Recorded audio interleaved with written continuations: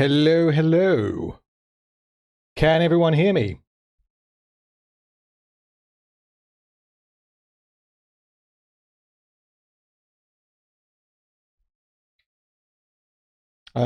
Yes, here we go. I can see that we actually have some viewers here. And hopefully, yep, I can see chat. There we go. And hopefully you can also read chat. So you can probably see on the screen if you can hear me. Tell me if you can or cannot hear me, please. I have not yet seen the chat messages come through. Yes, there we go. Perfect. So can you see the chat on the screen, or do I need to adjust it, make it bigger, make it darker, whatever else I may need to do? Because I kind of threw this together and I did a little bit of testing, but this is the first live stream that I have ever done or been on. So hopefully everything goes off without a hitch. Yep, there we go. Thank you, all of you guys, for tuning in. This is pretty nuts. And I very much appreciate the birthday wishes. I will be turning 31 in, well, 3 hours and 59 minutes, based on my time zone. And Jesus, yeah, we got our first super chat. Thank you. So, Grand Dark Fang says, birthdays, by all accounts, they make sense. They certainly do. Thank you so much for your super chat. You are the first super chat I have ever received on my first ever stream. So thank you very much. Couple people saying bigger. Overlay chat's a bit small to read, right? Give me 1 sec and we'll do this in real time. Because I'm totally a streaming pro. Okay, I'm going to hide that to make this easier.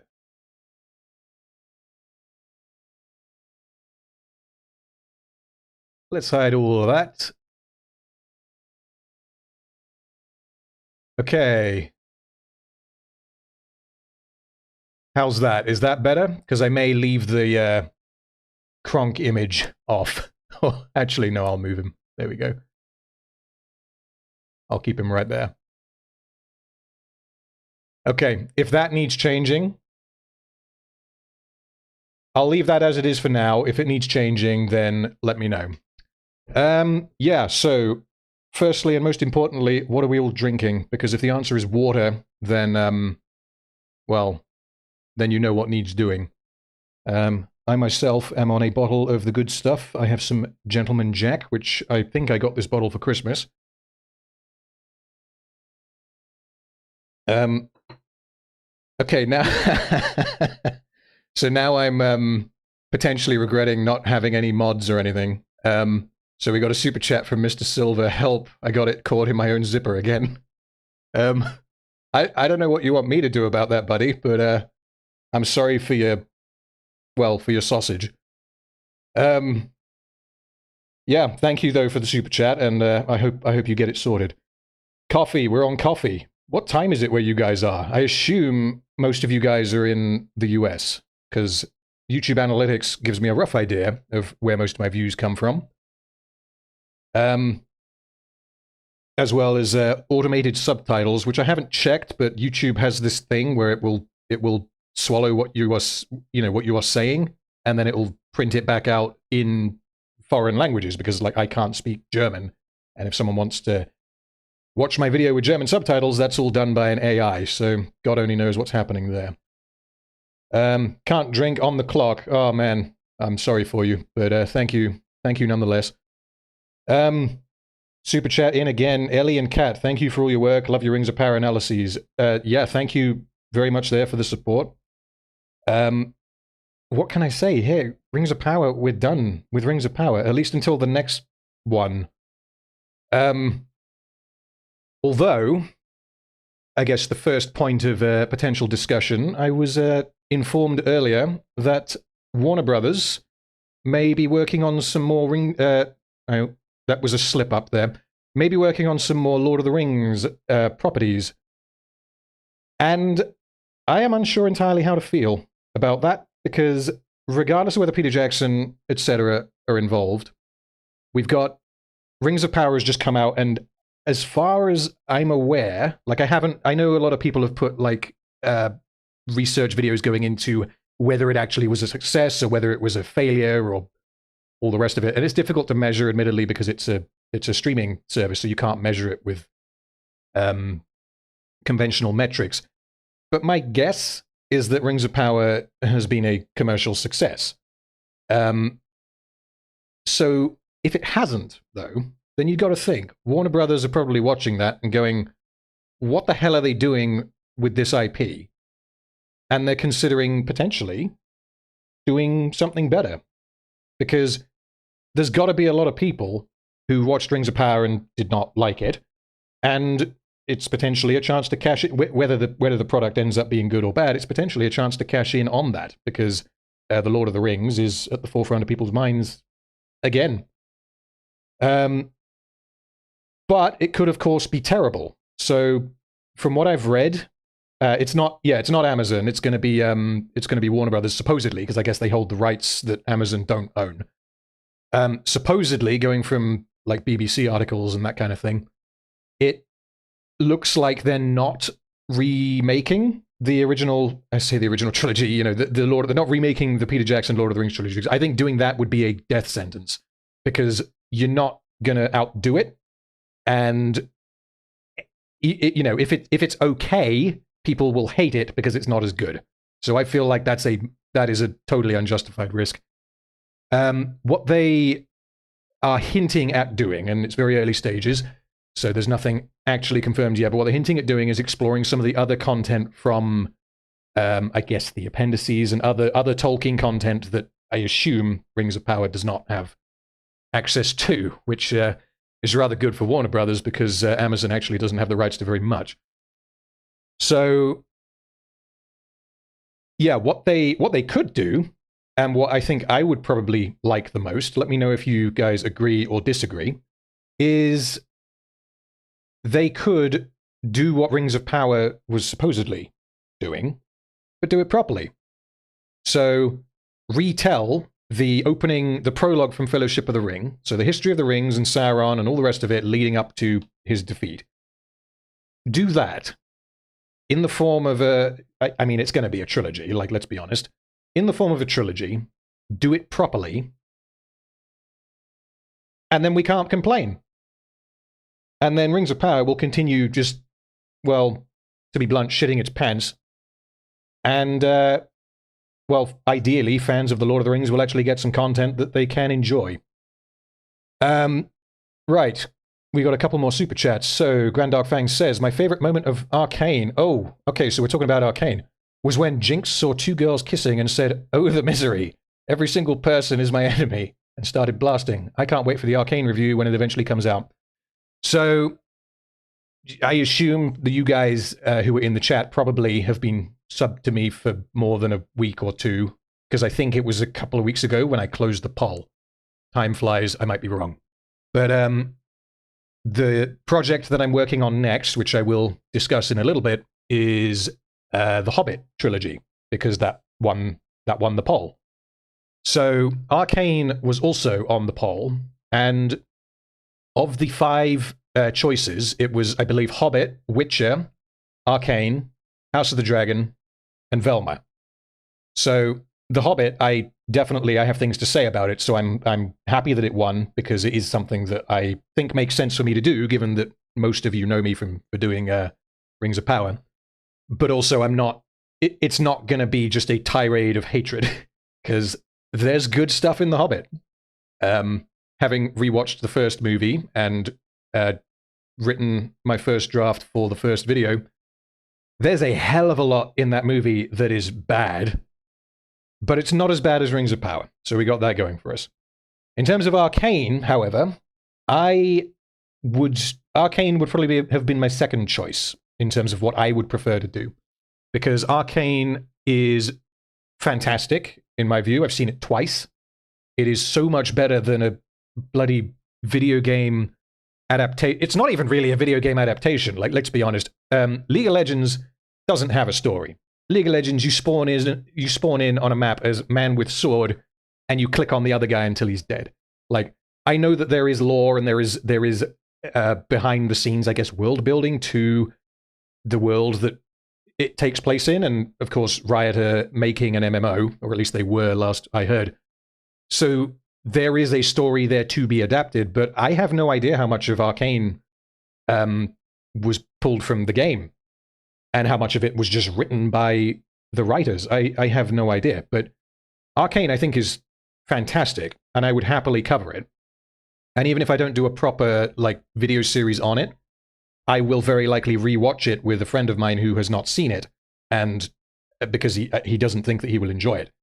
And I've told him multiple times, dude, you have to see this show. It's pretty incredible. So I may watch it with him, and then we'll see what he thinks. Okay, we got another super chat. Oh no, I lost it. Hold on. Shadow Demon 22 contribution towards a new bottle. Happy birthday, wonderful human. Well, thank you. I'm glad that you think I'm a wonderful human. I do try to be.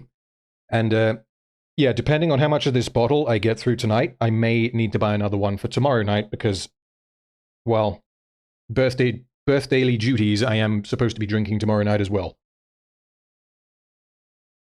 I see another couple of comments in here, which someone mentioned this on one of my videos previously, or it may have been on my Patreon, actually, I forget. And that's a totally not subtle plug. I have a Patreon. So someone put up a video proposing that the Rings of Power script could have been generated by an AI. Kind of makes sense. Taking that literally, I don't think that that is the case. But I do find it very interesting and very amusing that the end product comes across as if it was written by people who aren't people. You know, it seems like there was a video that I saw yesterday of a chat bot where they like feed it. Someone did it with Harry Potter, where they feed it like all the Harry Potter books, and then it prints a novel, or not a novel, it prints a chapter of Harry Potter. And someone had done that with a Joe Rogan conversation, and it was a conversation between Joe Rogan and Ben Shapiro, but the conversation had never actually happened. So the voices and the dialogue that they were having with each other, it was entirely generated by this chatbot.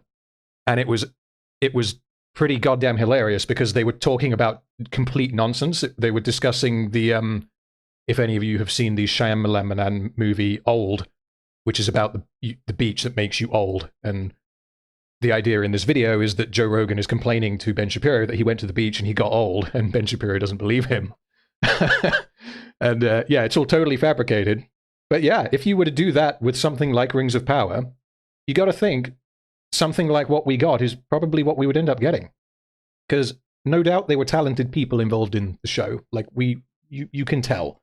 Like there's screwy visual effects here and there, but like in terms of the technical shit, it was made by people who know what they're doing. Like it's the same as what you get with Marvel these days, and honestly for quite a while.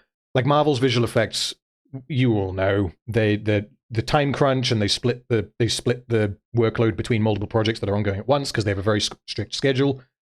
But generally speaking, the technical aspects to a Marvel film are going to be at least at par. And if they're not, it's not because of any shortcomings because of the people who are working on them. It's going to be because they were not given enough time, or because they were, forced to work crunch. Like, I forget what happened on the first Black Panther. Half the visual effects team were pulled off to work on Infinity War, I think it was. I can't remember. Okay, got another super chat from Lady Phoenix. Thanks for being you. That is adorable. Thank you so much for your support. Jesus Christ. Guys, I honestly was not expecting super chats. Holy shit. Thank you so much. Mr. Silver says, I'm so excited I can suck a fart from a hobbit. I don't entirely know what that means, buddy, but yeah, I got nothing. All I can tell you at this point is that I have rewatched the first Hobbit movie, and it is the first time I've ever seen the extended version, because I've seen the theatrical release, I think 3 times, and it's my first time seeing the extended version. But I don't remember the theatrical version very well, because it's been probably 7 years since I saw it. So there's a lot in that movie, even in the theatrical version, which is totally pointless. It sets up stuff that, I mean, I forget the sequels, but it sets up stuff that I assume is going to pay off. But none of that stuff has anything to do with the Hobbit. So what are you doing? It's like they turned an adaptation of The Hobbit into The Dwarves' Quest. Like, had they called it The Dwarves' Quest, that wouldn't make the film any better or worse, because, like, who cares what the film is called? That doesn't actually affect what's in the movie, does it? But I find it to be just an interesting thought that the nature of the Hobbit novel does not lend itself to being adapted into an epic prequel to The Lord of the Rings, which is the problem that the filmmakers fell into. So yeah, I was able to suck a few farts from The Hobbit. Hopefully you can too. Quinzel93 says, I love Arcane. I could never bring myself to watch the third Hobbit film. So the third Hobbit film is the only Lord of the Rings film of the 6, if we're including Hobbit, that I did not see in the cinema. I saw the first one in the cinema when it originally came out, and I would have been... Whiskey is addling my mathematics. I would have been 9. Yeah, I was 9. And then obviously Two Towers, and then the third one, the third tower. No, Return of the King. Saw all of those. Saw the first Hobbit in the cinema when it came out. Loved it. Saw the second one. Loved it a little less. And then the third one came out, and by that point, my view on the first two had waned to the point where I just didn't care. And I believe the reviews around the third one were not good, which probably informed my decision on not to see it. And then during all of the lockdowns that went on, that I'm sure you are very aware of, the cinema near me where I used to live, they started doing like reruns of older movies. Because, of course, there were no new movies coming out, and they wanted to get people back into the cinema because, of course, cinemas were hit massively by the lockdowns and by COVID. And amongst the films that I was able to see in the cinema was the Lord of the Rings, all 3 Lord of the Rings extended, which would not have run theatrically because, of course, they're the extended versions, which was fantastic. I also saw The Shining, and I believe I saw the original Alien movie in the cinema. And I'm too young to have seen Alien in the cinema because I was born in 92 and it came out in 79. But that movie in the cinema is, Jesus Christ, it's incredible. But yeah, the third Hobbit film, from memory, is the worst by a bit of a margin. But again, having rewatched the first one is a lot worse than I remember. So we'll have to see how bad the third one is. It might be approaching Rings of Power level, but my guess is that it's going to be bad for, well, totally different reasons.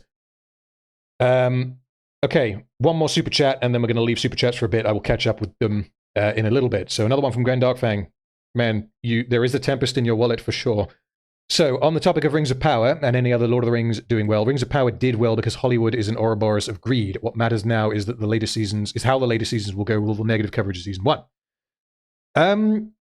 You're probably right, yes. Although I do have to say, of course, we know that season 2 is happening because they're already filming it, and they have they've decided against filming it in New Zealand because parts of the first film of the first season were filmed in New Zealand, and I guess the rest of it was on a green screen. I honestly don't know. It could have just been like the establishing wide geographical shots that were done in New Zealand. They probably just did that to be like, hey, look, it's the same as. So you can get that article out and drive interest in the show. For season 2, they're not doing that. For season 2, they've basically said, yeah, we're just going to film it in the UK. And, I mean, that's good for the UK film business, I guess. But that would also suggest that they didn't need to film season 1 in New Zealand at all. So, anyway, season 2, we know is happening. Season 3... of course, they want to happen, as well as seasons 4 and seasons 5. I don't know how long they want it to last. My guess would be 5 or maybe 6 seasons, which is a decade of Rings of Power, which means I'll be 40 when when I cover season 5, assuming I'm still doing this, which I very much hope to be. But yeah, I've got to say, like, if season 2 comes out and it's, let's just say, of the same quality as season 1, if not worse, because it could, of course, be worse. Then at what point do they axe it? At what point do they cut their losses and just leave? Because if it's not making them money, of course, it's a sunk cost fallacy. They've paid an insane amount of money for the rights. They've made season 1, which let's just say that it's done enough. It's done well enough. And then they've got season 2, and people may have completely lost interest, and they watch season 2, and they're just like, no, we're done. I'm not watching this again. And if the viewer drop off from episode 1 through to episode, whatever the last one ends up being, 8 probably, is bad, they will be asking questions, and they'll say, does it make sense for us to be doing a season 3? Like, I know we have the rights and all the rest of it, but does it actually make sense? And I don't know. I don't know that they will just plow through and end up doing all of the seasons just because they can, especially if Warner Brothers starts putting out Lord of the Rings films. So, right, we're caught up on super chats. Thank you again, guys. So, yeah, welcome to the stream for anyone who joined during all of that. So, yeah, Rings of Power is over. Let's move on to, I mean, I've mentioned The Hobbit a little bit. We're going to talk, well, yes, I'm going to talk to you guys a little bit about my thoughts on the first Hobbit movie. And let me know if you agree. So, the first Hobbit movie starts off very strong, I think. The prologue is solid, potentially unnecessary, arguably unnecessary, but I think it's solid.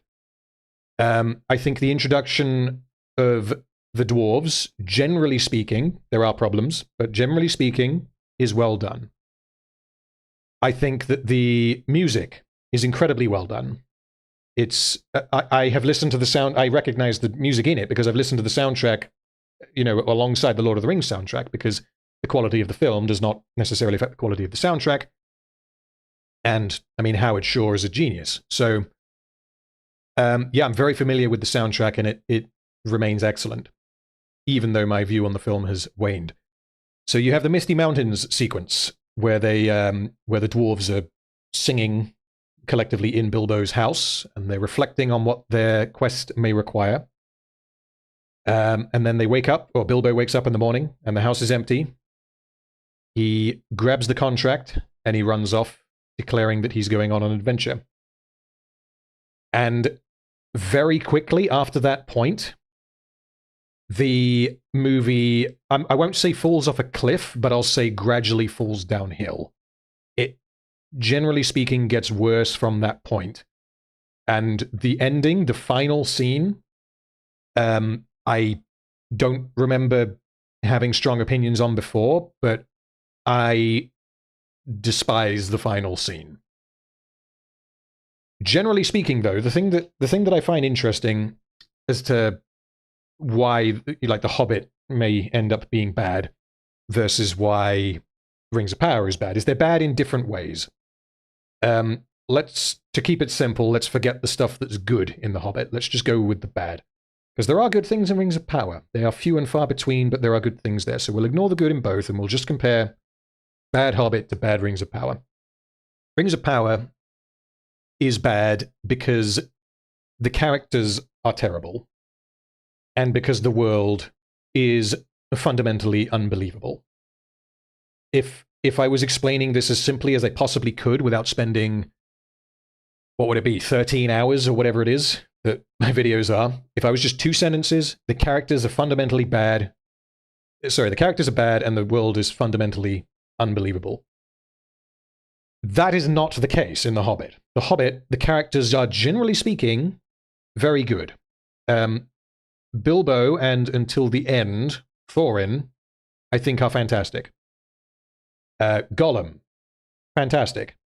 Gandalf is hit and miss, but I would take him over anyone in Rings of Power. The bits that make The Hobbit bad, for me, is that it is incredibly tonally inconsistent, which was not an issue. For all its faults, it was not an issue that was present in Rings of Power, because The Hobbit frequently and repeatedly will undermine the intelligence of its characters in order to make the audience laugh. So a character will be an idiot, would be the simplest way of explaining it. A character will be a dum-dum in order to have a funny. And Rings of Power, of course, did the same thing. It would have characters that the show tells us are intelligent, And it will have them be unintelligent. The reason why it did that, though, was to facilitate the progression of the narrative. Whereas in The Hobbit, the reason it does that is to make the audience laugh. I don't think that that is anywhere near as big of a crime as doing it to facilitate the narrative, because the narrative in The Hobbit is, of course, based on actual writing by J.R.R. Tolkien, of course, and arguably so is Rings of Power, but it's so far detached as to basically not be. However, sorry, so therefore, in The Hobbit, it is... Sorry, the whiskey. The whiskey. I'm going to blame the whiskey. No, I'm just stumbling a little bit. So, in The Hobbit, the reason why I don't like that the characters are behaving like idiots is because it is purely there to get cheap laughs from the audience. And I would absolutely take that over them doing that in Rings of Power. Because in Rings of Power, they're doing that to further the narrative, which is not, of course, based on any of Tolkien's writing. I explained that terribly, but hopefully you get my point. So, a couple of other super chats. Where have we got one? So Nick Brown says, happy birthday and thanks for the Rings of Power videos. You always gave us the meat and gave it to us raw. That right there, to go against what I was literally just saying, is one of the few moments in Rings of Power where I think it was trying to be funny, because there's no way that they threw that line in by accident. There is absolutely no way. And there are, I want to say there's one or two other moments that are funny, but what's even that character's name? So when he says, give me the meat and give it to me raw, his character is not broken by that. However, if you remember, in the scene with the trolls in The Hobbit, Thorin, as well as all of the other dwarves, but critically Thorin, because Thorin is supposedly, he's presented as the most intelligent character that's there. He is, of course, their leader, and he is supposedly the most capable. So he does not understand what Bilbo is doing when Bilbo is buying time for them, when he's distracting the trolls and saying, hey, guys, the dwarves stink. We need to season them.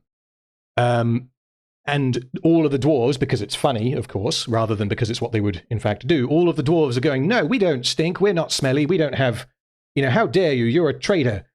And all that. And then eventually, Thorin realizes, oh, shit, Bilbo's buying us time. And then he, kicks the other dwarves, and then they're like, oh, yeah, I'm filthy. I'm covered. I've got worms in my tubes and all the rest of it. Which means that Thorin's intelligence was compromised for the purpose of comedy, which, yeah, I think that is bad. I would take it over what they did in Rings of Power, though. Okay, another super chat, and we'll leave it there for now. So, Mr. Silver again says, we need to see you on EFAP or Drinkers Podcast. So, I would absolutely go on EFAP or Drinkers Podcast. I've watched both for I don't know how long. I think I actually discovered Drinker through EFAP. But yeah, EFAP, I've been watching them since the beginning. 4 years ago now? Jesus, I can't remember. And yeah, Drinker, I think I discovered through his first appearance on EFAP, and I very much enjoy both of their content. I think they're both excellent at analyzing media. Of course, don't agree with everything that they say. I don't agree with all of their takes on media, I should say. But most importantly, for I think anyone who's doing this kind of thing, I think they're very good at explaining what they think. Even if what they think I think is wrong, I think if you're explaining it well and you're explaining it clearly, then people know what they agree with or what they disagree with.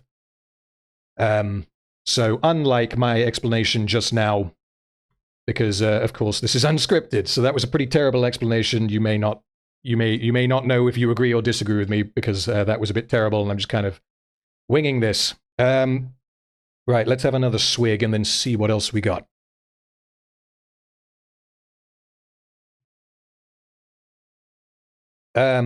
So I do see a comment here. So happy birthday. Thank you, sir. Rumors are that showrunners of Rings of Power are being sidelined. Please submit a resume for consultation on the story. So I'm not going to do that because I don't want my name anywhere fucking near that. But if they are actually being sidelined, if they are being blamed, then what happens next?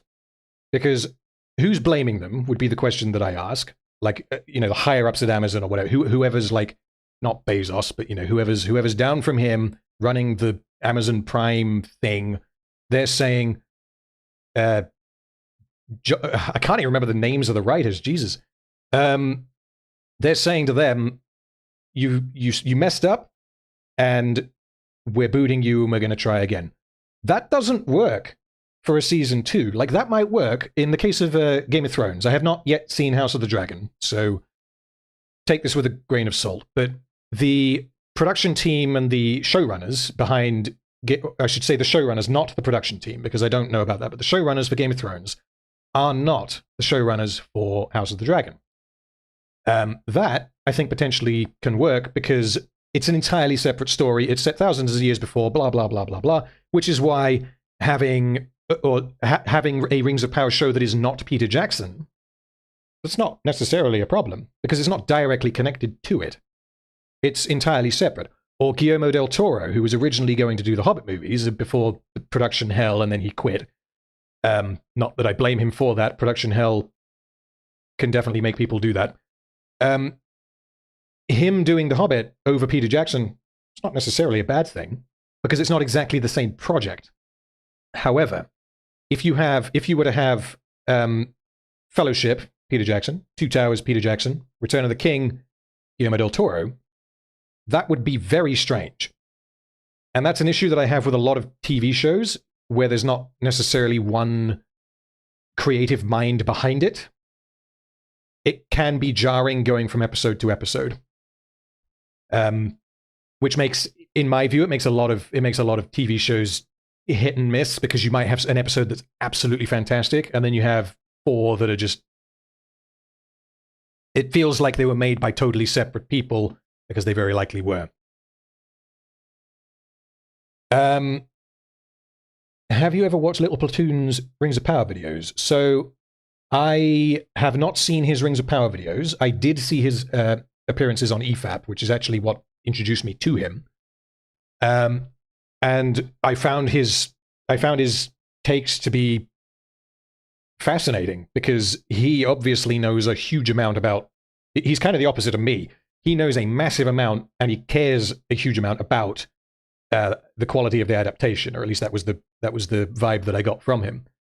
So he knows what it should be, and when this may not be the best example, but let's say that they got the names of one of the Valar wrong. He's going to know that. I'm not. And he will be able to explain to you why that's a problem when I would not even notice it. So what I tried to do is play to my strengths when I did the Rings of Power thing, and I think I'm quite good at doing characters, whereas I am absolutely useless at doing adherence to the source material because I have not read the books. Shock horror. Burn him, he's a witch. Whereas, yeah, Little Platoon, he definitely sounds like he knows a huge amount about the Lord of the Rings source material, and he cares a lot about it. So he very likely is justifiably angrier than I am about Rings of Power, because I just found the whole thing to be a little bit of a farce. Although, yeah, when it started, it wasn't very good, which is why I named the series that, and then it just got worse and worse, and Jesus Christ. Regarding Little Platoon, though, I did see his Avatar video, which I think he dropped a week ago, maybe, and I watched it earlier this week, and I thought that was excellent. It was a lot more in-depth than the Avatar video that I did, because mine wasn't an analysis. He pulled out all the stops, and it's a long boy, but it's fantastic, and there's a lot in there that he spent a lot of time on that I didn't even notice. Partly, potentially, because I only saw the film once. But Jesus, yeah. I would potentially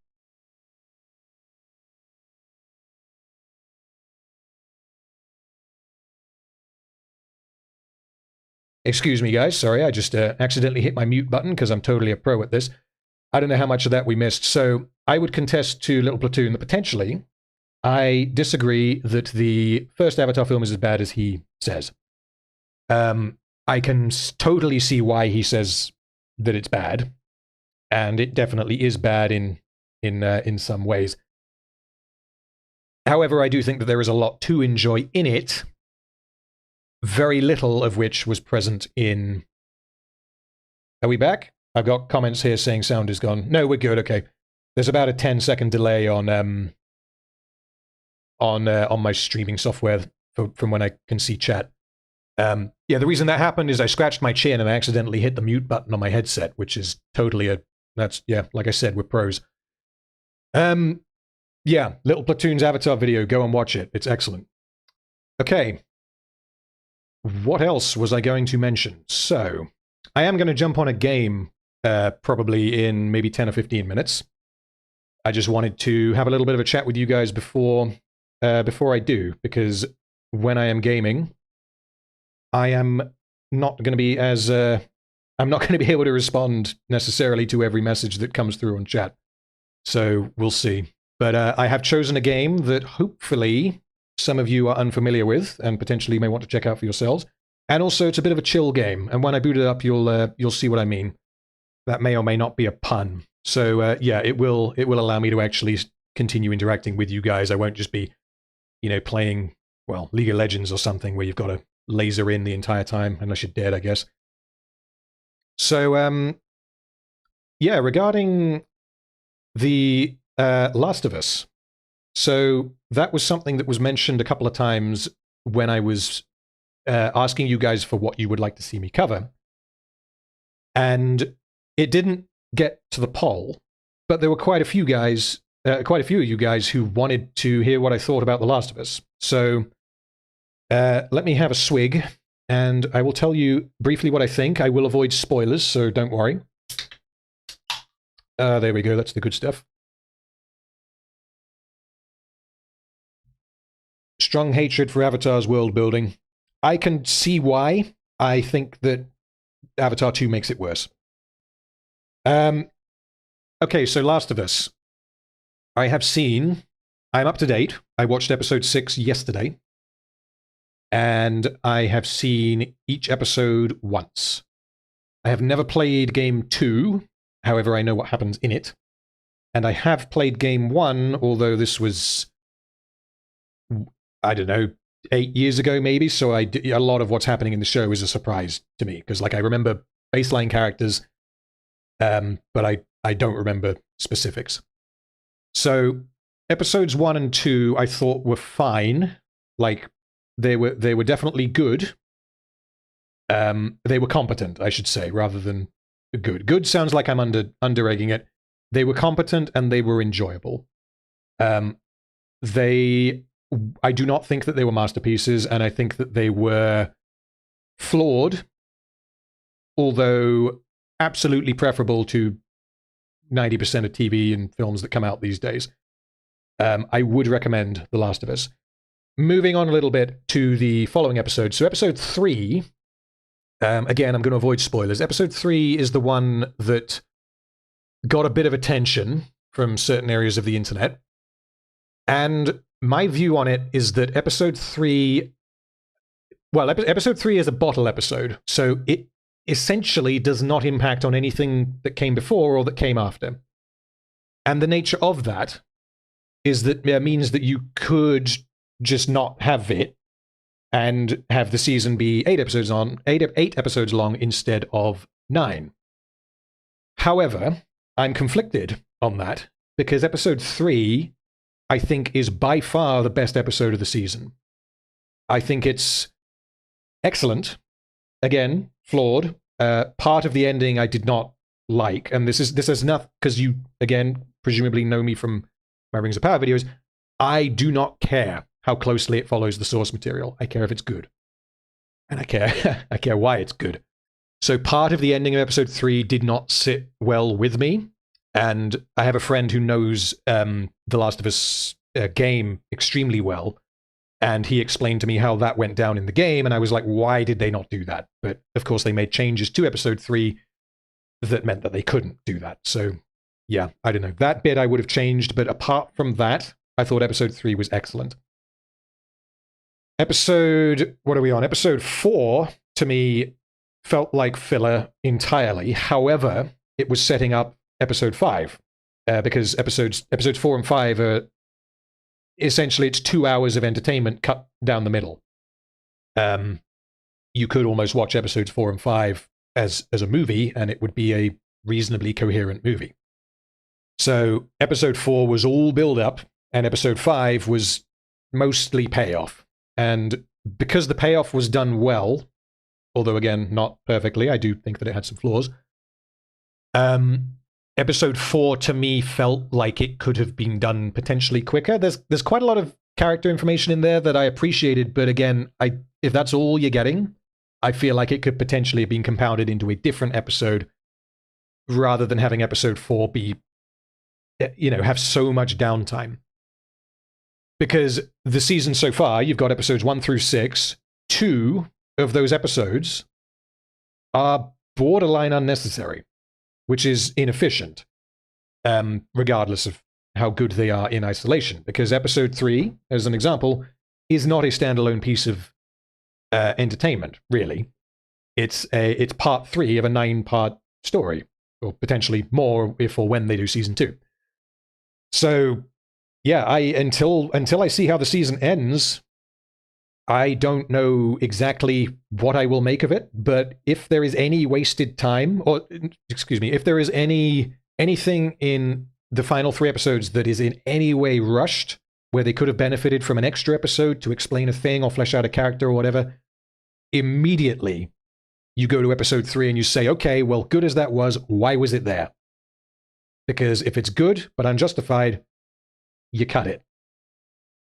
So we'll have to see. Episode 6 as well.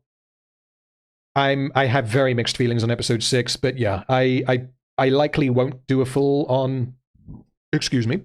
I likely won't do a full on analysis of The Last of Us because I don't think I have that much to say about it. It's mostly good, and occasionally very good.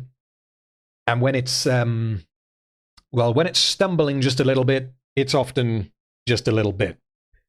In terms of casting, it's Pedro Pascal, of course, and I forget the name of the actress who plays Ellie.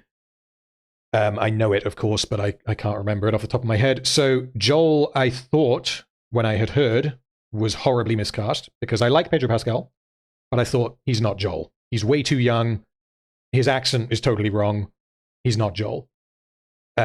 First scene in episode 1, nailed it. He totally sold. I flipped, and he's an excellent Joel, I think.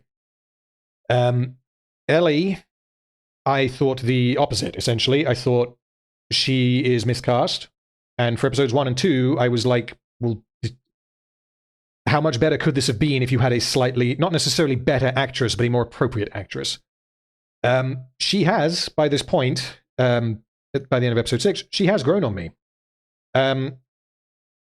Because now we spent, minus episode 3, have now spent, nearly 5 hours, 4 hours, something like that. Bella Ramsey, thank you. Spent that long with her as Ellie, and her way of being that character, of acting that character out, that was slightly jarring in episodes 1 and 2, because it was different to what I was expecting and what I was used to, which is, of course, an adaptation element, and it is bias. It's a question of bias, really. That I didn't find to be particularly compelling because I didn't believe the character. Whereas at this point now, I've seen her for this amount of time, and yeah, I think I buy it. There's a particular scene in episode 6, which, I think she does excellently. Whether it's better than the game, different question. But yeah. Okay, we got one more super chat, and then I'm going to go for a wee, and then we're going to boot up a game. So, Happy Nihilist says, watching a Crowning Cockatrice Rings of Power videos, they're also good. I have not heard of them, so let me stick them on my watch later list. Give me one sec.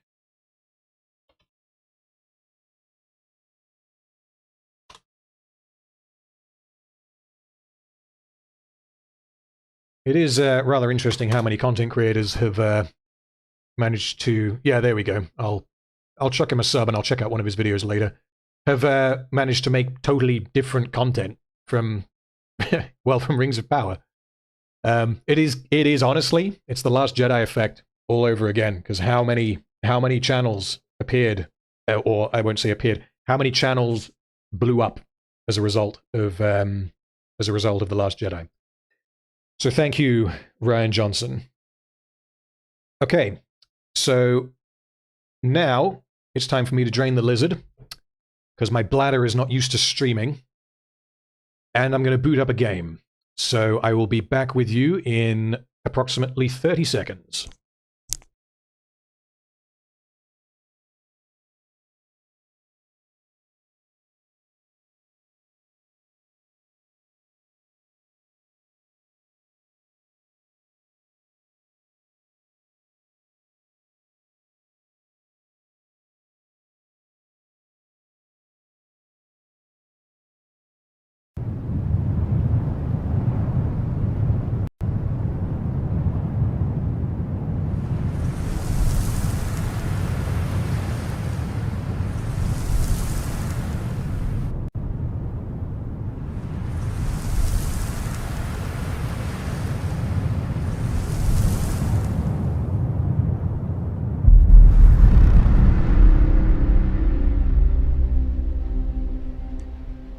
Okay, and we're back.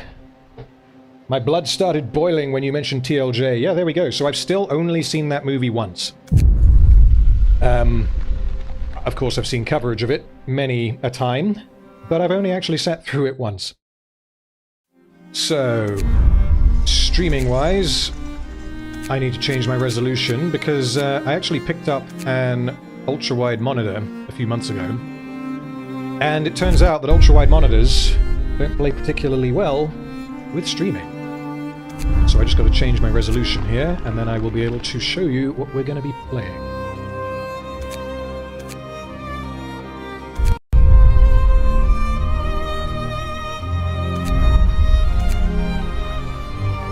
So, yeah, I am thinking of potentially streaming narrative-focused games that either ones that I know well or ones that I've never played.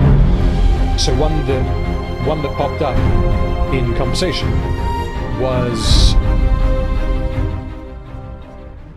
I just realized the volume there may have been too loud, so I've turned it down for you. Let me know right there if the volume is too loud of the music relative to my voice. So one game that popped up in conversation is Fallout... Game is slightly too loud, thank you. Okay, I'll turn it down. Fallout New Vegas. I have never played it. And potentially covering it on a stream, first time reaction, all that kind of thing, might potentially be enjoyable. So, anyway, game capture, here we go.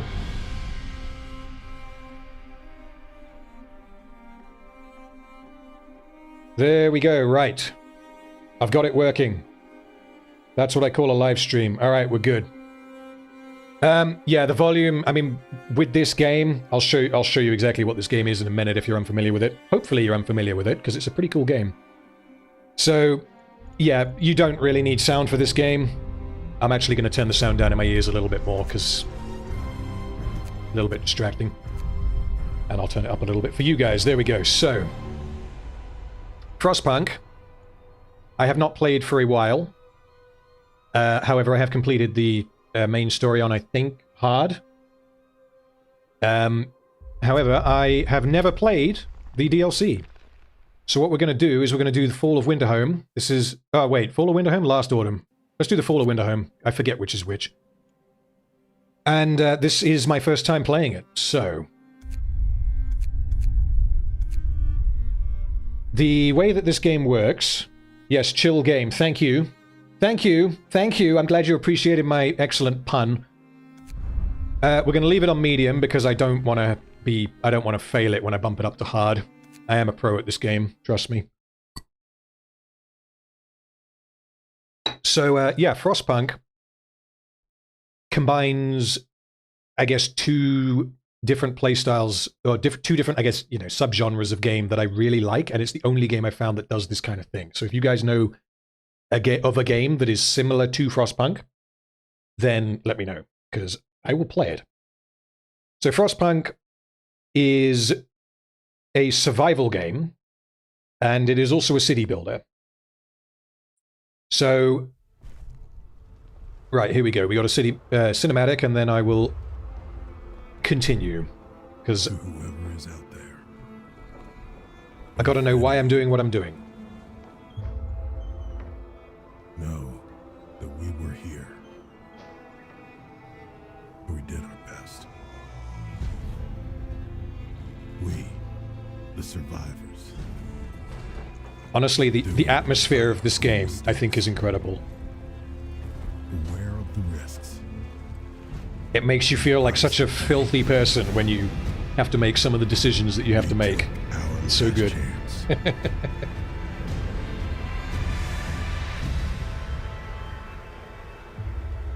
we failed.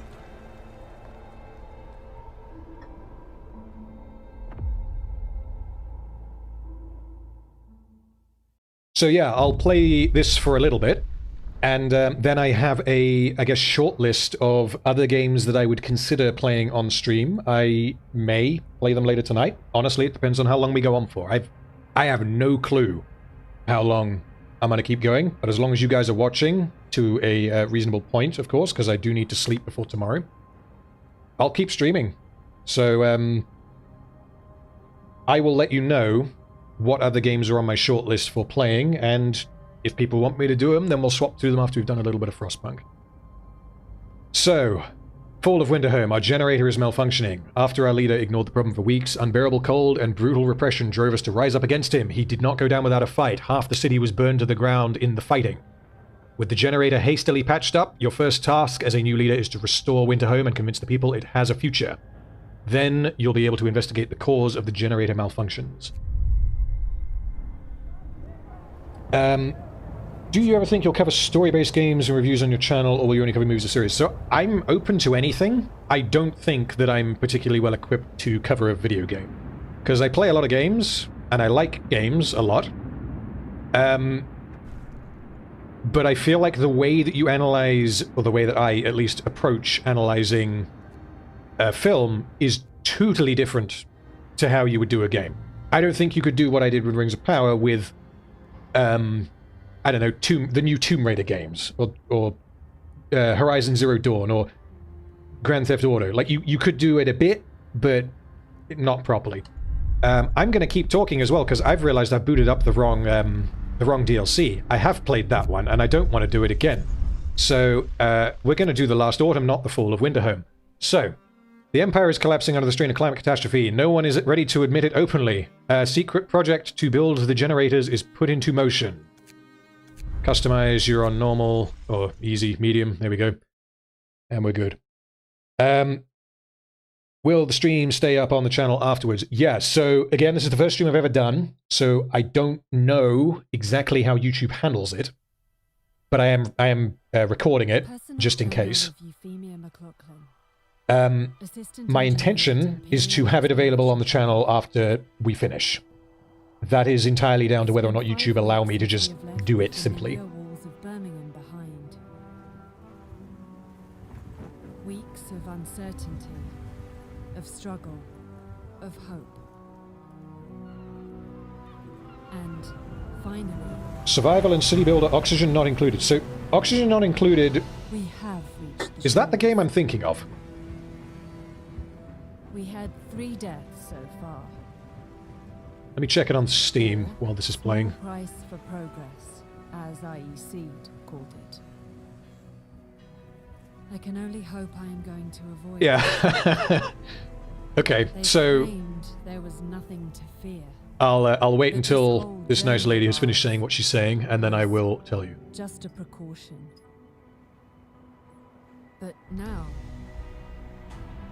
it feels like the weather is changing. And the winter seems inevitable.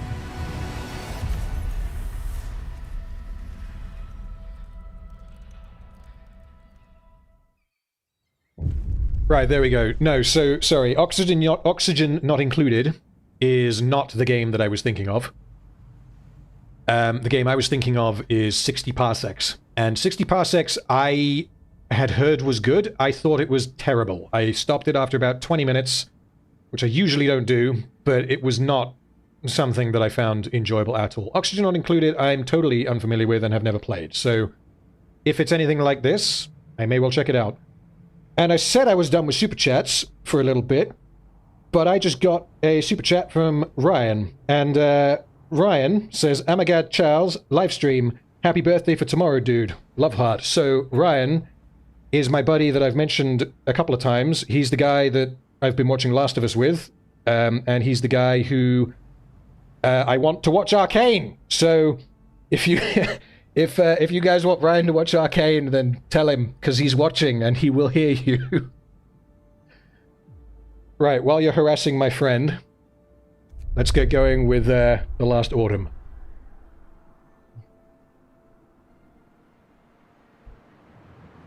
What I am drinking tonight, Gentleman Jack. And I've also got a can of Monster here so that I don't... Well, so I don't become preemptively inebriated. I've got to be functional. Whereas usually when I drink, I don't have to be functional. Okay, so I was going to explain how this game works, but this is already very different to... There you go, Ryan, you're getting messages to watch Arcane. So this is already very different to regular Frostpunk, so I need to work out exactly what I'm doing. So we've got 90 homeless, which are my citizens. Emma Stone, what the... Okay, that's randomly generated. Okay, so... We have to research and build docks, apparently. We've also got to gather resources by the docks. And we've got to build and activate the fishing harbour set up on a forager's camp. So the way this usually works is you have your circular settlement around a generator. And if I hit the heat map, it does this. So my guess is that the cold is going to come in a bit. Whereas we're not starting with the cold. So when that happens, I guess the game will start to... Well, it'll start to become a little bit more familiar. So, research and build docks. So to do that, I need a workshop. However, I have 90 homeless people. Not adjacent to street. Jesus. Oh, come on. Right, okay. So I've got to build my streets. We'll put you there. How are we doing on resources? Okay, we're not really doing on resources, so... Oh, no. Ooh. Steam cores. Those are very useful. Right. We want one of them. Jack and Monster. Jack and Monster. Oh yeah, I'm drinking Jack and Monster. Now, I should be clear, I'm not drinking them at the same time. I'm not drinking them from the same glass, but I do have them both on the go. Okay. So we got to build our road, and then we need to have... There we go, right. I was being a little spazzy. So, the first problem that we have to solve in this game is we have homeless. And homeless people, you don't want them. So, we need to build homes for the homeless. So we're going to build a road. I guess we're going to build it going to there. And then these guys will come in and build. And then they will have homes. So, the question that I am asking myself at this point is how the hell do I start gathering resources on this? Because... Ah, okay, I see. So the way this usually works is you have stockpiles that you've got to go and get. But here you have, like, I guess we're in ruins or something. So, of my 90 citizens, I'm putting them to work to gather resources. And because it's not cold, we're at plus 10, which is, well, probably about what it is right now where I am. They don't care about going out and doing this. However, when it gets to minus... Well, let's just go with minus silly. Then they will start to complain, and they will start to get frostbite, and they will start to become amputees, and they will start to, well, vandalize everything when I tell their children to go and work in the mines.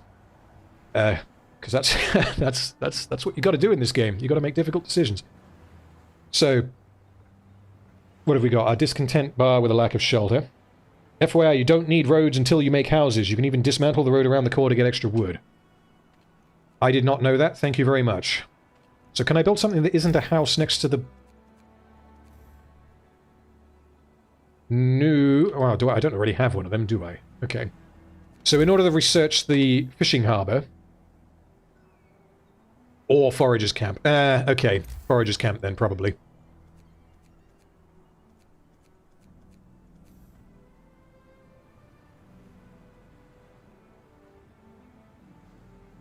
I guess you guys are going to have to tell me here, because I don't want to build this thing early if I don't have to.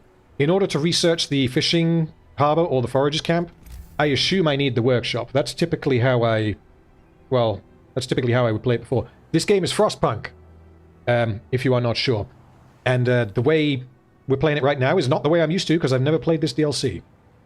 So anyway, we've got our homes. We need more homes, which means we need more wood. So, 10 people to a house, because, you know, they're cramped. And thank you for the birthday wishes, you guys in chat.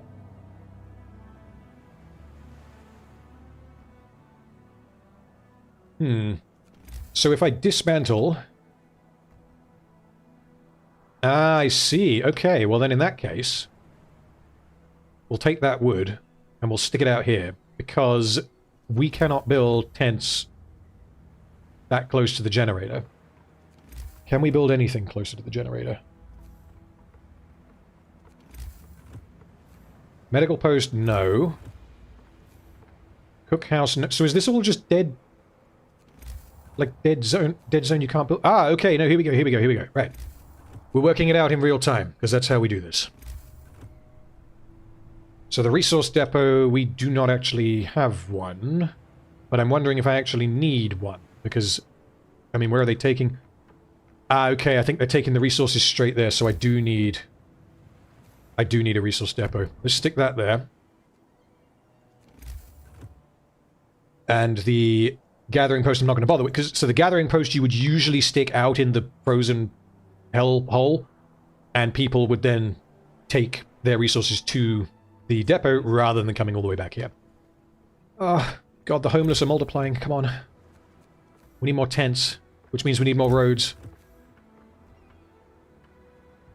Let's go road to there.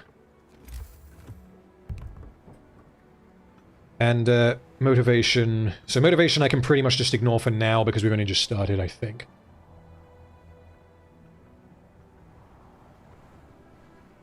Oh, pass the law as soon as possible. Thank you. I forgot that you have to do this. So, find ways to keep your people, blah, blah, blah. So this is where the difficult decision-making comes in. So, if you choose, for example, radical treatment, you cannot choose sustained life. It's binary. You can have one or the other. I'm going to have to go with one that will probably help me immediately.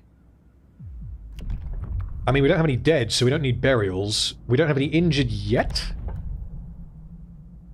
Bathhouse will stop people falling ill. I might go with that, because food-wise we're doing okay.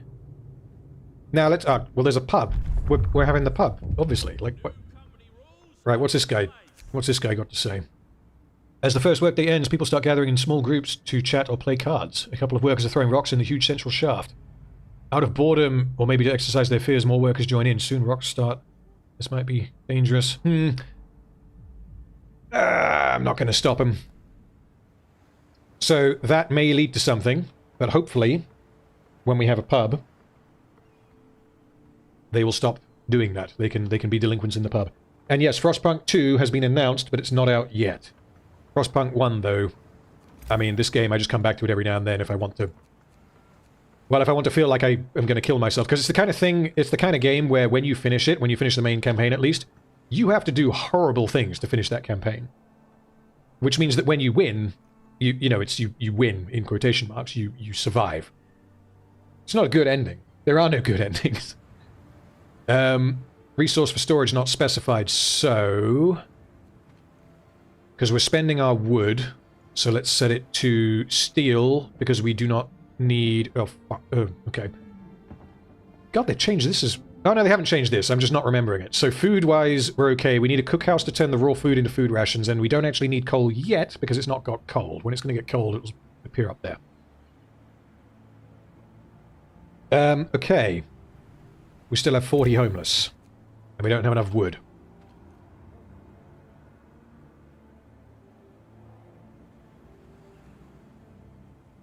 I'm assuming that at some point I can leave and put wood elsewhere, because right now I can't even build any more tents, which means I've just got 40 homeless. Let's fast forward through the night anyway and see what happens. Open the public house, which means build one. 20 wood, 10 steel, so we've got the steel. Is the pub a priority? Unfortunately, people can't live in the pub, which means they will still have 40 homeless.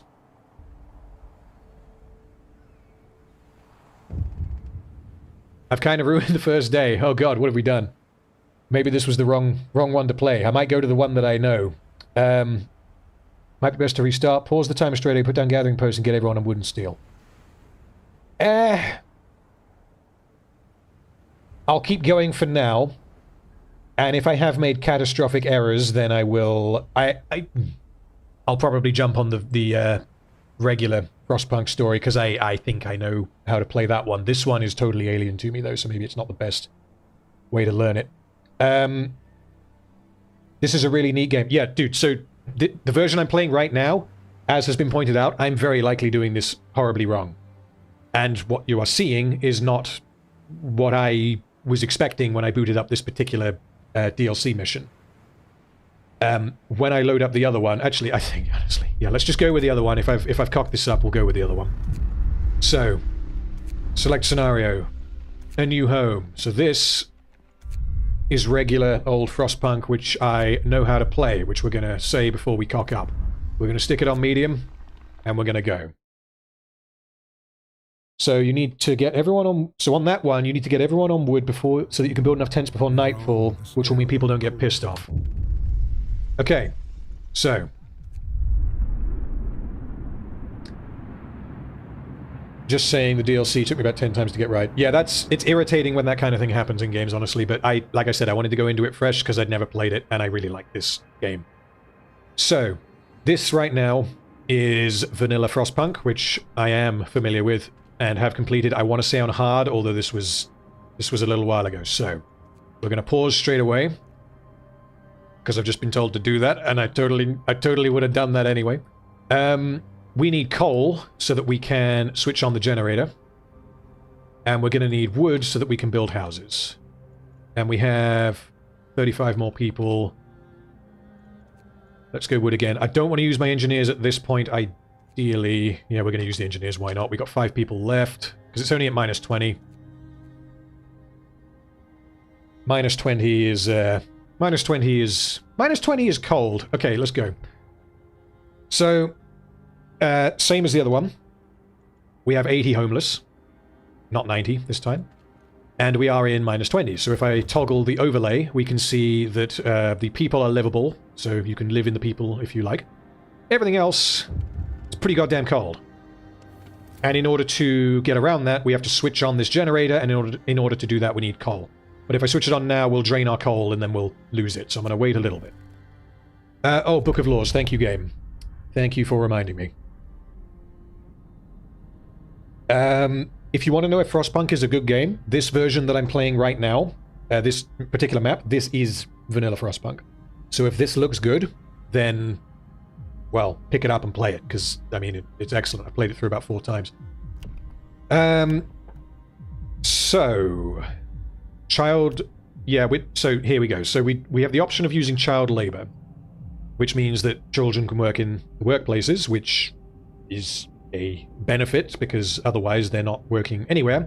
However, it will piss everyone off and they can break everything because they're children. Child shelters, however, is what I usually go for, because at this point in the game I'm not a monster.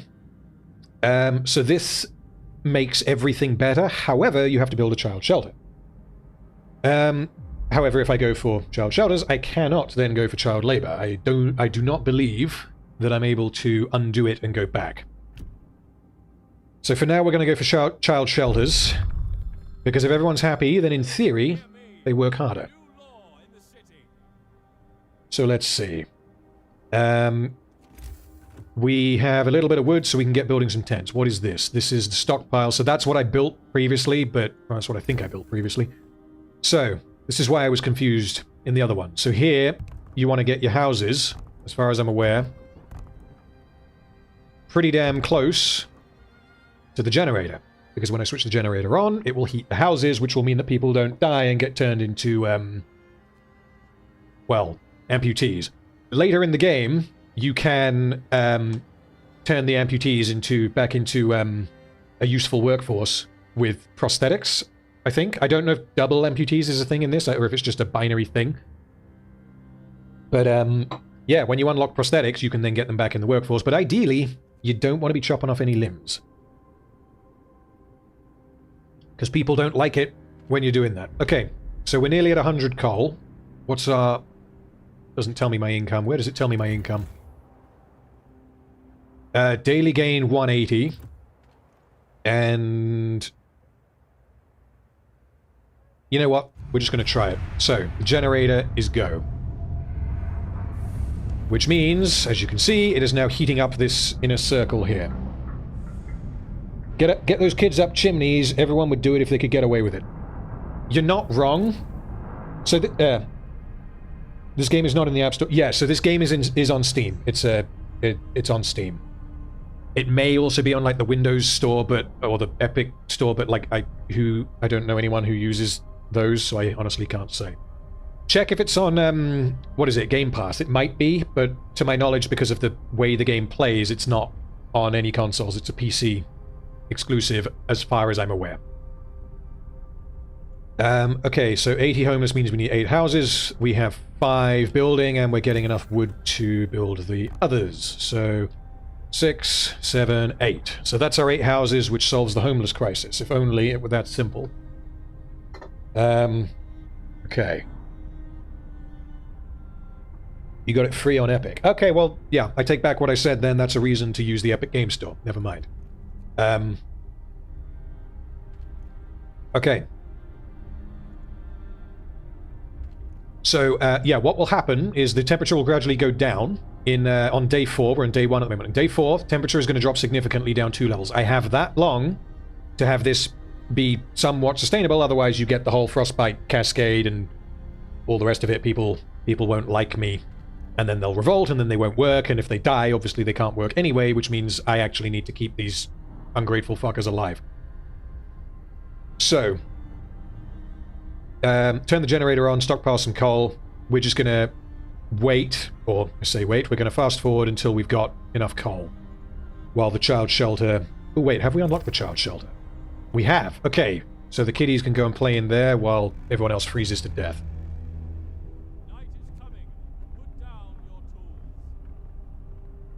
I have no idea. Ryan says, I have no idea what this game is. It looks like a cross between Gulag Sim and The Sims. Yeah, so, like, my take on it is that it's kind of it's a city builder, like City Skylines or Sim City. But the thing that makes it so much more engaging than those games, for me, at least, is that it has a very clearly defined failure state because of the survival game elements to it.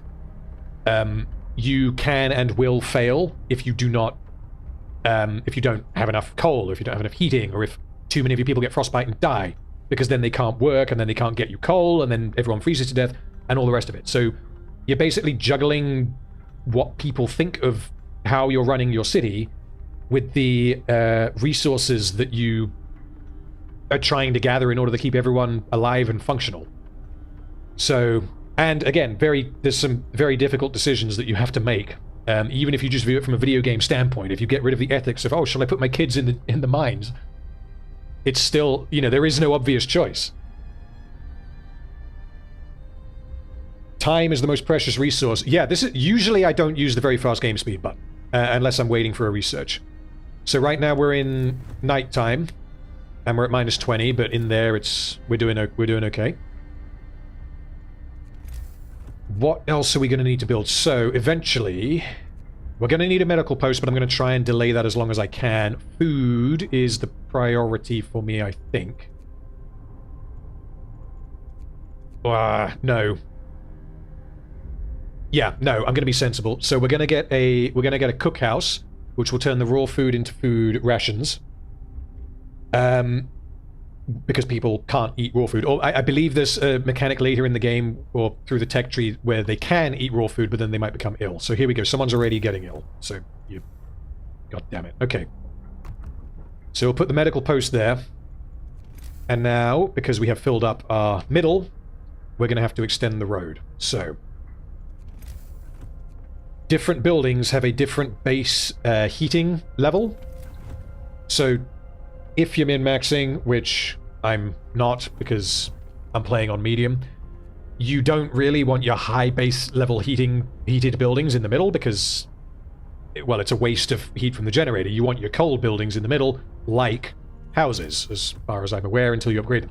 Base heating level 1. So, the workshop, because I guess it has better insulation, is base heating level 2, which means we can put it out here and it's not going to suffer.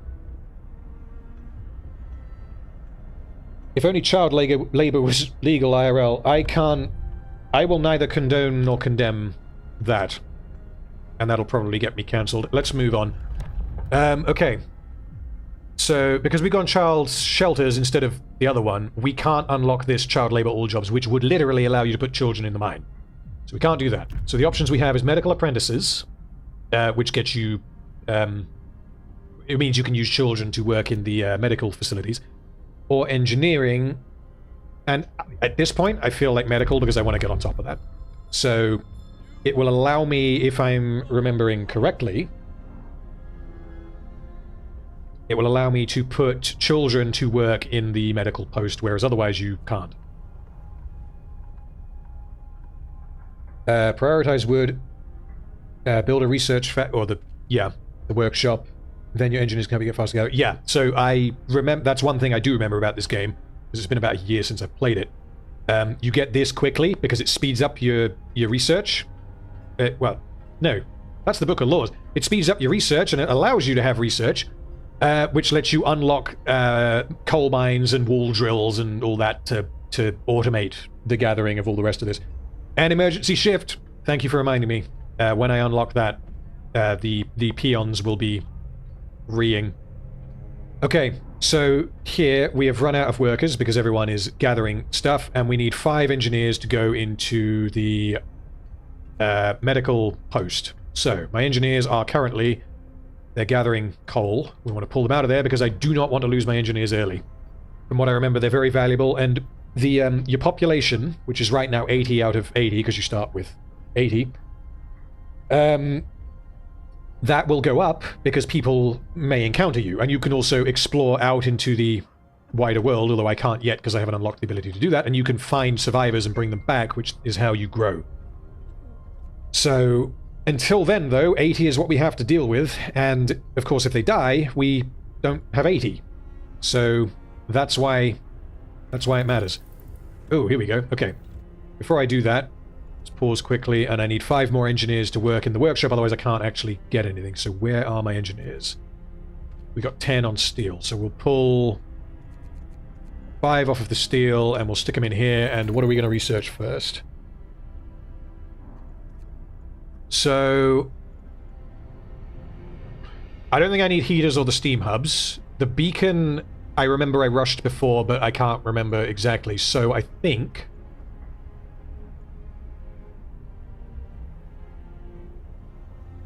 Usually what I think I did previously is I would rush the coal mine, because once you have the coal mine up and running, as long as you are feeding people and occasionally naughty children into the coal mine, you're good in terms of not losing the generator, because if you lose the generator, you're screwed. Yeah, put Frostpunk in the title. Can I do that? Hold on. Let me see if I can rename it.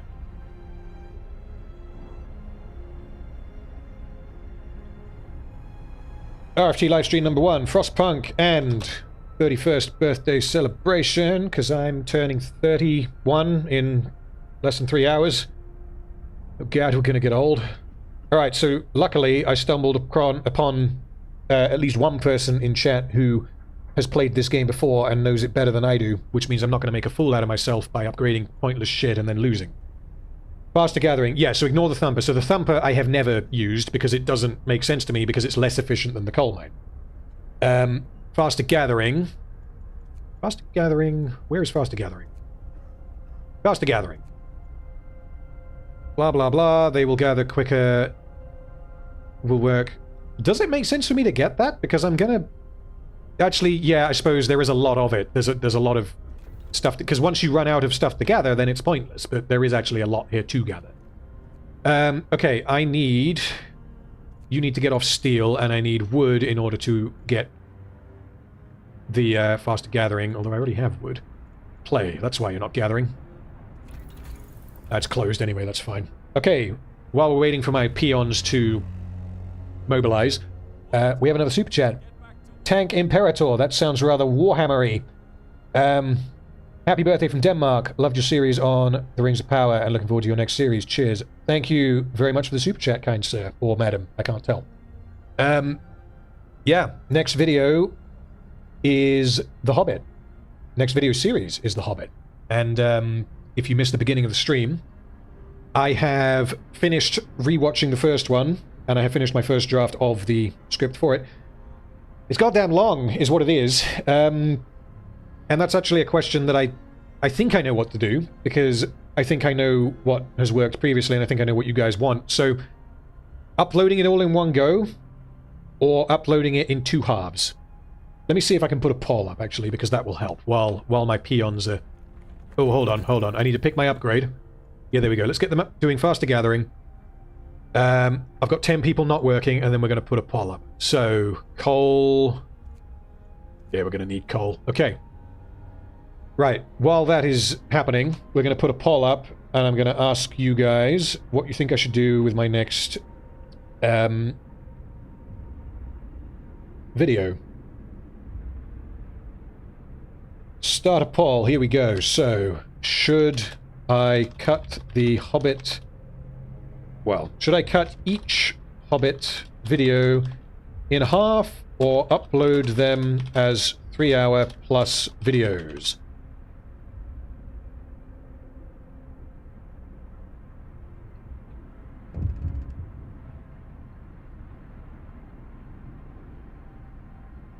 Okay, so my reason for asking that is that it's not actually as simple as...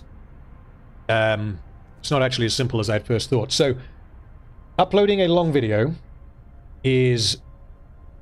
obviously takes longer. It means you guys have to wait longer. However, it is one project. So to me, it makes sense to put it as one piece. However, the advantage to splitting it in half is that we don't have a single 3-hour video coming out every... Not committing to anything here, but let's just say every 3 months. Alternatively, you have a 1.5-hour video coming out every, maybe, month. So you get more content, but it's shorter. I don't particularly care, and I'll do whatever you guys think makes the most sense. Because, I mean, if my view on it is if someone's going to watch it, then someone's going to watch it. Like, they're not going to care how long it is. Anyway, I'll leave that poll running, and that may or may not inform what I end up doing with it. So... Sir, a woman came forward after we built the workshop. She said her husband and daughter didn't reach the city with the main group, but she's sure they're still out there. Yes, I remember this. Okay, so this unfortunate woman's family are lost in the wilderness, and I cannot yet explore. So that exists to motivate you to explore the outside world and try and find her family. And we've got a thank you from a child. Yeah, thank you for not sending me to work in the mine. You are welcome. Whichever is easier to edit. So, I mean, the editing is the longest part, and I'm not really a video editor. I'm kind of learning it as I go. I use iMovie, for God's sake. Like, you know, the editing is there to facilitate the rest of it. It would not take me longer to edit 2 videos if they are of the same overall length as a single long video. The difference is that I would be able to upload the first video when I have finished, you know, when I'm halfway through, in theory. So... give it to us raw and wriggling. Yeah. That's my thought, but yeah, we'll see what you guys say. Anyway, we'll hit play. So, we have engineers currently that are not doing engineerly things. So if we get up another workshop, that will speed everything up. And I believe... Yeah, I believe when you have higher heating level buildings around other buildings... it actually heats those buildings by proxy anyway, so that was actually poor placement, because that's not a house. But I might be wrong about it anyway. Anyway, so we've stockpiled enough coal. Food. Okay, food is the next thing. So, we need a way to get food, of course, and we need to build a cookhouse to prepare meals. So we have 100 raw food. The first thing we need to do is... Where are we? Cookhouse, which I think... No, go away, wrong button. Base heating level 1. Okay, so we want that to be... Probably there is probably a decent place for it, and then I can drop a heater on it if I need to. So this is where you have the chefs, and they will turn that into that, and people can eat that without getting ill from eating that. And then after that I need a way of getting more raw food, which is where the Hunter's Hut comes in, but I'm not going to worry about that quite yet.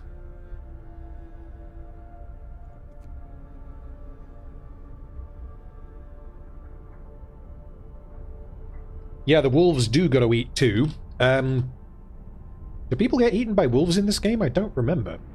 I know that you don't get wolves coming into the camp, but when you go out exploring, there's a chance that you die, but I forget if there's wolves. Maybe, probably, knowing this game. Okay, so faster gathering speed. So everyone now is going to gather faster, which means I can use them for other things. So next research, what do we want? Bigger doors. Where do we want them? Weed stores. Okay. Hunter's gear, what does that do?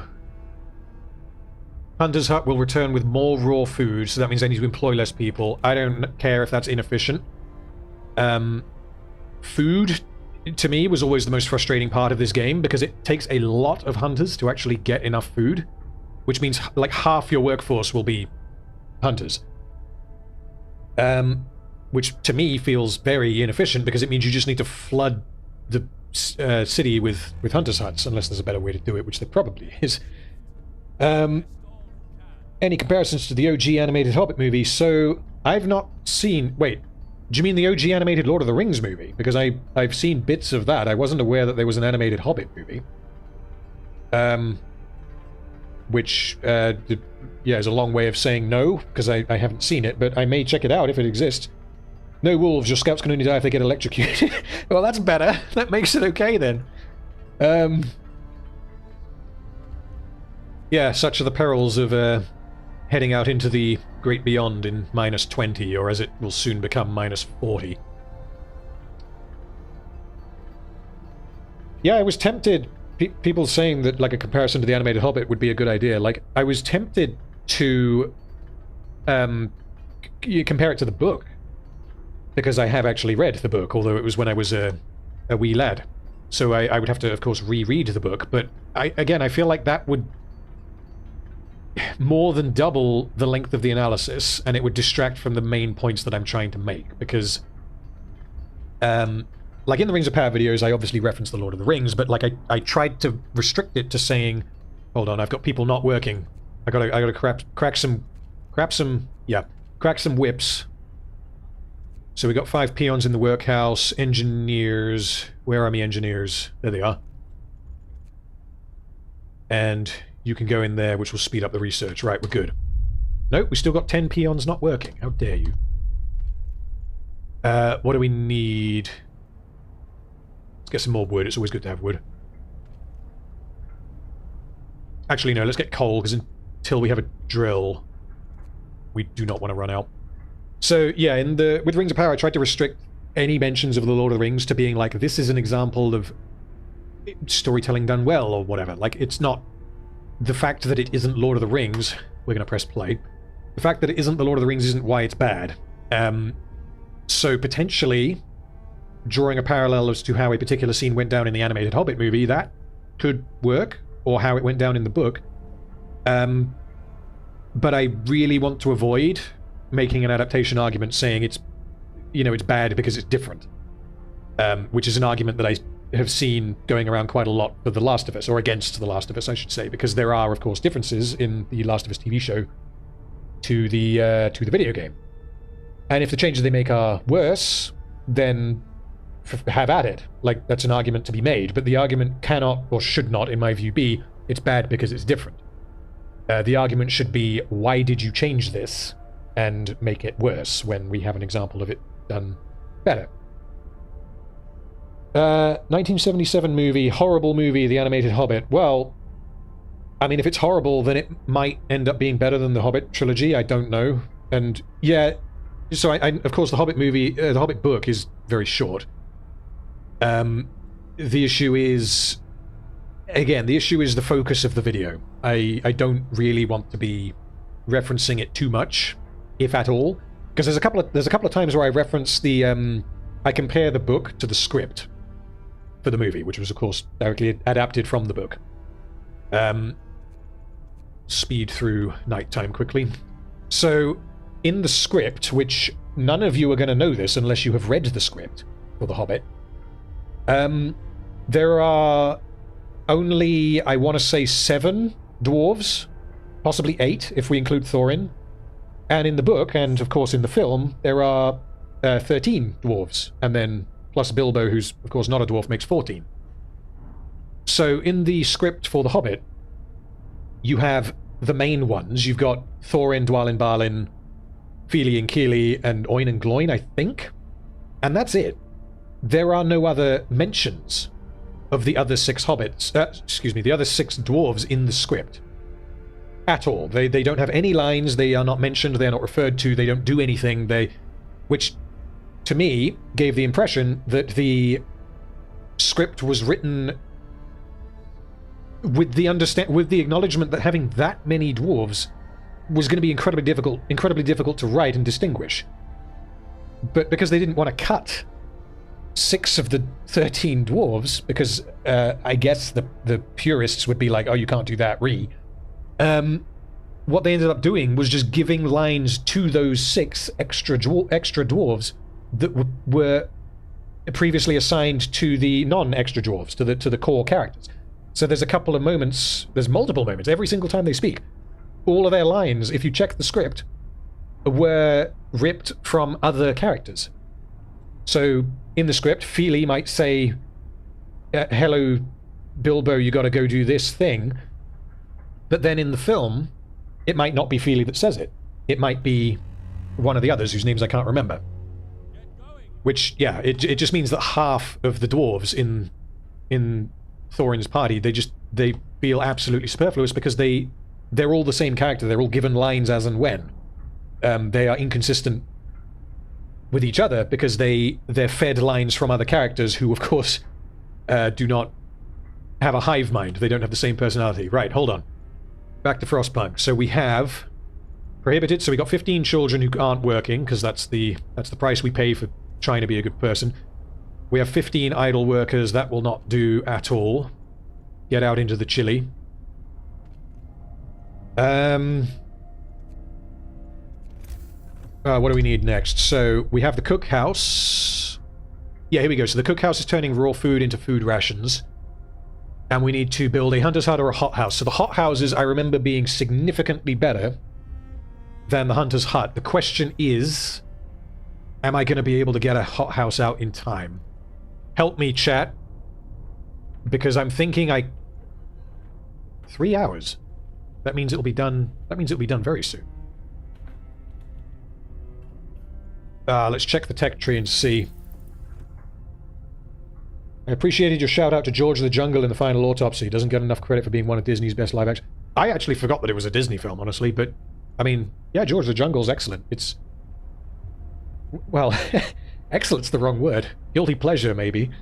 But yeah, even something as juvenile as George of the Jungle, and I don't say that to discredit it. I do find it very entertaining. Something as juvenile as George of the Jungle has a better understanding of cause and effect than Rings of Power. Okay, so Hunter's Gear is upgrading, researching. So hot houses we can do, but we need to research drawing boards first. I think we play it safe and we don't risk it. We're going to build a Hunter's Hut and then probably scrap the Hunter's Hut later and go for hot houses, because hot houses are just better and more efficient. So, right, I'm going to set that building.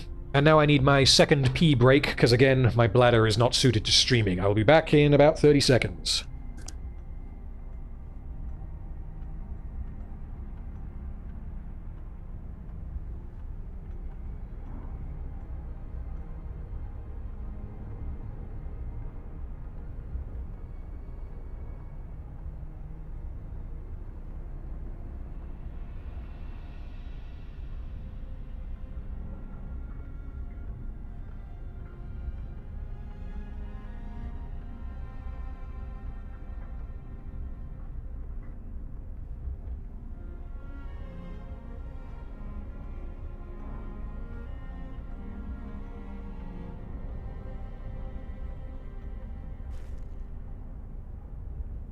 And I have returned. So, oh, here we go. People from our convoy.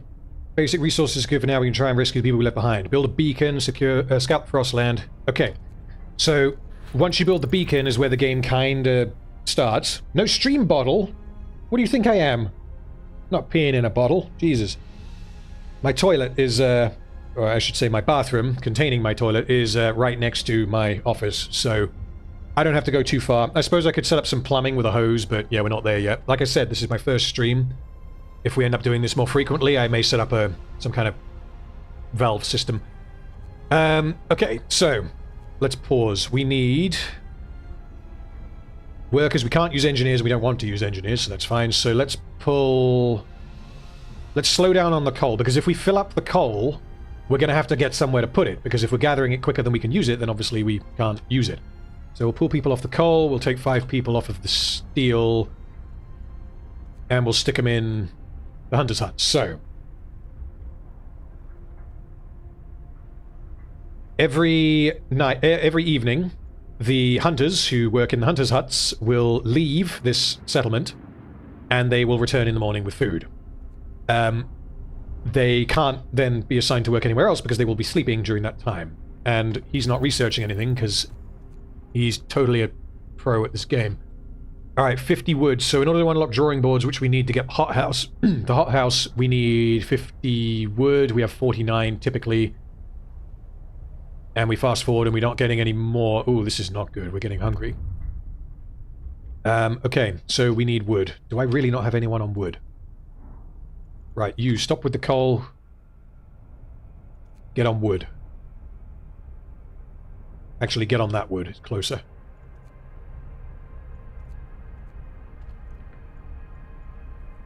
So,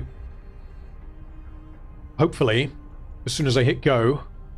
Yep, there we go. So we got a pip of wood. We can now add this upgrade, because a lot of this game is about efficiency, and I'm probably being horrendously inefficient here, because I'm consuming alcohol, I'm streaming, and I've not played this game in a while.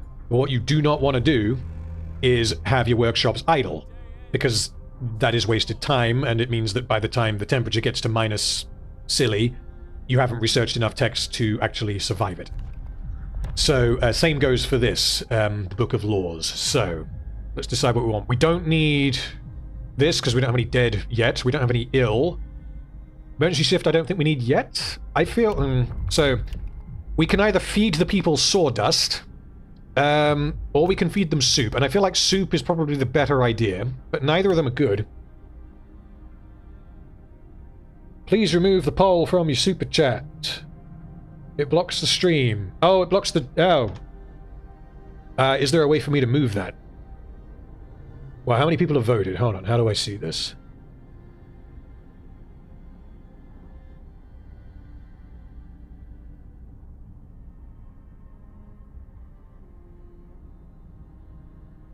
Well, okay. I'll end the poll now because we got 50-odd votes. 70% of you say give me the long. So, yeah. I will give you the long. You're going to have to wait longer for it, but that is absolutely not a problem by me. We'll do the whole thing. Emergency shift leads to longer working hours, so definitely worth doing. Yeah, I absolutely will get emergency shift. I just feel like now, because I'm a bit slow on the food, I'm probably going to feed the people sawdust.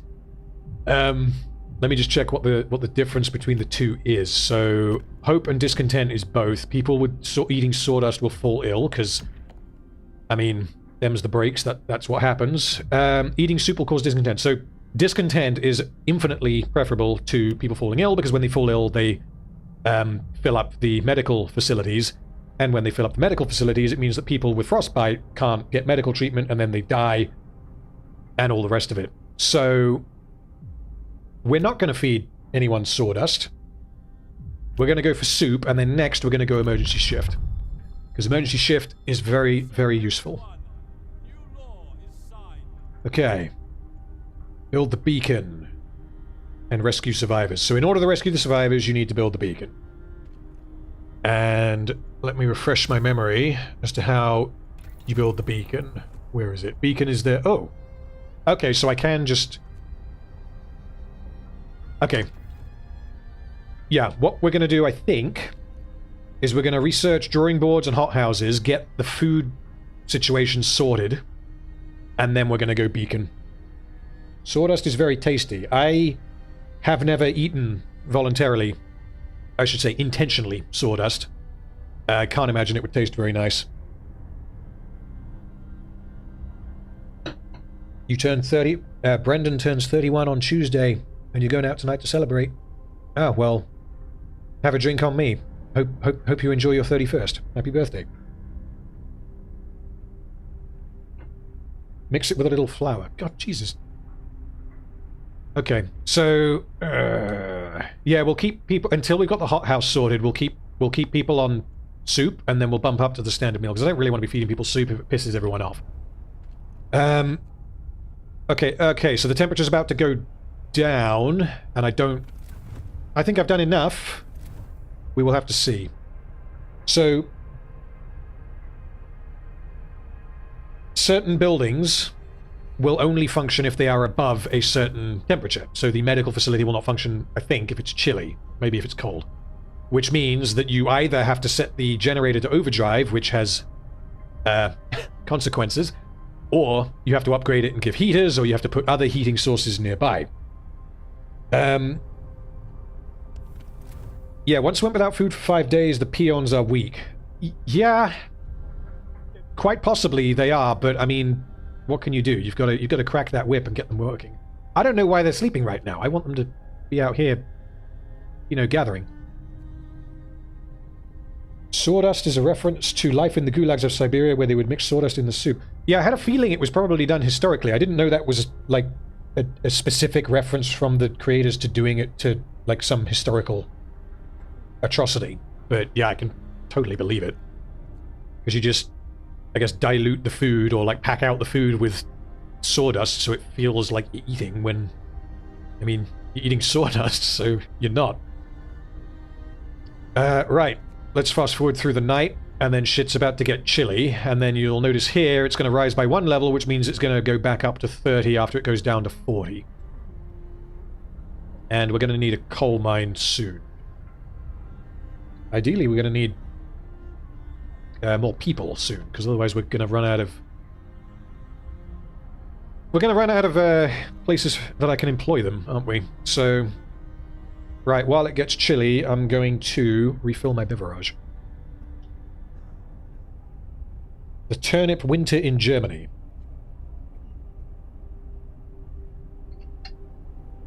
So I guess that's when the Germans ran out of turnips and ate sawdust? Wouldn't surprise me, but...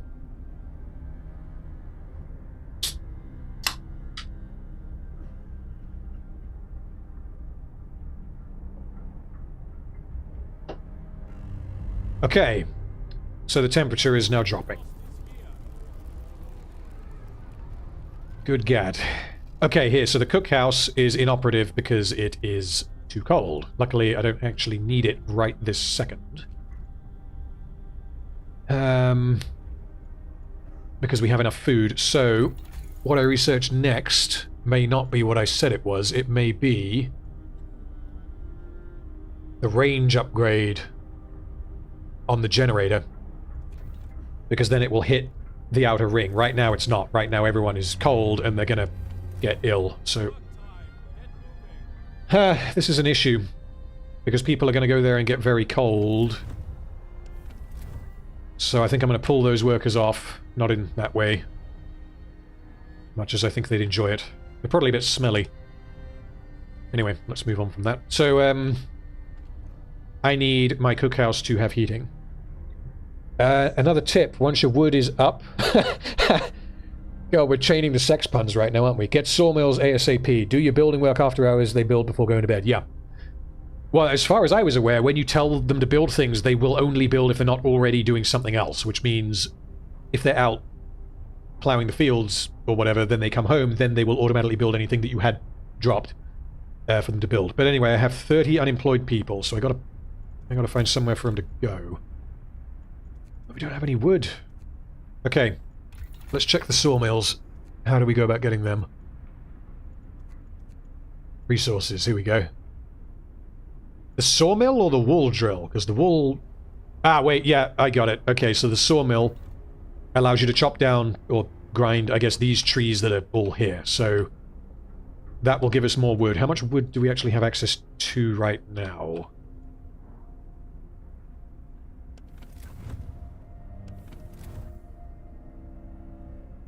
Ooh, wait, did I build the pub? I think I did build the pub. Please tell me I built the pub. I paid good research time for that pub. Where is it? Ah, no, no. My brain stopped working. I researched the pub on the other one, I think. Sawmill.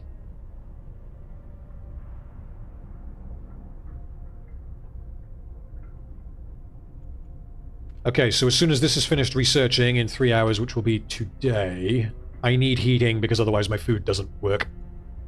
So that's got to be the priority. Introduce a new law. Right, let's go. Is one of them let there be light, let there be heating or something? Okay, don't need to worry about this, although I might when people start. Yeah, emergency shift, it's got to be.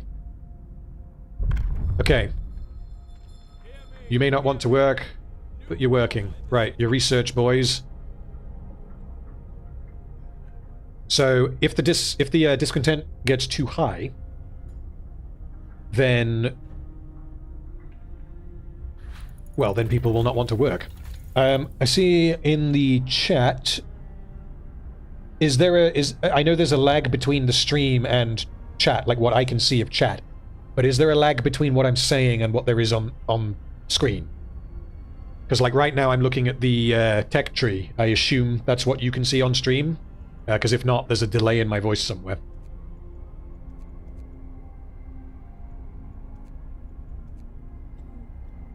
Shit. Okay, we can't get the range upgrade until we have wood, which means... Yeah, I need to get the sawmill.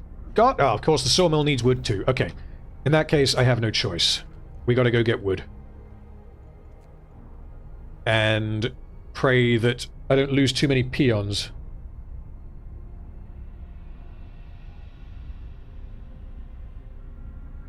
Okay, sounds like there is no lag. Hopefully? We're good? We're good.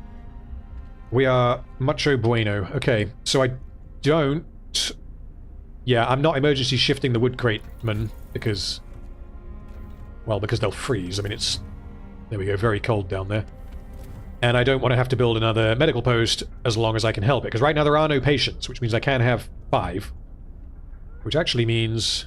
Yeah, hold on. Let's pull the engineers out of there.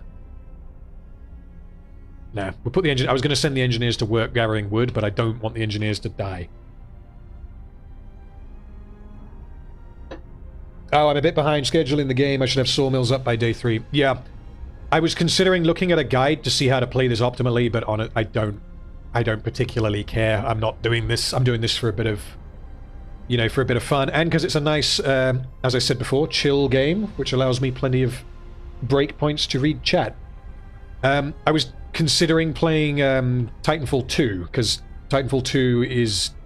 I'm about, I want to say, a third of the way through the campaign, and I have never played it before. And it is pretty excellent. Where are we? Sawmill.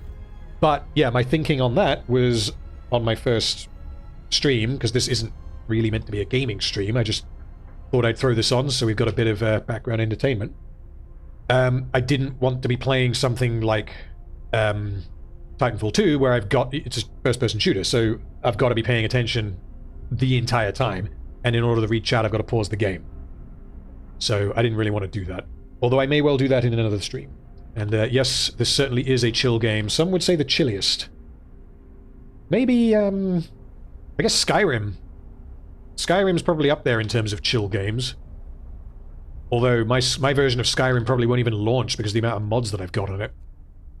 At some point, I'm going to probably stream a bit of Witcher 3, because that is one of my favorite games that I have ever played. I've played that from start to finish, I think 4 times. And I'm currently playing through Blood and Wine for the 2nd time. And that game... Something's in the water in Poland. Just... Although, yeah... Maybe I shouldn't say that because I haven't actually played Cyberpunk, so, yeah. When patch number 2 for Cyberpunk, or patch number 2, when expansion pack number 1 comes out for Cyberpunk, is when I think I might dip my toes in, because you would think that at that point the game is in a mostly playable state. But before then, I don't really have any intention on playing it. And that's partly why I very, very rarely buy games at full price. For that reason, because too many people I know have been burned by buying games at full price. You know, you spend even, what, 50 quid on a game? It's not a lot of money, but it's down the toilet if the game is trash. So, you know, if I'm spending 50 quid on a game, I want to be getting, you know, 100 hours out of it guaranteed. And you just can't guarantee that. Yeah, Witcher 3, like if I had to pick the best game that I have ever played, Witcher 3 is very likely my immediate answer, although whether... Oh shit, someone died. Let's pause this for a second, see if we can fix this. Yeah, whether I can, whether if I were to think about it properly, I could think of another game that would beat Witcher 3. That I don't know. Anyway, let's deal with some of these problems. So, this dude died from working too hard for one day. Does he deserve a cemetery? It's one day. Okay.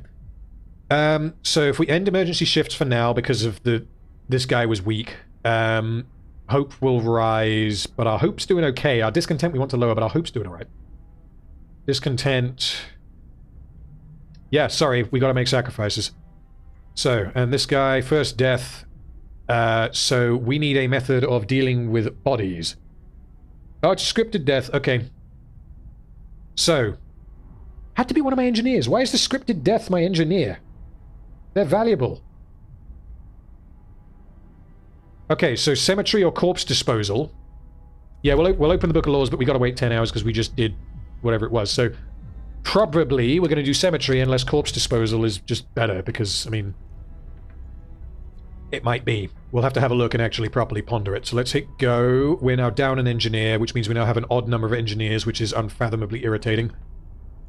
And our tech tree. Okay. What was I doing before the sawmill? How are we doing on food? Okay, so food we're okay. So the temperature's about to go up, which means that this will continue to function.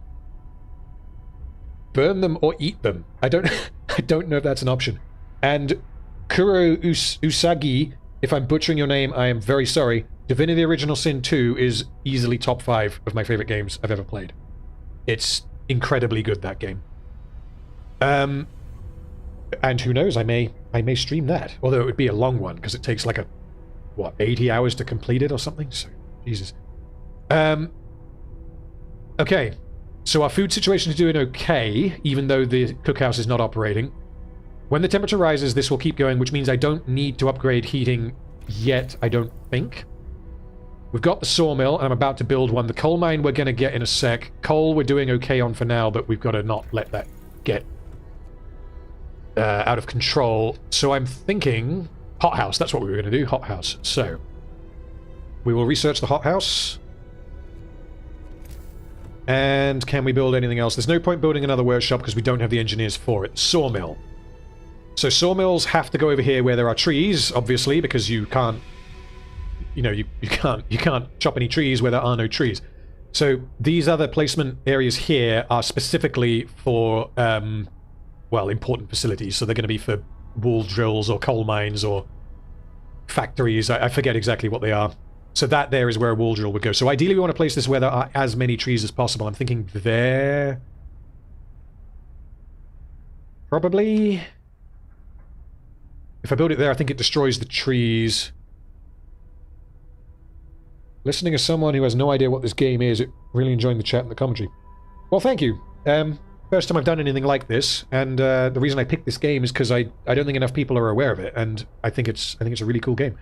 And I just made another pun. Shoot me now. So we're going to build... We'll build it there because I think there's more... trees there. It has to be adjacent to a street, which at this point means we have no choice but to extend our streets out that far. Which costs a fair bit of wood. And... rather more critically...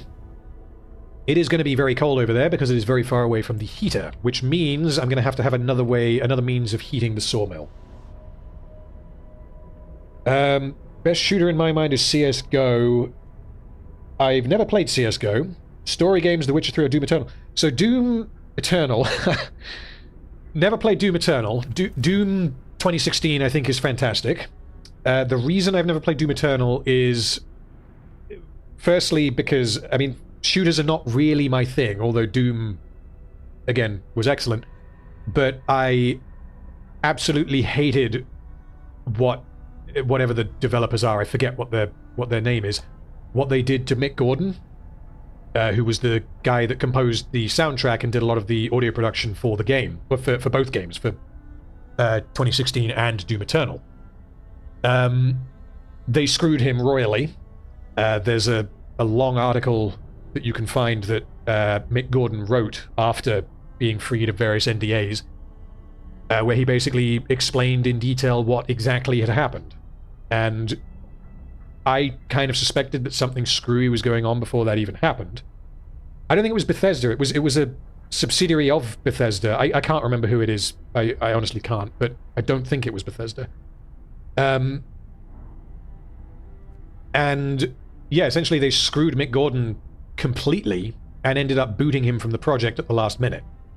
All the while kind of trying to drag his name through the mud, and you know, they were doing things like promising that his soundtrack that he had not yet been contractually signed on to actually make was going to be offered in a pre-order bonus for Doom Eternal. And Mick Gordon is sat there seeing adverts for, you know, pre-order now and you'll get the soundtrack, and he's thinking, well, I haven't signed anything yet. So yeah, it was a goddamn shit show, and I did not want to support that. Usually I don't particularly care, but because of what they did to Mick Gordon, and I'm a massive fan of Mick Gordon, I didn't want to have anything to do with it. And it was on Humble Bundle, I want to say last month, and I just didn't bother, because I don't care enough. But yeah, Doom 2016 is excellent, as is the music in Doom 2016. That is workout music. Absolutely. So, Sawmill. We don't want our engineers, we want our peons. Do we have any peons? We have peons working on wood, so let's move them over here. Which means we've got 5 left. Irritatingly, I can't put one of them in there because I need them to be an engineer. Let's empty the cookhouse because it's too cold anyway. We're about to get a lot of wood. Giggity giggity goo. Steel I think we're doing okay on. Let's send them out to get some coal. Oh, dude, yeah, so the last 2 comments. when the temperature really plummets in Frostpunk and the music gets unbelievable, it is so much fun. That part of the game, when you get to the end or towards the end, was where I was like, this game is something special.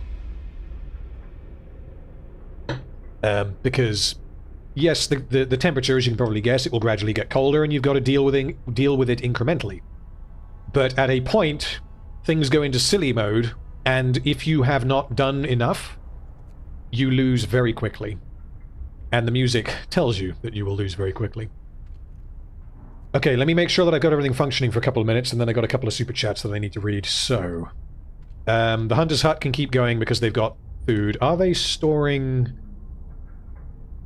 So we're getting 20 food a day. Yeah, so we need more, which means we need a hothouse. Okay. Or does the hothouse... okay, yes, so the hothouse grows food, which provides double the food of the Hunter's Hut.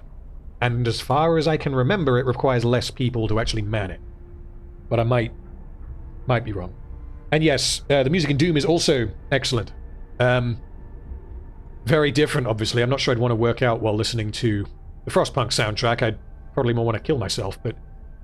yeah, the soundtrack in Doom is incredible. There are some really, really excellent Beat Saber videos of people doing the BFG division from Doom, and that on its own really just makes me want to get a VR headset so I can just do the same.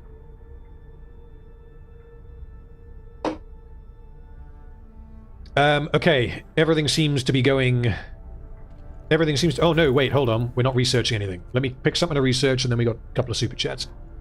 So, I'm going to go with the beacon, because... So, the beacon is the mission that you've got. And when you get the beacon, it facilitates you getting more people. And until you have enough people, you can't actually man all of this extra shit that you would otherwise research. So I think I need to go for the beacon next. As long as I'm not going to run out of coal. This says I've got enough coal to last 2 days. However, the temperature's about to go up. We've got coal there, there, there, and there. So we're good for coal. Wrong button. We're going to go for the beacon, which means we need 10 wood. Closed at this time of day. Well then, can I introduce you to an emergency shift? And now we can introduce a new law. So we've got to deal with Corpse McGee from earlier. I am getting to you, Super Chats. Give me 30 seconds. So we'll do a cemetery, which means we have to then build a cemetery, which seems like the humane thing to do, so... Okay, Super Chat from Disbalance. Happy birthday, this is a coupon for 1 free pun. I've probably already cashed in that coupon. So I will... Now, you know what? I'll keep that coupon and I'll cash it in another time. Probably rather soon. Probably relating to the temperature of this game. Thank you very much for your super chat. And Skullkeeper VSK says, Random Film Talk, I thoroughly enjoyed your Rings of Power series. Also, if you're in the market for a new game, pick up Deep Rock Galactic if you do not have it. So, Deep Rock Galactic, I have. And I have played it with a few friends for maybe 6 or 7 hours. And it is a huge amount of fun. And I would love to keep playing it. So, I mean, yeah, that's definitely one for streaming at some point. Because, yeah, Deep Rock Galactic is fantastic. If anyone is unfamiliar with it, it's kind of like Left 4 Dead. But the theming around it is that you're dwarves in space, like digging to find minerals, which is the best thing ever. Okay, do we have enough to build the beacon? We do, okay. Come on, temperature. You're my only hope.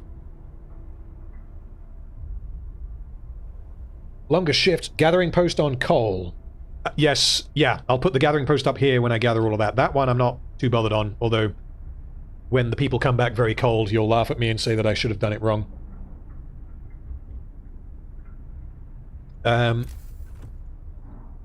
What is the temperature doing over here? So that's cold as opposed to very cold, because I believe any building will bump you up from one step versus just being in the wilderness, which is fine. But people can still get ill from working in the cold. So, when the temperature goes up, and when they're finished, and there's quite a lot there. Yeah, you know what? We'll pull these guys off the wood crates, because this is functioning now. He's getting me 7 every hour. Let's do what was suggested by Lord Vivid Colors, and we will put a gathering post on the coal. Shit. Someone became gravely ill. Yeah, so this is where you start getting into the no need to worry about coal, focus on wood. I've got my sawmill. I think I'm okay on wood. We'll see. I may not be. We'll have to see. Anyway, this dude has frostbite, so we must do something, but I can do nothing because we've just signed the cemetery thing, which means that now we need to build a cemetery because we have a corpse just somewhere. I guess he's probably still in that factory, actually. So, cemetery. There can be only one cemetery. Can there be only one Highlander? What's the temperature of this? Oh, the temperature's irrelevant. Well, then what's stopping me from putting it next to the sawmill? Well, because I'm going to want to put more houses, like high density houses when I unlock them. I'm going to want to put them here, so that way they're heated sufficiently. Let's put the cemetery here on the 3rd ring, and if I need to move it, then I'll move it. Just watch the whole 4 minutes 20 of the Beat Saber Doom BFG. Yeah, so if you want another Beat Saber video to watch, if any of you are familiar with Rush E, which is some... I don't even know how to describe it. It's this absolutely batshit piano composition that was apparently composed to be impossible to play. And it is impossible to play because you would need fingers on every key. And someone turned that into a Beat Saber track, and there's some silly sausage who's spent a huge amount of time turning it into and then perfecting their Beat Saber run of Rush E. And yeah, Rush E is it's extremely catchy. So okay, we need to do something to lower our discontent. So the cemetery should do that.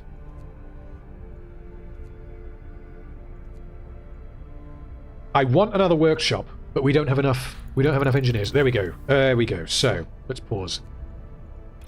So next research, I don't care about as much as the beacon, because the beacon facilitates us getting more people. So what is the heating level of the beacon? It is irrelevant, so I'm thinking we put the beacon there, which may not be optimal, but once again, I don't particularly care. And tech tree, what do we need next? How are we doing on food? Ah, wait, I didn't build the hunters. The hot tub. Not the hot tub, the hot house. Or did I build the hot house? No, I didn't. Okay. So this is a big chungus building, which will need heating, which means it has to be really on this ring, ideally. So I'm going to put it there, and I will probably get rid of the hunter's hut soon after. But yeah, currently this is too cold, which means I need to research heaters, so... I feel like on this map, where everything is, I don't know if concentric is the right word, but everything is built around in a circular fashion around this central heating hub. I feel like steam hubs are never as good as heaters, because heaters are on a building-by-building basis, and steam hubs are individual buildings that heat everything near them, so we'll go with heater. I mean, maybe you need both at the end, I honestly can't remember, but we'll go with heaters because then you can heat the individual buildings. Okay, we need to put you on a street. So that way the unfortunate sods can, you know, get to you. We'll pull people off that coal, and then they will hopefully build that, and then we can tell them to go in there, and then we've got 10 extra, we'll go coal as well. Okay. We've used our first steam cores are blah blah blah. Yeah, so steam cores are... Now I don't have any. Steam cores are very valuable. I think you only find them now in the outside world, because we've just used the one that you start the game with. And when you use them, you're done. You can't get them back unless you go out and find another one. And they're required for the particularly good buildings like the hothouse. So you've got to be rather careful. The community is looking good. Yeah, honestly, this is very, very strange to me. Like, if you had told me when I uploaded my first video, those of you who have seen my first video, I've probably said this multiple times. In fact, I know I have. But I'm going to say it again, because I love you guys, and I'm very appreciative. So, when I uploaded my first Rings of Power video, I had less than 60 subs. And my most recent video has just, I think it's about to hit 260,000 views. So, if you had told me back then that that would happen, and that I'd be streaming to any number of people, I probably would have laughed at you, but that's because I can occasionally be a dick. But no, seriously, I am very, very appreciative for any of the support that you guys give me. And I find analyzing media to be very entertaining and informative to do, because, like, I learn while I'm doing it. So in theory, every time I do it, it's an improvement upon the previous time. And yeah, if you guys continue to enjoy it and watch it, then I'll keep doing it. Okay, so we have our cemetery. Do I need to... I assume I don't need to man the cemetery, except for with corpses. Although, yeah, I guess they'll... Yeah, here we go. Are they doing this now? Yeah, they actually are! I forgot about this. Please tell me this is what they're doing. They might be building the beacon, but are they bringing the corpse to the cemetery? I think... No? Oh no, they're going to work. Mark Horton is alone in this world. He needs a whammon. Okay. I guess they use the cemetery when it's nighttime. I honestly don't remember. We'll have to see. Right, is there anything else that I need to build? We have sick people. Shit. Okay, the medical post is full, which means we need another one. And that's manned by engineers. Ah, that's irritating. Because that means I'm going to have to pull engineers out of my workshop in order to man the... Okay. The beacon is lit. Here we go.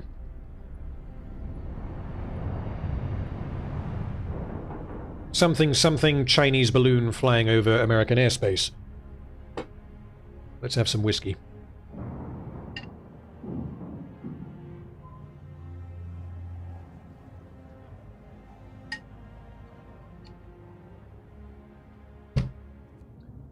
Okay, so this is the, I guess, greater world map. So this is my city, and the Lost Exposition is where I have to go, but that's because the game is directing me to use this game mechanic. So we also have a crash site, and as you explore, you gradually unlock other areas of interest. So, in order to explore them, I need to have scouts, which work like any other job. I believe I click here, and then I create the scout team, and it costs wood because they have scouting equipment. And then I can send them out to do stuff. And I want to do that as soon as possible, because if they find anyone, they will bring them back, and I can then send their children to work in the mines. Amongst other things. No, I can't do that. What kind of whiskey? So, right now we're on the Gentleman Jack, which is probably my favorite whiskey. I don't drink it very often. I crack it out on occasions like turning 31. JD and Monster. No, yep, okay, so I need to clarify this. I am not mixing JD with Monster. I am not some kind of barbarian. I am currently drinking Jack Daniels, and I also, next to me, have a can of Monster that I am taking a sip from in order to make sure that I am not... well, in order to make sure that my brain is still functioning, because a little shot of caffeine every now and then doesn't hurt. But no, this particular Monster, what flavor even is this? Acid flavor or something. Pacific Punch. Yeah, that with Jack is going to be disgusting with... You know what? When I finish my glass now, I will mix some of this Pacific Punch Monster with some Jack. And it will turn out to be incredible, and then that will be my streaming drink. I'm a barbarian regardless of the JD. Yes, well, allegedly, I cannot confirm. Okay, we're ready to search. So, we needed a win. Indeed we did. So, workers, I need 4 workers to be available. Where can we take them from? We're gonna need food.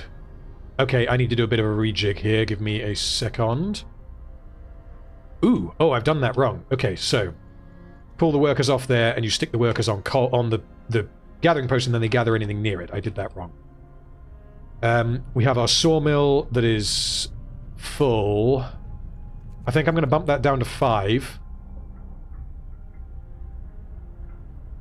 Who else can I... Oh, they buried Ethel. Why'd you have to go and die after working 1 shift of overtime? Okay. Where else can I get someone from? Because I need that 5 for the scouts. And we're going to go to the Lost Expedition and try and recover, hopefully, more people, because otherwise we don't have enough people to feed the people that we currently have. Which is an odd number because of bloody Ethel having no spine. And the temperature is, however, about to rise, which means, hopefully, that these 2 will start functioning again.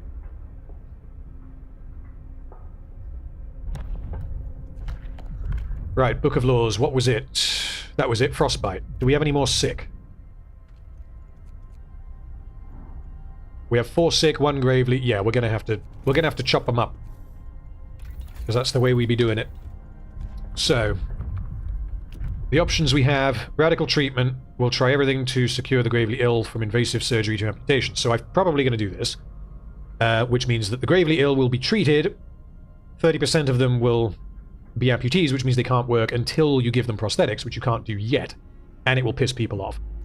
Alternatively, sustain life. This, I feel, is pointless, but maybe this is the way to do it? This basically means that you keep them alive, which keeps everyone hopeful, but it also pisses them off. They remain a burden, they do not get better, and they take up space in medical posts. Given that I don't have any engineers to fill my medical posts, I think I need to go radical treatment. I would rather have amputees than, well, than people who are just taking up space. Okay, although I do need a... Why is it telling me... Okay, I think I must have 7 sick total, or I might have 7 sick in addition to these 5. Either way, I need another post. Which means I better hope my scouts find some engineers, because goddamn, I need them.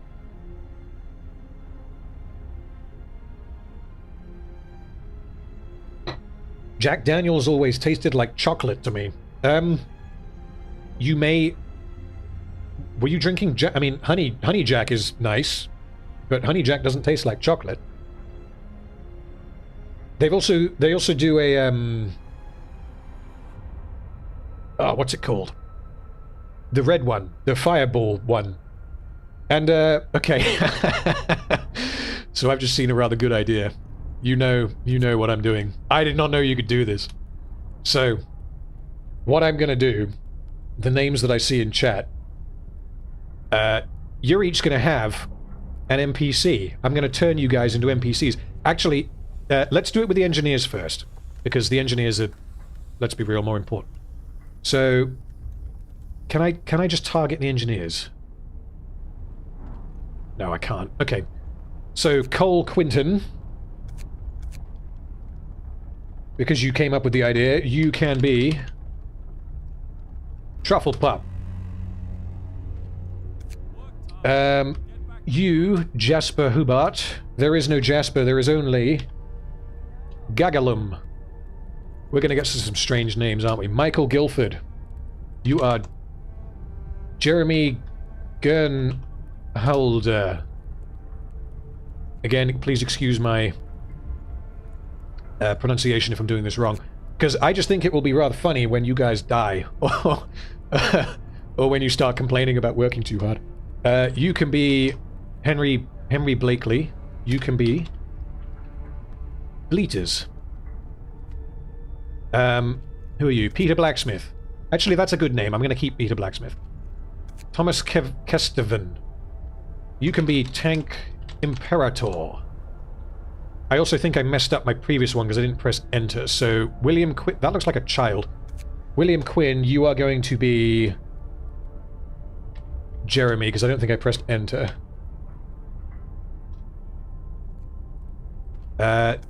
Isabel, you can be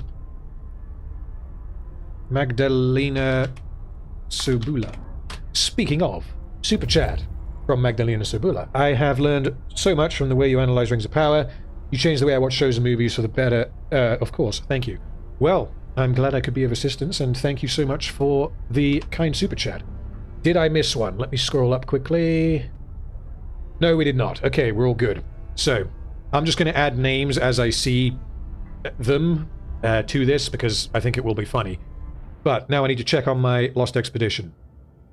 So, there are survivors here, or there may be survivors here, there may not be.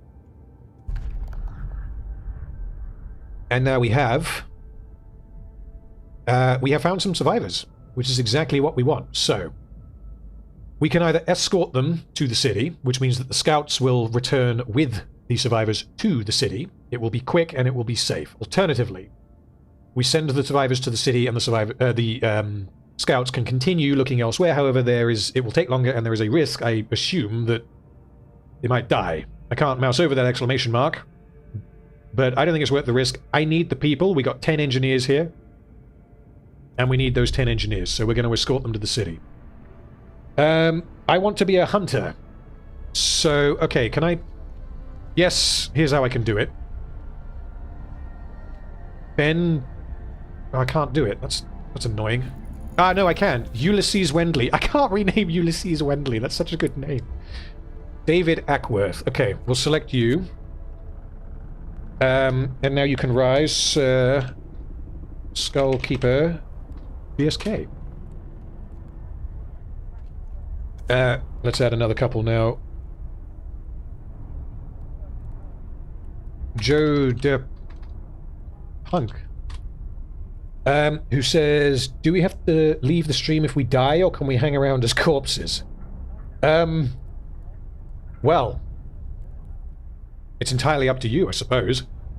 We could we could let the stream go on until all of you die, I guess. But because there's 79 people, soon to be a lot more, I have no idea how long that will actually take.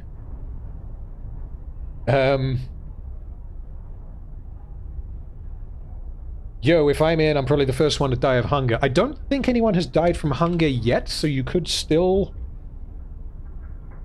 be the first to die from hunger, I guess.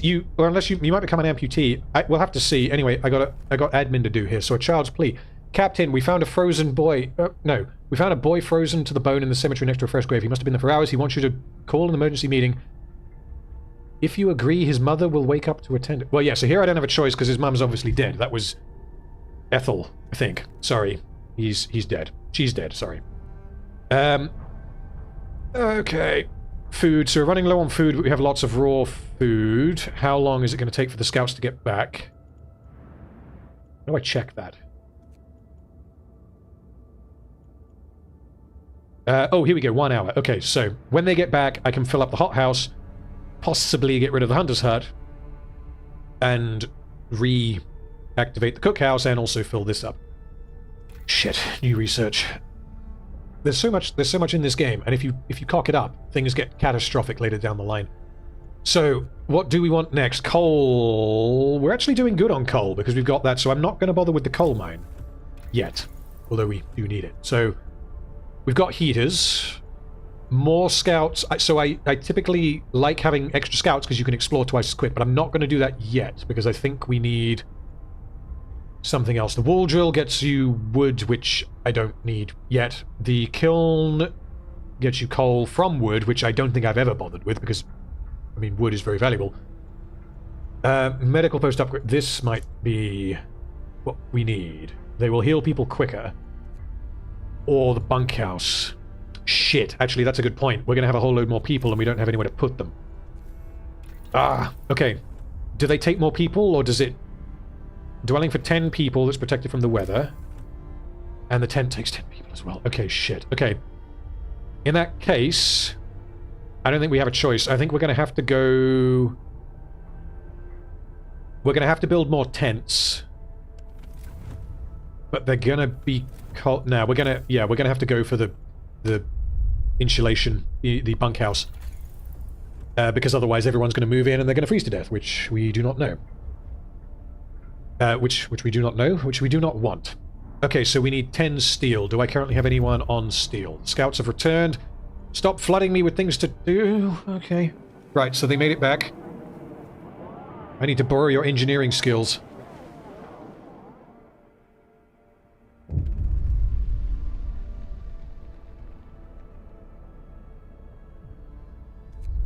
We will look for the others. Yeah, so there's more out there and we got to use them. Okay, so we're going to pause so I can do this properly. So, we're going to dump the workers into the hothouse so that they can produce food, and we have to work them overtime because we have more mouths to feed.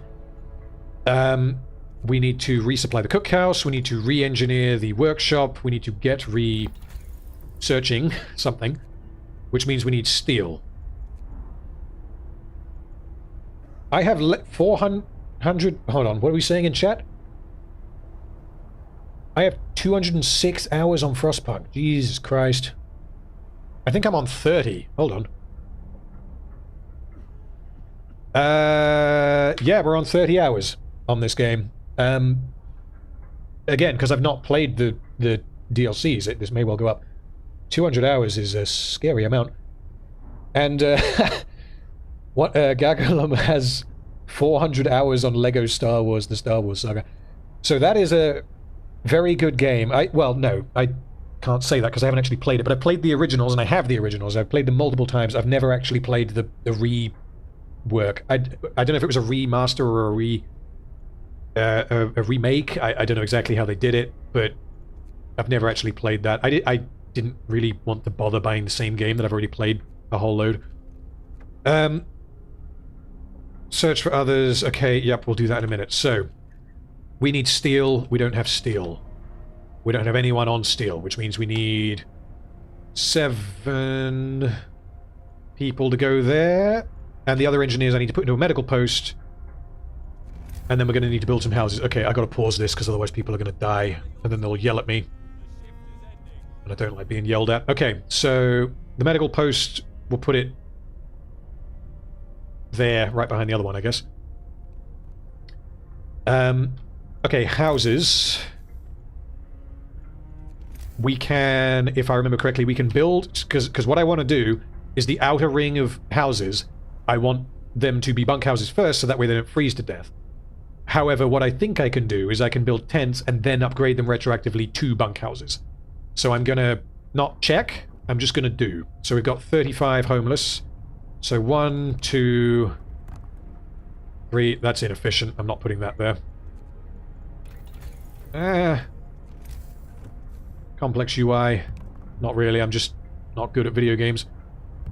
Okay, 4 houses is enough for 40 people, which fixes 35 homeless. We've got 8 people sick, which this should hopefully fix. And then we're doing okay. Random Charlie, happy birthday. Almost great to be here. Yeah, it's nearly my birthday. I turn 31 in... what even is maths? 1 hour and 34 minutes. And then I'll be old and my beard will go grey. Also, we have a super chat from Jeremy, who... I have already turned Jeremy into a character here, which I will also add some more in a second. Let's do that now, actually, just before I read the super chat. What have we got? Clem Diamond. I recognize that name. I'm pretty sure I read one of your comments in my video. There we go. So, super chat from Jeremy says, I'm an indie author. It's a privilege to support your channel. The struggle to become recognized is real. Much love to you on your birthday. If anyone likes mysteries, please check out The Drifter. I assume The Drifter is a book that you have written. Let me know, and I'll give it a shout out properly, because yeah, that's the least I can do. Thank you for your super chat, though. Okay, steel. I gotta get my steel. Stop pausing the game. Why do I keep pausing the game?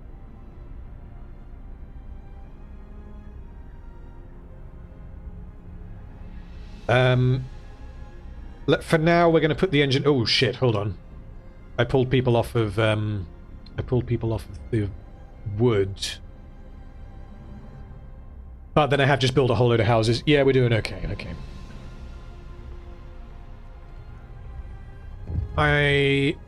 Uh-oh. A man assigned to an emergency shift has refused to work. He said that he's already worn out and he doesn't want to end up dead like one of his friends. Was it Ethel? It must have been Ethel.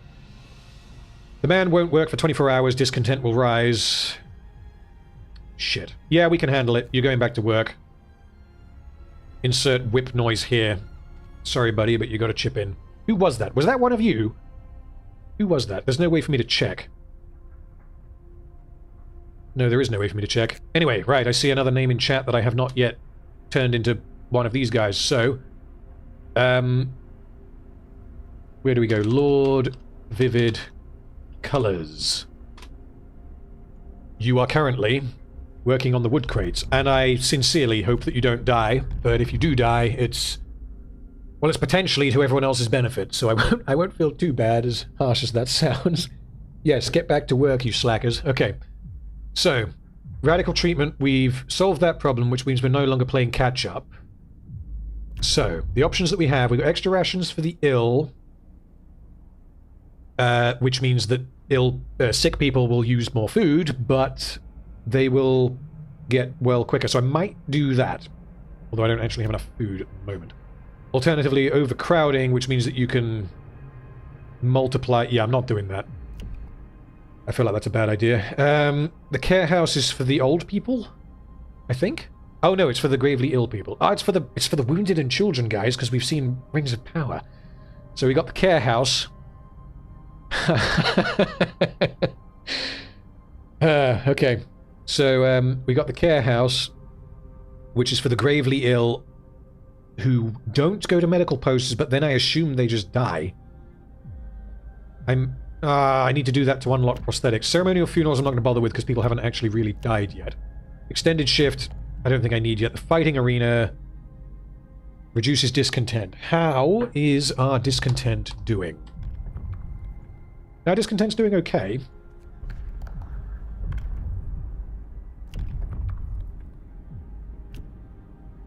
You know what? Yeah, let's go extra rations, because I think that's toggleable anyway. It doesn't just eat up all my rations. I think I have the choice. Okay. So we're going to activate the... yeah, we've got plenty of time until it gets cold again. We're going to activate the second medical facility, although, hold on. Pause. We need engineers. Let's pull the engineers out of that. We'll put them into the medical post.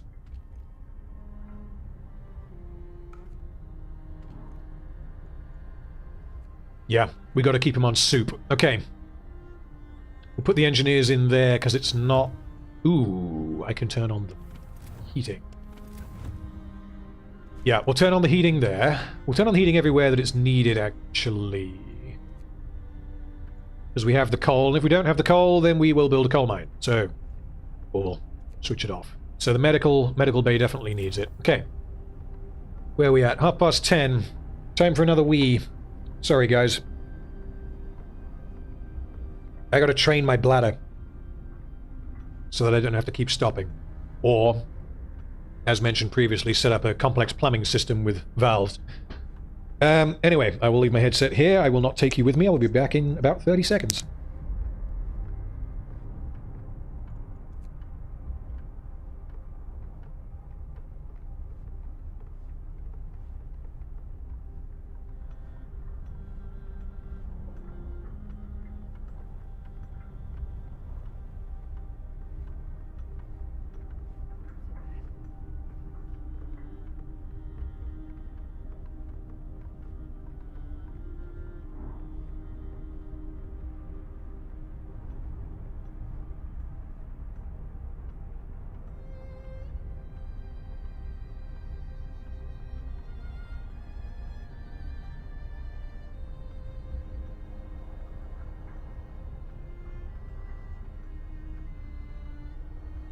We have returned, slightly lighter. Okay. God damn it, I leave this game for a piss break and everything goes wrong. So, hold on, we gotta pause. Okay, we have... Why do we have homeless? Oh, it's because these houses haven't finished building. Okay. People are hungry. We have raw food. Yeah, we have raw food. These fuckers aren't turning it into soup. Maybe I should have gone for sawdust. Although maybe that wouldn't have given me more soup. I can't remember. Well, we need food, so sorry. You gotta work 24 hours. Okay. That should solve the food crisis. The sick crisis, how many do we got? We got 5 in there. I'm just a child. Okay, yeah, I'm not even changing that. That's hilarious. I mean, maybe Gagalum is a child. I have no idea, but that's brilliant. Okay, so he doesn't have any shelter for the night, and he'll be forced to sleep on the ground. Oh, come on, come on! You got to finish this house. We got to have somewhere for Gagalum to sleep.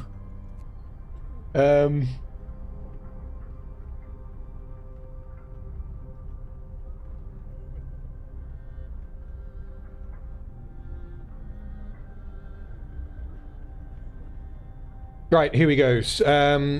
Clarification from Jeremy, from Jeremy in the form of another super chat. Dude, thank you. The Drifter is my first book in the Small Town Slashers series. I'm hoping to publish a second book sometime this year. Honored for the shout out. You can, and he said in another comment, you can get the ebook for less than $8. Yeah, well, if that sounds like your kind of thing, then absolutely check it out, I guess. And thank you, Jeremy, for the 2 super chats. Thank you. And yeah, potentially I may check that out as well. I will let you know if I do.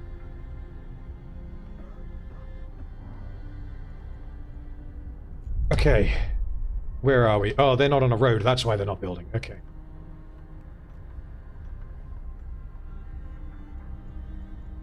Tech tree. We're still not researching anything. Shit. What was I going to do? It was the bunk house, and I still don't have any... How do I still not have any steel?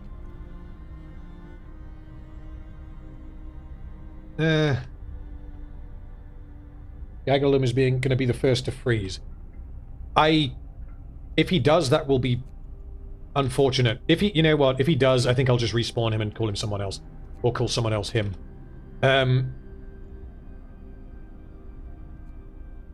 Okay, so we have a bit of time before the temperature goes back down to 40, which means we have some time to actually get... We need to have a coal mine by the time that happens. Can we do anything about... I don't understand why I'm not getting steel. I guess it's nighttime, isn't it? That's why. Okay, so the food situation is changing. So these guys are cooking the raw food from the hothouse and the hunter's hut. Which is good. A lot of people here are getting down with the sickness. The waka waka. Unfortunately, so I may have to build another one of them. I don't really want to, though, because it eats 5 engineers, and engineers are too useful elsewhere. What was the... How do you do the extended work shift? That's in the Book of Laws, isn't it? Yes, the extent... So, yeah, so typically when I played this before, because extended shift, if you hadn't noticed, pisses everyone off. Extended shift means that they work for 14 hours instead of, I think, 8, which pisses everyone off a bit less, but which means it's more manageable, because if you're pissing everyone off a bit, it's better than pissing off one group of people a huge amount. Okay, we got another tip from Shufflepup, who's played this game for 200 and something hours. You're going to need gathering posts on steel, or they'll get frostbite. You are right. And there's also wood crates there. Okay. Can I do that right about now? I cannot, because I need one more wood. Okay, let's pull them off of steel. Okay, I feel like I just need to research something at this point, because these guys have been idle for too long. The Thumper we're not bothering with. The coal mine we can't afford. Steelworks? Eh.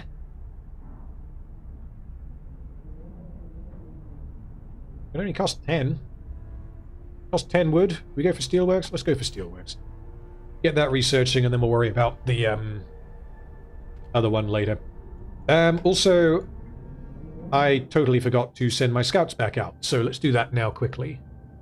So, the sturdy shelter is for finding another settlement, which lets us find people. The observatory and the crash site, I think, are randomly generated events that may or may not contain something. So, we're going to go to the sturdy shelter and hopefully come back with more people by the time we have the facilities. By that time they come back, we will hopefully have the facilities to keep them alive.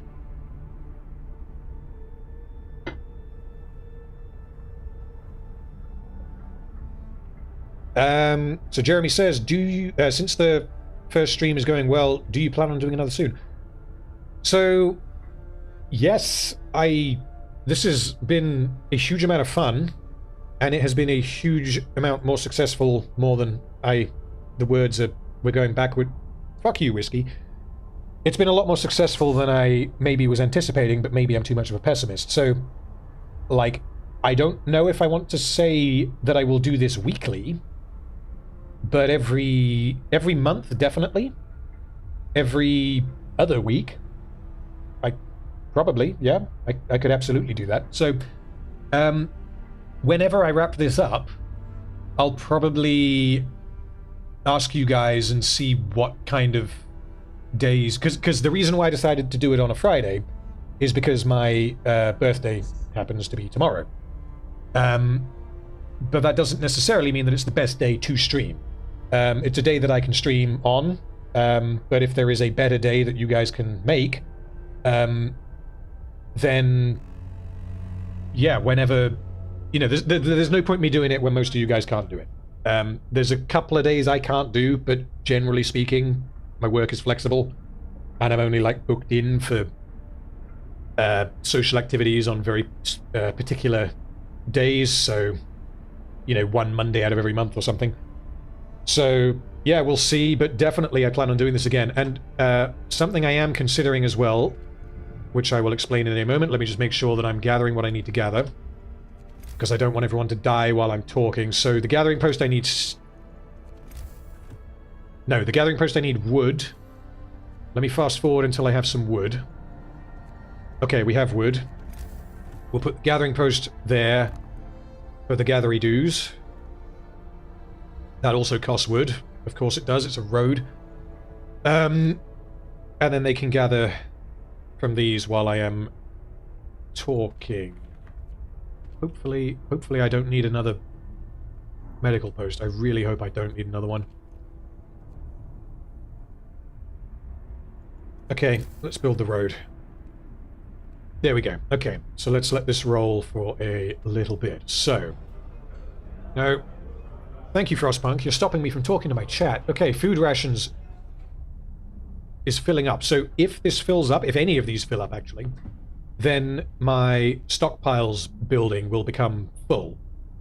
Which means that anything that I gather over X becomes nothing, because I can't store it, so I can't have it, which is extremely inefficient. So what I would need to do... I could potentially stop them... Yeah, okay, so they can't produce anymore because they don't have enough raw food. That's probably because I have the Hunter's Hut going at the same time. So what we'll do for now... Yeah, let's pull people out of the Hunter's Hut. And then we can fill up my other buildings. Pull the engineers out of there and fill that up. Because if the hothouse and the cookhouse can maintain enough food without capping, then we're being efficient, which means we're doing well. Okay, before I read this, what I was going to say is the reason I'm playing Frostpunk now, I've already explained. What I would like to do at some point in the future is potentially do a dedicated gaming stream where I'm playing a particular game.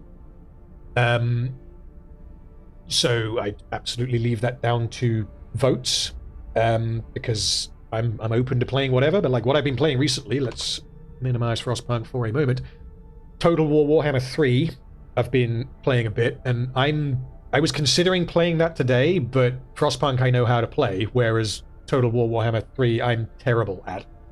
But I love Warhammer, and I love strategy games. The issue, though, is that I've never played a Total War game before, and Total War Warhammer 3 is terrible at explaining to you how to play the game, which led to a lot of frustration, and I basically had to spend about an hour with a friend who played the game a lot, learning how, how to flank with cavalry, because that kind of thing, it sounds kind of obvious, like, okay, you charge the cavalry into the thing and you flank when they're already in combat, but I'm used to less epic RTS, more things like, I guess, StarCraft I've played a lot of, Age of Empires I know pretty well, where it's very responsive and it's down to what unit counters what, and everything will react immediately to what you're doing, which is not how Total War works. So I could have played that today, and I may play it in a bit. We'll see how Frostpunk goes. But yeah, I am not good at that game. I'm learning it slowly. Okay, let's respond to a little bit of Frostpunk notification spam. And then we're gonna... I'll let you know what else I'm playing, just in case anything pops up that you might want me to play. So, food for overtime work. So the people who work in overtime want more food. Emergency shifts will cost food. Hope will rise. My hope is doing okay. Yeah, we don't need more hope. We don't take kindly to threats. Okay, steelworks has been researched. So let's pause and build a steelworks if we cannot, because we don't have enough wood. What are we researching next? Because let's get that going, potentially, if we can. It was going to be the bunkhouse, which means I need a steelworks, which does not cost steel. Okay, so we're going to go hard on wood. God damn it, the sex puns. I'm cashing in that, the super chat coupon from earlier. By accident. Right, let me fill this up. I need more beverage. Let's press play while I'm doing that so everything can go catastrophically wrong while I refill my drink.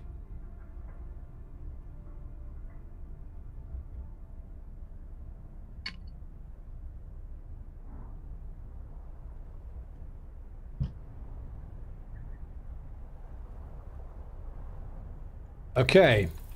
So, I need to get... My tech boys need to be... Oh shit. Coal pile depleted. They've got another... Yeah, the other one has plenty. We're good. I'm not worried about coal for a little bit. So, we need to be researching something, which means we need steel, which means once this is built, we'll have steel. Okay, so can I research anything that doesn't require steel? No, yes, but I don't like steam hubs. More scouts. Yeah, let's do more scouts, because we can, I can just... Oh, we got 36 unemployed fuckers here. Why are you not working? Okay, hold on. That's done. We'll put 10 people in there. We've still got 26 people not working. That's becoming full. What is it? Resources. Resource depot. 40 wood, 20 steel. That is annoyingly expensive. So in that case, I'm actually going to pull... Actually, I'm going to pull off all my workers out of the cookhouse because I'm nearly capping on food and I don't want to. Where else can you go? Don't want you to get frostbite. Let's switch that on. So out in the wilderness, yeah, let's stick you over here. So, gathering post. We'll put you there. That gets us some steel and some whatever that is. I just spent the steel that I was saving up for, didn't I? Oh well. Heating problem, cold homes. Let's heat some homes. So I remember this being very annoying because you have to do this. If you commit to doing this, you have to do it. Otherwise, everyone gets pissed off with you. So if you commit to doing it and you half-ass it, then it's a lose-lose. So, and unfortunately I can't check it without answering this right now. So you'll have to start heating 2 of the cold homes within 2 days and then keep them heated for 2 days. That can happen, I think, because, yeah, we're 2 days off of it getting cold. But if I fail, so if I heat the homes and then fail to keep them heated, then I fail. And then discontent rises and it was like, why did I bother? 2 or 4... Let's go for... There's only 4... Yeah, let's go for 4. Because in order to do that, it's these 4 right here. So they're cold, and they do not have heaters in, which means I can't heat them manually. What I can do is not go to the Book of Laws. We can go to the tech tree. The generator range upgrade. So that will mean that I'm heating level... or ring number 2 instead of ring number 1, or as well as ring number 1, which is all I need to do. So if we make that top priority, then everyone is happy and everyone works hard. Okay. Is the heater on there? The heater is on there. Okay. Let's let this run for a bit and have a glance at chat. I told you to get your wood up. You... Shut up. You may have done. Shit. Okay, yeah, so we're going to gather some wood there. We've got these guys working on wood here. I need another sawmill, don't I?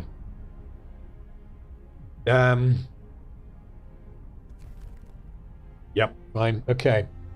Maybe a dumb question, but I read the plot synopsis of the game. Why wouldn't people have gone further underground than this? Well...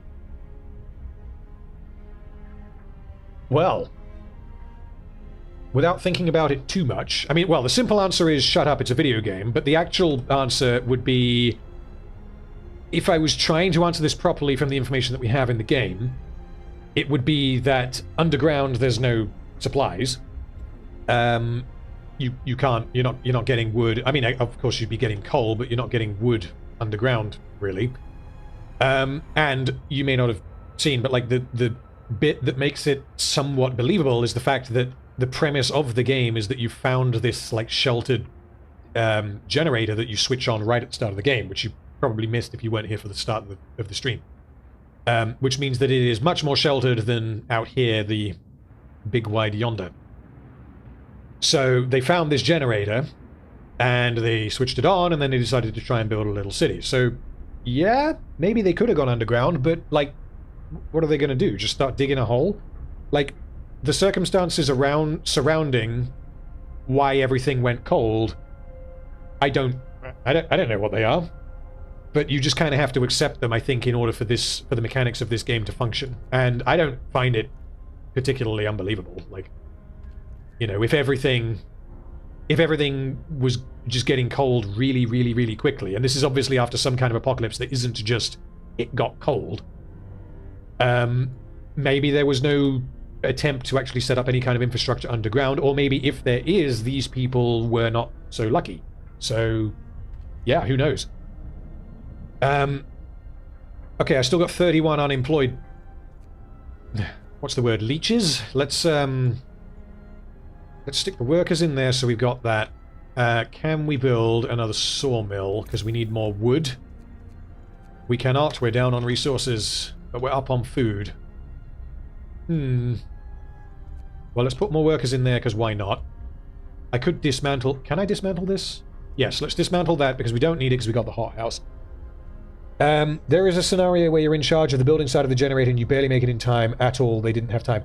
Yeah, so I think that... Correct me if I'm wrong, that may have been the mission that I started and then cocked up completely and then decided to just do the mission that I've done before, so I don't make a complete fool of myself. But yeah, that one started before you were... You know, before it was cold, so I don't know exactly what the story behind that is, because I haven't played it, but I may well play it. Yeah, there we go. I was playing Last Autumn at the start of the stream, but yeah, now we're playing this. I may well give Last Autumn another go off-stream, so that I know how it even functions, and then I might give it another go, but I'm kind of enjoying this at the moment, so... Shit, wrong button. There we go. So, the scouts have reached the sturdy shelter. So, there is a chance of finding food rations, a steam core, which are incredibly valuable, and wood. All of which we need. Let's see what we got. So, we found a steel bridge, and we found 101 food, 1 steam core, and 191 wood. So, read the journal. Nope. No, we're not reading. That's not what we do here. Okay, we'll read it. The shelter is comfortable and well equipped with emergency supplies. There's a notice posted by the heavy door to all scientists. If you use any supplies, remember to notify the quartermaster upon your return to the city. This means there's another city out there. And I'm remembering this now. There's another city that you find at some point where everything has gone horribly wrong. Okay. So I can either have the scouts return to the city now, or we can go to the steel bridge to see what we can see. So because I don't need those resources now, we're going to go... to the steel bridge, and I can nearly 43% nearly make some more scouts with my slackers that I have in my city. Okay, let's pause before we spend the wood. So, sawmill. We can build another sawmill. We've got one there, and wood is becoming a bit of a problem. Let's put it... Yeah, let's put it over here. That looks like a pretty good place for some wood. I can't afford the road yet. But let's hit go and see what happens. We've still got 5 people sick, but it's... Does that mean... So we got 5 in there. And we got 5 in there. So I think the 5 sick means that it's 5 sick excluding the ones that are in here, which is 15 total. Did... I've forgotten his name. Did Gagalum get... Well, I think he did. I don't think he's dead. Although, speaking of, let's use this opportunity... Oh, there's Skullkeep. No, we're not changing his name. Are you all here? Right, Dorothy Rowland. Let's change your name. Vin... Shit, I'm bad at spelling when I've been consuming whiskey. Vintaras. You are now... going to build things. Mike Stone, we're keeping you because you have a nice name. Jack Guilford, you can go. You are now Michael Hawkins. And you have a very low risk of falling ill. And you work at the gathering post. And you have a wife and 3 children who all have different names to you. I could rename them all, I guess, but no, let's not do that, because otherwise this starts getting very Sims-y, and I don't want to just be torturing you guys by naming everyone. Yeah, so the way that I have this set up, which again may well not be optimal because I haven't played this game for a while, is food-wise we have a hothouse, a single hothouse. The hunters I've just deleted because I don't think I need them, because the hothouse provides enough food at least until I get more people. And the cookhouse turns the raw food into food. Glorious, I'm so happy. Yeah, Kid A, B, and C. I might rename them. I see another name in chat, though, that is not anyone in here. So, Kuro Usagi, there we go. You, what do you do? Oh, you don't have any family, but you work at the hot house, so your service is very much appreciated. Jack Daniels. Yes, that's a good idea. Where do we go? Clinton Cox. You are now Jack Daniels. And who are you? James Hobart. That wasn't one of my viewers, was it? James Hobart, if you're in chat, tell me, because I've just deleted you. You're going to be Pacific Punch. And maybe they'll get married and have some deviant offspring. Okay. We're getting short on resources, blah, blah, blah, considering opening the Book of Laws. Well, we'll open the book. We may not do anything with it. So, yeah, so extended shift is very useful. What are we short on? So wood. Ooh, here we go. Wood. Okay, we have enough wood to build a road. So we'll build the road out there, and we're going to populate that with 10 of my slackers. Let's get another workshop, because we actually have enough engineers, and I don't care about the sick enough. We need technology, damn it. So that's inefficient. I don't really want to put it there. And so is that. I'm not very good at building roads, is what I've come to understand about myself. Let's put it there, and then we'll populate it. Yes, Gagalum, you are still a child, and a child is what you will remain as unless you die, in which case I'll rename you. I don't know how I find you, because I don't think there's a way... Is there a way for me to... No, so I can filter the unemployed. I can't... I'd have to go through and actually find you if I wanted to rename you, but... Oh, wait, no, children, here we go. Bleaters, you're in chat. Gagalum, you're in chat. So Bleaters and Gagalum are the little babies who don't have to work yet. Because of the laws that I signed, you don't have to go in the mines. Okay, scouts. Yeah, let's get some more scouts. Let's pause and get some more scouts. We need wood. Of course, as I have been told. I need wood. You have to assign extended shift. Yes, I did know that, but thank you for reminding me, because I didn't do it, obviously. Okay. What do we need? So we need wood. We'll extend the shift there. We'll extend the shift there. What are they gathering? They're just gathering coal, which we don't need yet. I'm just very conscious of the fact that if I run out of coal, I'm going to have to immediately build a coal mine, which I can't yet do. So I'm going to have to get on top of that pretty quick. You are gathering coal and steel. I think we'll leave that as is, but we're going to bump the tech grinders, the brainy bugs, the zoanthropes, for any Tyranid players out there. We're going to bump them up to a 14-hour workday.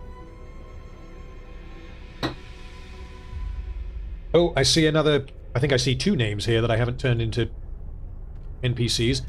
Martha, you are now Carl Hines. Who says, happy birthday, love your content. Well, thank you, sir. Thank you, Carl. Or madam, I guess. You're now a woman. Tell me if you want me to change you. And Rob Sanderson. I don't think I've already named anyone after you. Everyone should work from the age of 4. It looks like the North. Run it like the North. Well, I don't live in the North, so I cannot confirm. But all I know is that you are now... Well, you're complaining about the food, so maybe I'll feed you some sawdust. Yeah, gene stealers are rather good. I have yet to actually make effective use of them, because they die very easily. And yes, Carl Hines, welcome to the workforce. Absolutely. Okay, what are we researching next? We're running hot on... Oh, we're running hot. That's not a pun. We're running high on coal. Shit. Fuck. Okay, we might be screwed here, because if I need to pause. So if I fail to warm those 4 homes, everyone is going to get very pissed off with me, and I totally forgot about that. Oh wait, no, that's find another settlement, which I'm currently doing, I think. Or is that makes home? either way, we need to do it, which means we need to research, generate a range upgrade, which will take 8 hours. I might have to activate 24-hour shift in order to get that through in time, because I have to warm those homes and keep them warm. And then when the temperature drops down to 40 degrees, I'm gonna have to overcharge this. Steam hubs? You think steam hubs? You think I should go steam hubs instead of the range upgrade? Because I don't really want to fail this. Because it's going to get people very, very irritated. If the hunters are gone, what am I doing? Well, you were building this. You might be working there now, actually. Hold on. No, Jack Daniels is working there.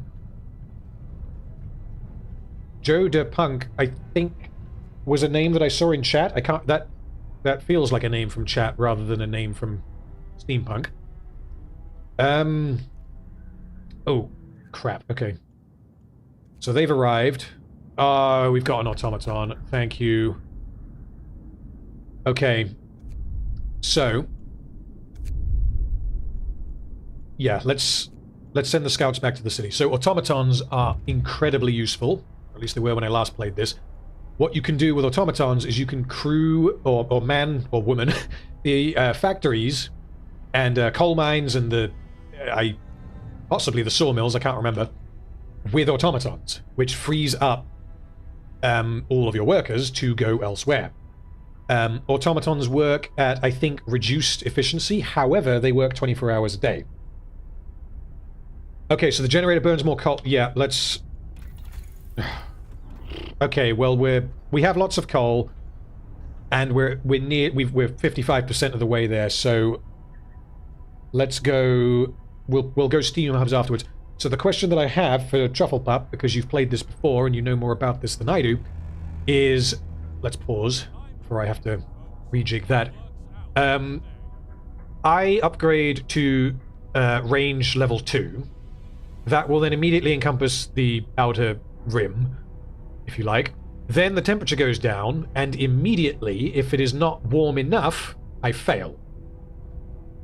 I don't want that to happen, so I don't know if you can tell me that getting them livable means, obviously, yellow, which means I bump these up from chilly to livable, but when the temperature goes down, I assume that they all go down to chilly, which means I fail.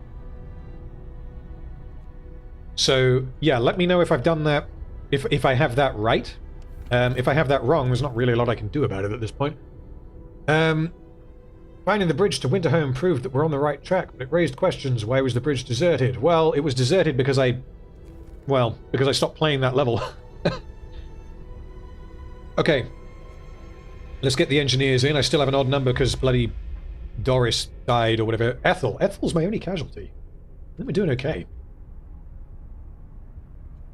Steel is a capped at 10. Oh, okay, we've got some Tyranid players here. So Gene Steel is a capped at 10 per squad now. The biggest problem is removing screens. They kill... Yeah, so the issue that I've been having with them, and the guy I play with and against, he plays Imperial Guard, who, well, for those of you who don't play Warhammer, the Imperial Guard book has just come out. And typical Games Workshop fashion, it's extremely strong, which means... that I drop the Gene Stealers anywhere useful, they jump on an objective and they die, which means that they die after serving... You know, they're a distraction. They don't actually jump into anything. If I can actually deliver them into my opponent's guardsmen, then they absolutely wreck... They absolutely wreck them. Shit. Oh, come on, promise... Yeah, okay, I ran out of time. This is not good. So the range upgrade was too slow, because I was too slow. Okay, let's pause and see if we can get this on track. So this serves no purpose, which means we can free them up and we can dismantle the building because there is nothing to gather at the gathering post. We have 12 unemployed people now as a result of that. Unfortunately, none of them are engineers. Can we build anything else? Do we need another... How many children do we have? We have 19 children... I could build another child shelter, but I don't really know what the benefit of building a child shelter is when I already have a tent. Oh no, that's during work hours. So I guess the kids are just running around being little shits. We've got 4 sick people, but I don't have the engineers to crew the building. Sawmill, I think, is what I was going to do. Did you extend workshop hours? You also have emergency shift. Yeah, so I did extend the workshop hours. I'm not using emergency shift yet, though, because I really want to try and keep this under control. But I have extended the workshop hours in every building. Let's build... No, I just built a sawmill. What am I doing? Good gad. Resource depot for coal, because we can afford that now. And ideally, we want to be stockpiling as much coal as humanly possible, we think. But I don't think it has to actually be anywhere near anything, which means... let's put it right there. So, what this means, the stockpile building that you start with is on 836 out of 900. When that fills, all of my coal gathering is pointless. So what the workers will do is they will bring it here, which will then be able to hold more coal. Yes. Simple life. Work for the Emperor, kill for the Emperor, die for the Emperor. Yeah, well, that's the way it is. I don't know what... I don't know if it would be to my benefit if I told you that one of my other armies is Tau. The, space commies. But yeah, I feel like living under the Tau would probably be an improvement over living under the Emperor, but, you know, we'll see.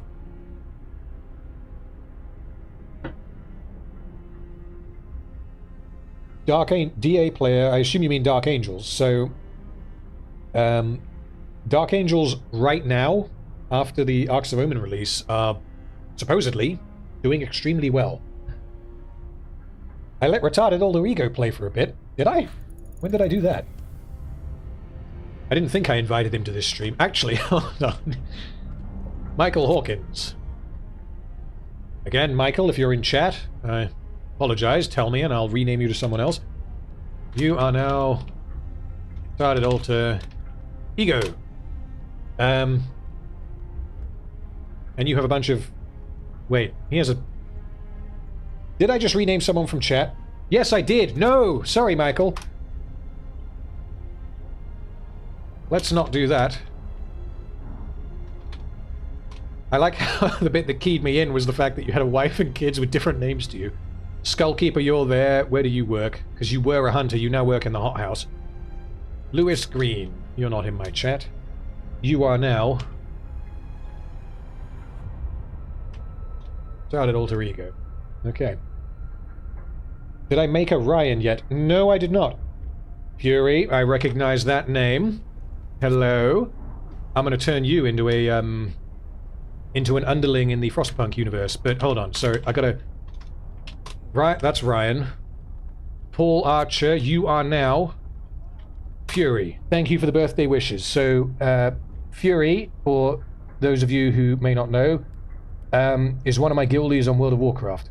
And he also helped me set up a lot of what I needed to do in the streaming software, because I'm a complete noob at this. I don't know what I'm doing. So he helped me test a couple of things and gave me some suggestions, which I'm very, very grateful for. So yes, very grateful for. So yes, thank you for the birthday wishes, good sir. Test Tickles. No, we're not renaming Jack Daniels. We're renaming Richard Russell. Again, if you're in chat, I apologize. Right. Test Tickles, and now we're back to the game. I'm going to stop renaming people because we actually have things to do. We're not researching anything, damn it. Okay. Coal mine, I think we've waited long enough. Let's get the coal mine.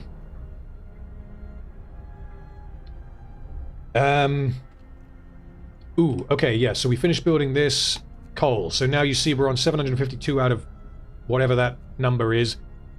I can check it here.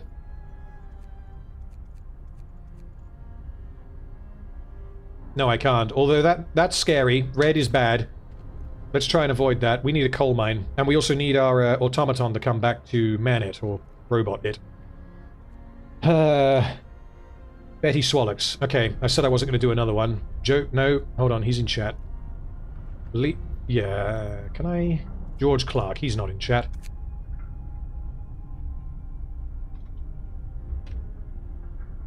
Betty Swallows.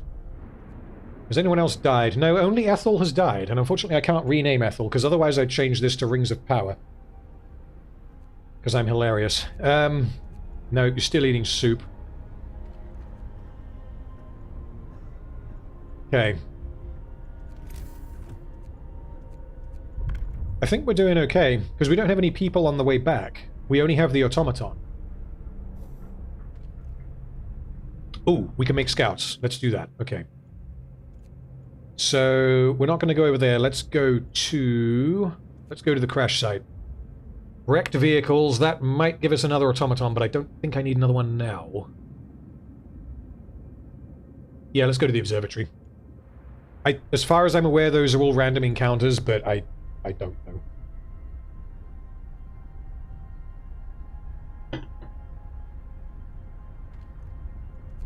Okay, Book of Laws. Do we have any problems to solve? Triage. So triage is dangerous, because basically if you get overwhelmed with sick people... Can I do a backflip? What kind of question is that? No.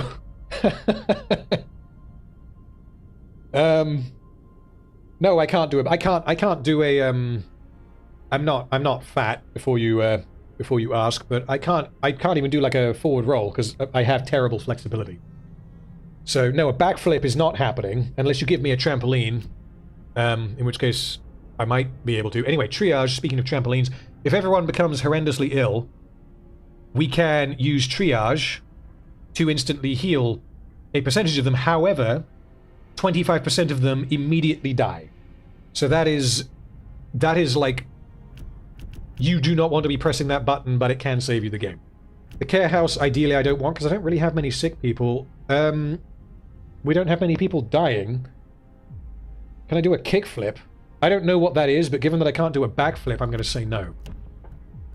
These are some strange questions. Keep them coming. Okay, fighting arena. Let off a bit of that masculine rage. Yeah, let's do that, because our discontent is getting higher than I want it to be. Well, would you look at that? We have enough wood to build a fighting arena. What's the base heating level? There is none, but I don't think it requires any. Oh, it fits right there. Let's do that.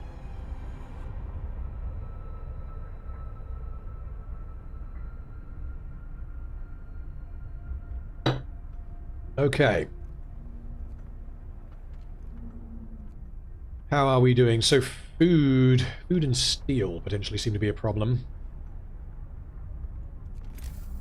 But then saying that, there's nothing immediately that I need to build. What should I look at next, resource-wise? Because coal, we're on the way to getting coal. Food isn't really a problem because we don't yet have any more people. Steel, well, are we gathering steel? Yeah, we're gathering a bit of steel. We've got 2 steel wreckages on the go. Ooh, fighting arena built. There we go. Hope rises, discontent goes lower. So, no one is fighting. Oh shit. You know what this means? You know, this means that you guys may end up fighting each other. Oh, good God. Okay.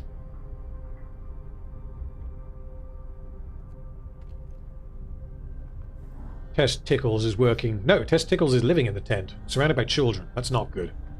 Stay away from Test Tickles.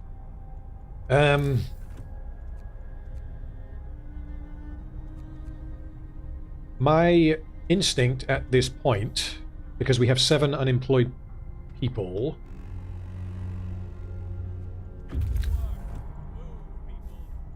Oh, none of them are engineers. Yeah, my instinct at this point is that as soon as we get more engineers, we build another medical post.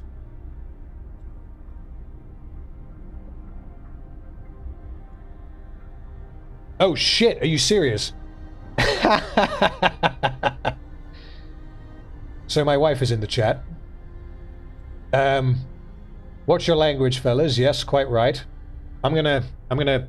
Wife, if you're watching, which I assume you are now a poor sod in Frostpunk. You are now wife, and you work at the medical post. I'll fight the child work. So as far as I'm aware, children can't fight in the fighting arena. That's my guess. But I don't know. I don't actually know if I've ever built the fighting arena before, but yeah. We can get some Spartacus going in this Frostpunk. Anyway, where was I? Oh shit. Okay, so we're filling up on wood. Wire storage near capacity. Fuck. Hold on, let's pause. What we need is a resource depot for wood, or we spend a load of wood. So let's see if we can do anything. We're researching coal mining. That will finish in 8 hours, which is later today, which means we'll cap on wood a little bit. You know what? Okay. I'll build one more house in an inefficient place because I suck at building roads. I'll move it in a minute. Ah, Doofy's in chat. Doofy's in chat. Okay, Doofy. Doofy is also someone that I know.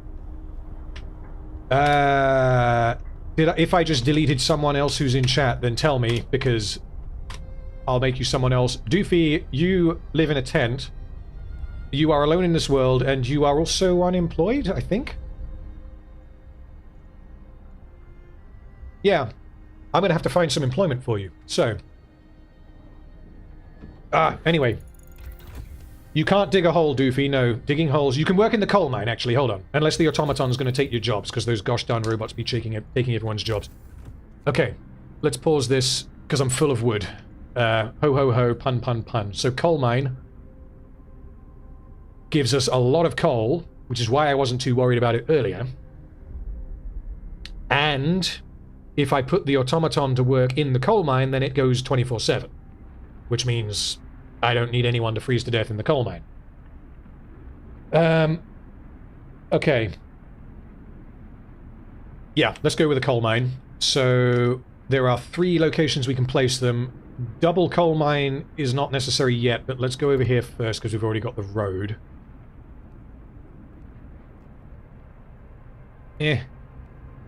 Goddamn roads. Okay. So we're going to build that, which has used some of our wood. Is there any other way that I can use some wood? Please, don't make too many sex puns about my wood. Okay. I'm doing pretty well. I mean, I am playing this on normal, so maybe that's why. But then I am also drinking quite a lot of alcohol.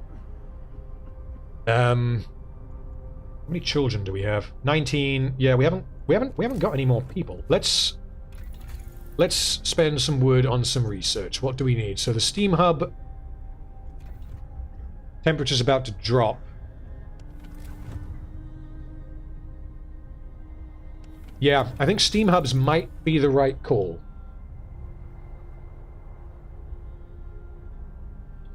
Truffle Pup says one more workshop, keep those engineers at work. How many engineers do I have? Yes, you are right. Well, yeah, the problem is if I build another workshop, because I don't have any idle engineers, if I build another workshop, I'm going to have to pull them out of the medical post. So, is that the right move? I mean, I'll pick something to research and then I'll decide. Resource depot upgrade I don't need. The thumper's irrelevant. The kiln I don't like.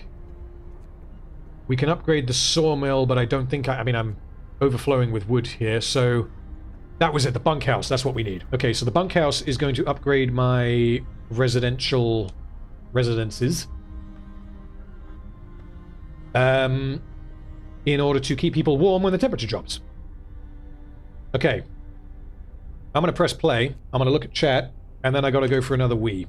You will have to excuse me. So, someone I know, you're alone and unemployed. Yeah, well, she's not alone and she's not unemployed in reality.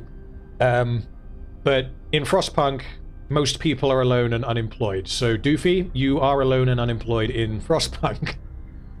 And you're also very cold, because it's -30. Okay. How long on the automaton getting back? 21 hours. Let me do the scouts. Where are the other scouts? They're on their way there. Okay, so the scouts, these scouts, weather station, let's go to the large convoy because I feel like that will have a lot of resources. Okay, chat, what you doing? What else do I have to catch up on? The observatory will give you engineers. Did I... Okay, am I going to the observatory? Yes, I am. Okay, so now I can say that I knew that I was going to the observatory. And I totally knew that that was going to happen. Because, yeah, I need engineers. I can then build another workshop. And then we're all good. Make one more medical post and split the load. Again, I need the engineers to do it. Okay. Okay, I'm going to trust chat here. I'm going to preemptively build another medical post to split the load. And I'm going to delete that road because it's pissing me off.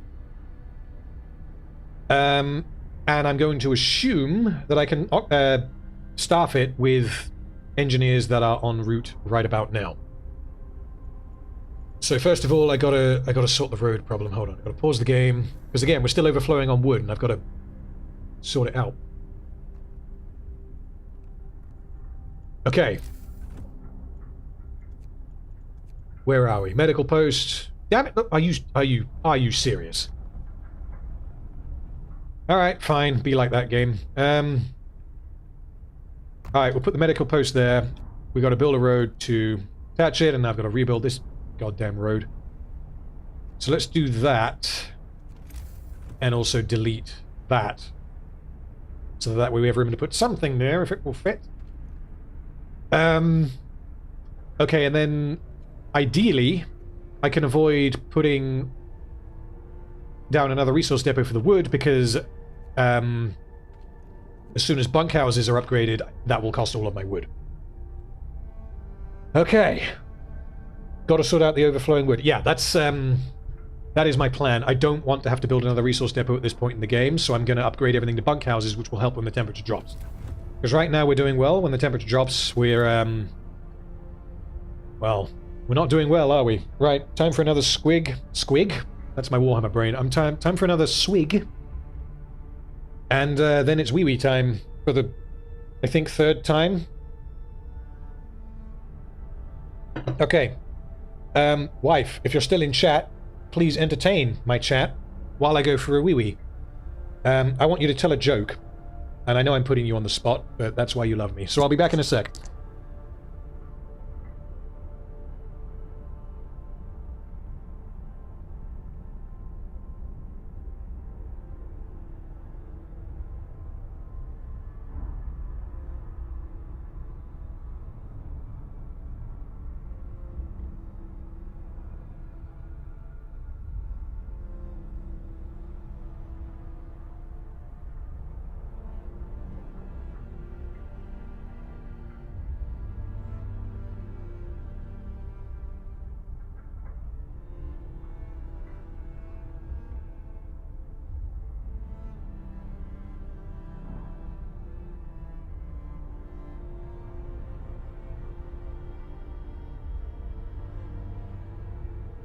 I'm back. Has my wife entertained you?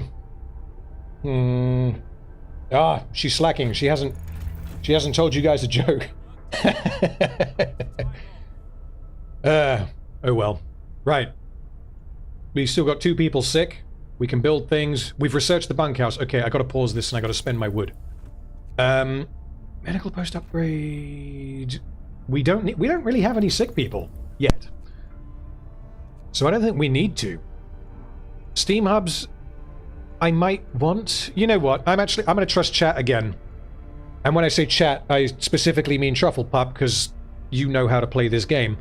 I'm gonna research Steam hubs, because I know I'm gonna need them later. Dude, my wife declares war on me almost daily.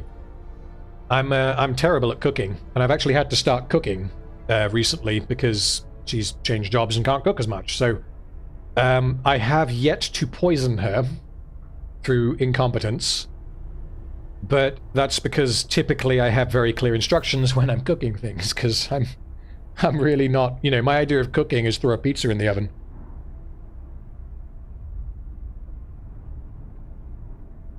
Okay. Okay, bunkhouses. Now we find out if I was right, and I can actually upgrade everything into a bunkhouse. So that costs 10 steel, we have 54 steel. So we'll prioritize the outside houses. We'll build 4 of them for now. That eats some of the wood. It unfortunately eats some of the steel. Okay. Oh, okay, we have homeless because I've destroyed people's houses to make them nicer. That's fine. So we can have temporary homeless for that purpose. Okay. The gathering post is inoperative, which means we can destroy it, which gives us a little bit more resources. That one is also inoperative. So the only bits left to gather... Yeah, what I think I'll do, I'll go and get those coal, because I don't want to build a gathering post just for one block of coal and one other block of coal. So I think I'll go out and snipe those once the temperature goes back up to 30, because then we shouldn't get too much frostbite. My wife says, sorry I got bored and started something else. Well, yeah, well, I was relying on you to entertain my chat while I went for a wee. By the way, we're going to set up a complex plumbing system that will allow me to pee from my bedroom. Because someone suggested peeing into a bottle, and I don't like that idea. So yeah, we're going to have to work something out. Why did the crab blush? I don't know. Go on. Why did the crab blush? I can always hop on the mic and read terrible anti-jokes. Yes, I know you can, Fury. I know you can. At some point, by the way, someone earlier in the chat, I forget who, suggested Deep Rock Galactic for games. So, in future, Fury is one of the guys that I played Deep Rock Galactic with. Okay, why did the crab blush? Because the seaweed. Ah. Right, round of applause. Round of applause for Doofy. While I get my engineer... Oh no, wait, we don't have our engineers, do we? Yet, because they have not arrived. You said you have an office. I have an office! I have an office. This is my... Wait, no, hold on, I can't... I've got to stick with one chat at a time. Yeah, I have an office. My office is right next to the bathroom, which is... It's a lovely office. It's where I do all my work, and it's where I play all my games. But it doesn't have a toilet in it, so... Okay, we demand an NPC of random. See, I feel solidarity with those of you that I accidentally named as children. Retarded alter ego is in the... No! Retarded alter ego is working in the medical post. That's not good. That's not good. Luckily, he's only looking after 2 people. Okay, let me find a child. Because I feel... Okay, Doofy. Doofy is also a child. Which means we now have 3... Some of you guys on YouTube have, like, normal names, so I don't recognize them on here. But we have 3, possibly 4 of you that are children. I'm going to consume Walter Polstead. And I am now... Well, this is me. I am now a child in the universe of Frostpunk. Danny just got KSM on his Shadow Priest. Okay, so if any of you guys play World of Warcraft, you know, you'll understand what I'm about to say. If you don't, then you'll... Well, then you won't. So, Danny is one of our guildies who has played, I think, 3 different characters. And Matthew Sparks, I will turn you into a child now. Bada bing, bada boom. So, yeah, Danny he's changed characters, I think, 3 times, and he just leveled up a Shadow Priest. And he has evidently just got Keystone Master, which, for those of you who don't understand, that means that he has to complete all 8 dungeons on both difficulties, because there's 2 different difficulties that you need to do them on, basically. At level 15 out of... I mean, it's infinite, but, you know, you have to gradually build them up to 15. Point is, that is a hell of a lot of work, and he had that Shadow Priest at max level... What? A week ago? 2 weeks ago? I don't know. So he's just spammed the hell out of his Shadow Priest, and it's now probably higher geared than his other characters. Yeah, that's a good point, Michael. I could put an asterisk after a viewer. Yes, Doofy, you are a lonely, unemployed child. Okay, so everyone that I see from now on, I'm going to put an asterisk next to. That's a good idea. And I also feel like I will definitely save this playthrough, because again, I don't know what time I'm going to finish. I will save this playthrough and I will continue it. With all of you guys in the chat. Okay, so Karl Heinz, you are a viewer. No, hold on. Oh, it doesn't like asterisks. Oh, that's annoying.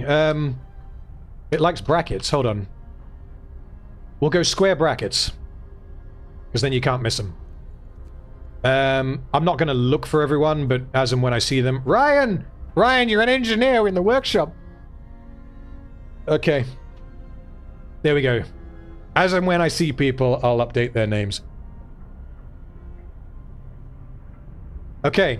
Right, I gotta pause because shit's actually happening, and I've, because I love chat too much, I have let Frostpunk get away from me. So, the automaton is still, it's an hour away. Okay, for now, we'll temporarily put 10 workers into the coal mine because we need coal. We're full of wood.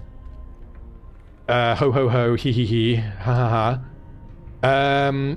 Storage is at capacity for wood, which means I don't have a choice. I'm gonna have to build a resource depot for wood, which I did not want to have to do, but I have no choice. The alternative is that I eat up all of my steel, which I'm running very low on, in upgrading all of my houses, which I don't want to do yet. So, okay.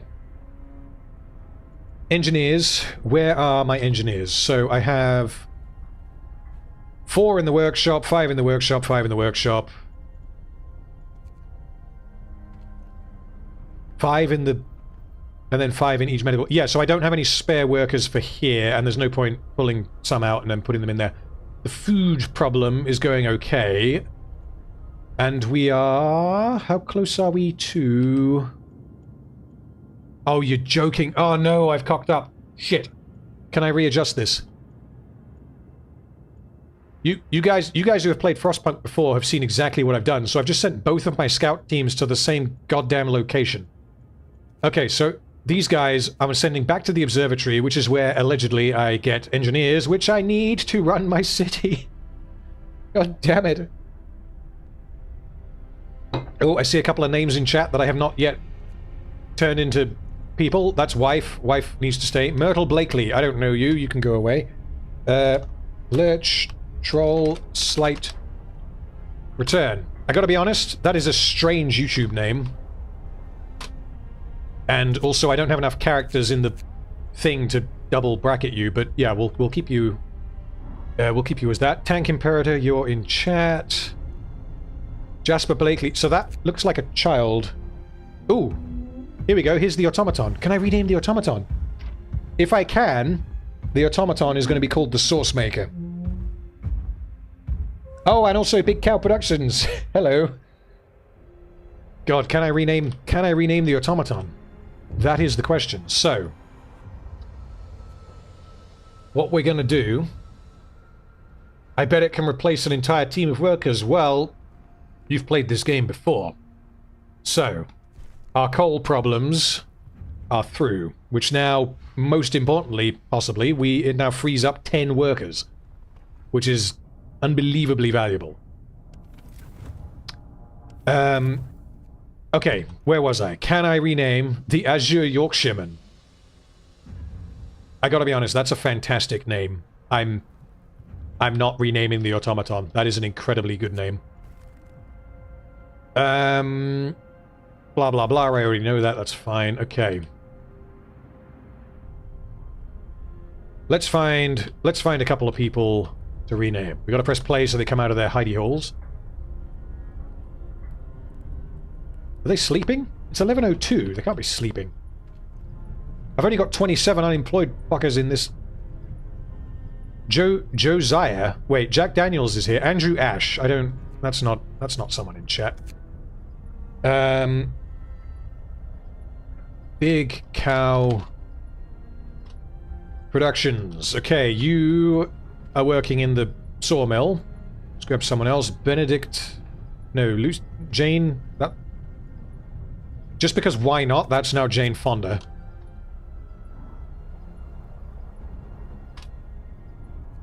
Let's pick someone else. Who's working in here? So, yeah, we got a few of you guys working in here. Hester Potter, you are now... Where was the other name that I saw? Big Fish. Oh my god, wife has brought me ice. I have ice for my whiskey. Whammon... So I just got a message from Doofy, who I think is downstairs in my house with my wife, saying Whammon is bringing you ice. One sec, I gotta re-ice myself and then I'll keep renaming people.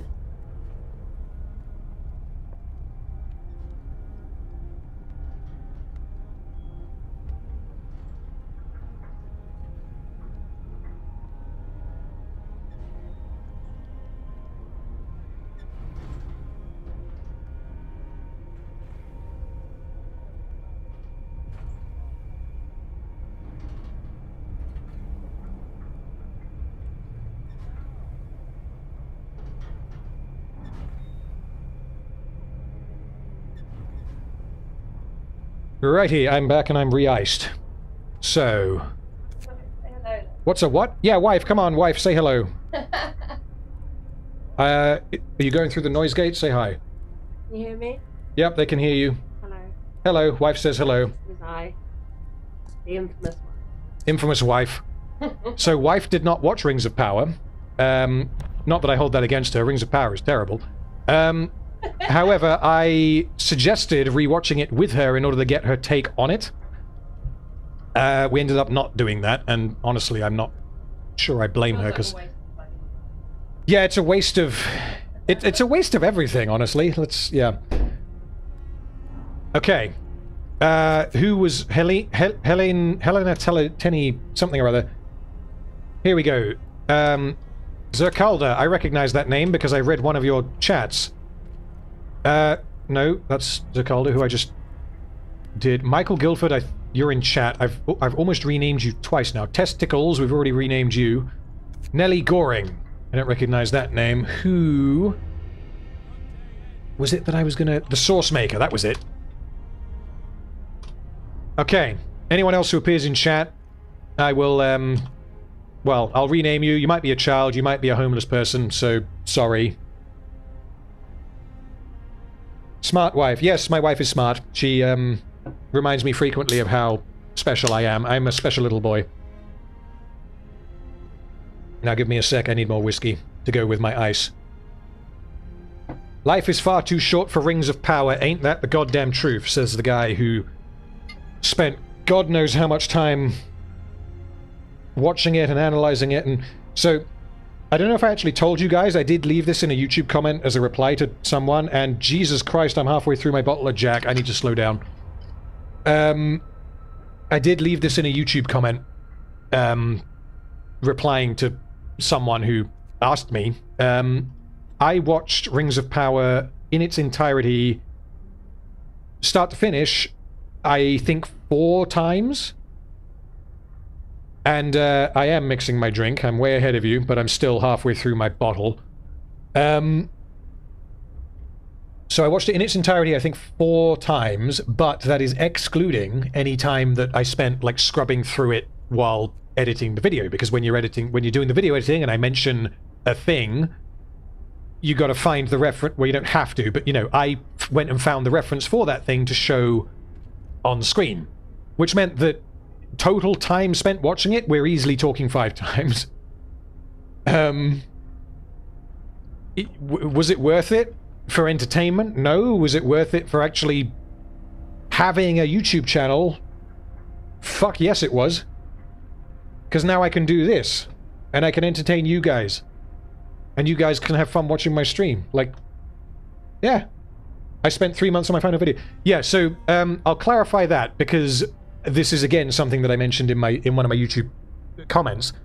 Someone, I feel like someone was probably calling me sad for doing another video on Rings of Power, and my response was like, I've been working on this for 3 months. So what I meant by that is I had always intended from the time I did episode, I think 2, I had a whole bunch of stuff written down that wasn't it did not make sense for me to cover that stuff, those references and all the rest of it, in either the video for video 1 or video 2. So what I thought from that point, okay, it makes sense for me to collate all of this information and release it as a final, what ended up becoming the final autopsy video. So in that sense, I started working on the final autopsy video from video 3, I guess, because I had a Word document with that I was just collating all my references and timestamps and all the rest of it, and then I turned it into a script and actually produced the video after doing number... Let's pause this while I talk quickly, because I don't want anyone to die. We've only got Ethel. Here lie Ethel. God. Sorry, Ethel. Yeah. So I'd been working on that video alongside the others, but I didn't actually finish the script until I finished my coverage of episode 8, because I wanted the final autopsy to have, like, absolute information. I didn't want to be assuming anything. I didn't want to be like, oh, this is fine, but let's wait and see what happens. I wanted to... Everything I say in the final autopsy is conclusive, apart from anything that is a cliffhanger for Season 2. And I think, as far as I remember, there's only 2 cliffhangers that are still cliffhangers. There's only 2 narrative threads that lead into Season 2. And off the top of my head, I forget what they are, but I mentioned them in my autopsy. Yeah, Warner Brothers remaking Lord of the Rings. So I mentioned this at the start of my stream. So from reading, I read a couple of articles about this because my brother actually texted me and told me, thinking I might like to know because he wanted to ruin my day, no doubt. And yeah, from those articles, it does not sound like they are remaking the Lord of the Rings. It sounds like they are making Lord of the Rings adjacent content, similar to what Rings of Power is. It's Lord of the Rings adjacent. Which could mean that, potentially, Warner Brothers are going to re-adapt the same Tolkien story material, source material, as Rings of Power already adapted. They just, I mean, you know, they might do it better. Like, I'm sure you absolutely could do it better. It's not a hard bar to cross. I'll come back to that in a moment. I'm going to press play. I got to sort my wood problem, because Lord knows I need to do that, and we got to explore this. So we found some survivors. We've got 18 engineers, those will be useful, and 26 randos. Alternatively, I send the survivors to the city, or I leave them to their fate. I don't know why you would do that. I'm not that much of a douchebag. Jesus. I forget if they... Yeah, let's take them back, because again, I need the engineers, so we'll travel with them. And let's sort the wood problem. And then I will continue what I was saying about Rings of Power. Hold on. Book of Laws. Oh, I haven't checked the fighting arena, actually. Okay, pub. We're having a pub. We need a pub. Every apocalypse needs a pub. We gotta wait for this whole thing to blow over. Okay, wood problem, and then I'll be right back with you. We don't need another sawmill. Steelworks. Do I have a steelworks? I feel... Did I just research a steelworks? I think I did. No. Yes, I did. I researched the steelworks after doing the bunkhouse. Okay, so we're going to research a steelworks. Sorry, build. We're going to build a steelworks. 40 steel per standard work day. There we go. Okay, so yeah, here we go. So the steelworks has to go on a particular, like, designated point. And I believe the steelworks can also be crewed by people, by automatons as well, or instead of people. That will destroy a tree. I don't really care. Yo-ho, yo-ho. A pirate's life for me, or something. How's the temperature doing? So we're still in Chile, but we've got our heating up, and we don't have anyone really ill. So we're doing okay. Anyway, back to Warner Brothers redoing The Lord of the Rings. So there is no indication yet that they will redo The Lord of the Rings. I think that redoing The Lord of the Rings would be an incredible risk. There's a reason why when Disney bought Star Wars, they did not remake episodes 4, 5, and 6. Because episodes 4, 5, and 6 are culturally incredibly important. And they know that. They have their fans, but it's more than just fans. Like, it's people love these movies. Hold on a tick. Big Cow Productions has become... Oh, shit. No. No, Big Cow Productions. There's the automaton. Sorry, I was distracted by the robot. Okay. How long until the engineers get back? So the engineers get back in 1 hour. Okay, Big Cow Productions, you're going to be okay.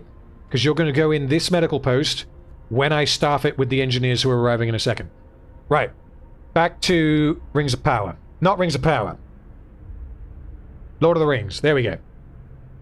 So, I think it would be unbelievably risky for them to remake the Lord of the Rings. I don't think that would be worth the money at all. However, they could absolutely feasibly do what the what Rings of Power did, but, you know, do it properly. So, Warner Brothers have a whole load of rights to Tolkien's work. And, as for whether they have the rights to the same material as Rings of Power, I have to assume not, but Rings of Power has the rights to very little. So, you know, give me Peter Jackson or some other competent filmmaker making the prologue to the Lord of the Rings, so the history of Sauron and the rings and all the rest of it, and the war and Isildur and all of that. Give me that as a trilogy, or even as a TV series, like, however you want to do that. Give me that, have it competently made, and I will sit back happily while drinking my Monster Fruit Twist or whatever it is, and my Jack Daniels, and I will be very, very happy. And it will also potentially lead to the demise of Rings of Power, but as I went through earlier, I don't know if Rings of Power has a demise. I think that there is too much of a sunk cost there for them to actually back down on that. You know, if they stop after season 2, that's them saying, we know this is terrible, sorry, we'll stop now. So yeah. Okay. So, we have arrived at the observatory. We might have survivors. Please tell me we have some engineers. We do.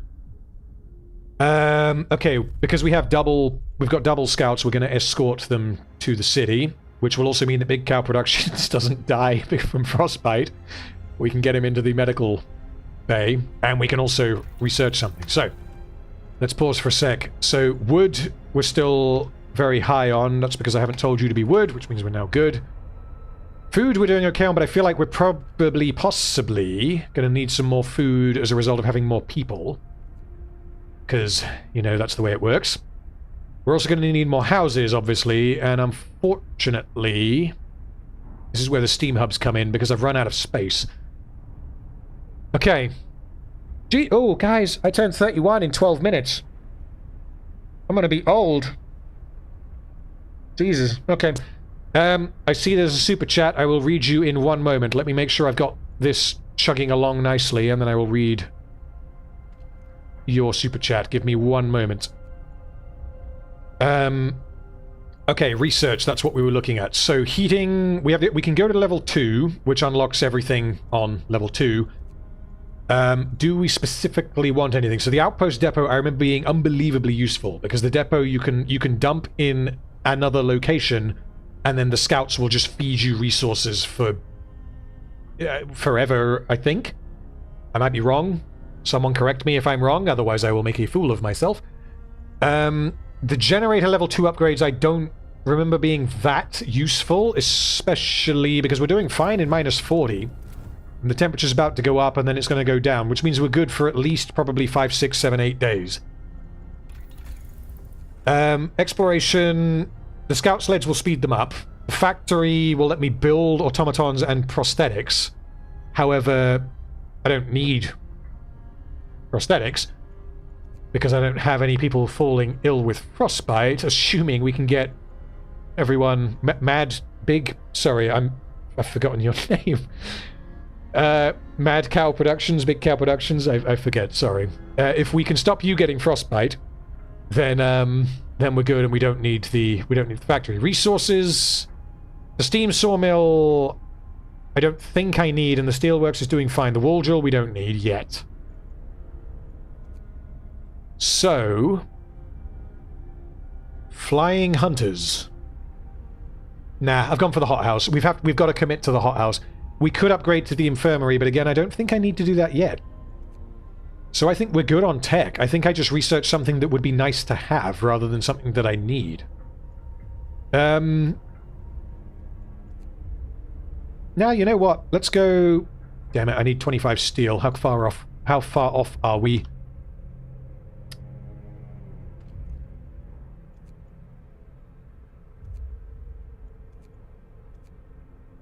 That's a steelworks. Okay, yeah, so when that's built... When that's built, we're doing okay, but I gotta build a road to get there. Let's hit play. Okay, when that's built, we're doing okay, which means when it's night time, so it's 6 PM, which means that'll be built in a sec. Is there anything I can research right now? Because if not, I've got to wait. Coal Thumper I don't care about because I don't need it. It's shit. Wall Drill I don't need. Medical Post Upgrade I don't need. Yeah, unfortunately, I'm in a position where I cannot research anything until the steelworks is complete. Which is irritating. Okay, let's upgrade a couple more of these houses. And then I'm going to look at Super Chats. Give me another moment. No, wrong button. There we go. Oh, of course, we need steel. Okay, so we got to prioritize the steel. Right, let's leave that running for a momento. And let's have a look at chat. So we got a super chat from Wyland who says, Random Film Talk, 4 times he watched Rings of Power, expending many a valued hour. Thank you very much for your sacrifice. Well, I hope that you have found my suffering entertaining, is all I can say. And, well, the other thing I can say is I don't think I've named a character after you. Jodapunk, you're already a person. Benedict Leon? Wyland. There we go. So you work in the sawmill. Thank you so much for your super chat. And, yeah, let's just say, again, I covered this earlier, but briefly, I have rewatched the first Hobbit movie now, and I'm in the process of working on the video for the first Hobbit movie. Nowhere near as painful as covering Rings of Power. Like, I still have a lot to say about it, because it's bad in other ways, but nowhere near as painful, and I'm glad to just have all of that bullshit out of my mind. I don't have to worry about that, about Rings of Power until, well, until Season 2 comes out. So we've got a good year or two. Yeah, right, what else do we have from chat? I thought I heard someone say they're contractually obligated to make a certain number of seasons of Rings of Power. I doubt that that's the case. Like, most likely they will have signed the actors on for X seasons, but there will be a clause in that contract that says that they can back out. Like, if Season 1 had been a failure, which evidently it wasn't because they're making Season 2, then they would absolutely be able to back out. They don't have to make Season 3 because the actors have been hired to be in Season 3. You know, they will have an out, absolutely. My guess, though, is that their plan is to make at least 5 seasons, possibly even more. I mean, I feel like they'll milk it as much as they can, but it depends on the ratings, honestly, because Season 1 started off strong in terms of viewership, not in terms of quality, and then it, as far as I have heard, fell off a cliff. But again, with it being a streaming product, you can't measure it by normal numbers, which means any number that you hear is very likely biased in a certain direction. It's either really successful or it's an absolute failure. Like, who knows? And honestly, I don't particularly care. But the fact is, if it was an out-and-out failure, at some point, the moneybags are going to be saying, let's not do another one. Or at the very least, they're going to be asking questions. So I don't know, but the fact that there is a Season 2 should imply that Season 1 was at least successful. Super chat from Doofy. Thank you so much, Doofy. Super chat says, Happy birthday. Translation from Doofy language is happy birthday. And we're 6 minutes off me being 31. So yeah, I'm about to be old. Wyland says it's not as painful now, but wait until Battle of the Five Armies.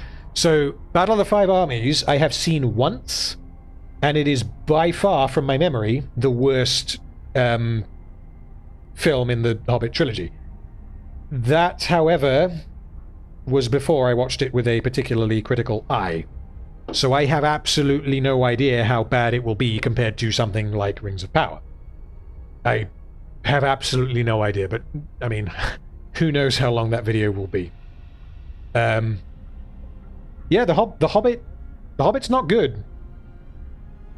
But there's a lot more to like in it than there is to like in Rings of Power. Okay. Scouts have returned safely, bringing with them many, many immigrants. Let's pause and see what we can do with those immigrants. So we have 19 homeless people because we didn't build enough houses. We can staff the second medical bay, the third medical bay. We will also staff the steelworks. Is it too cold? Yes, it is. Let's pump it up. So here, if I didn't mention, because we have an automaton working there, we don't have to increase the temperature because robots don't care if it's cold, which is another reason why automatons are particularly useful. However, I am seeing here that we have 20 hours left on our coal, probably because I'm spending too much on heating all these goddamn buildings. So I'm going to turn off everything that I can. Yeah, we kind of got to keep all of these on. And we really need to be researching something. So, hold on. Okay. Jesus Christ. So, the steelworks is producing. Let's bump up the hours that they are working. Happy birthday. It's my dad's birthday too, but he's got you beat by like 50 years. Thank you for the stream too. No problem. I hope you enjoy the stream, and happy birthday to your dad.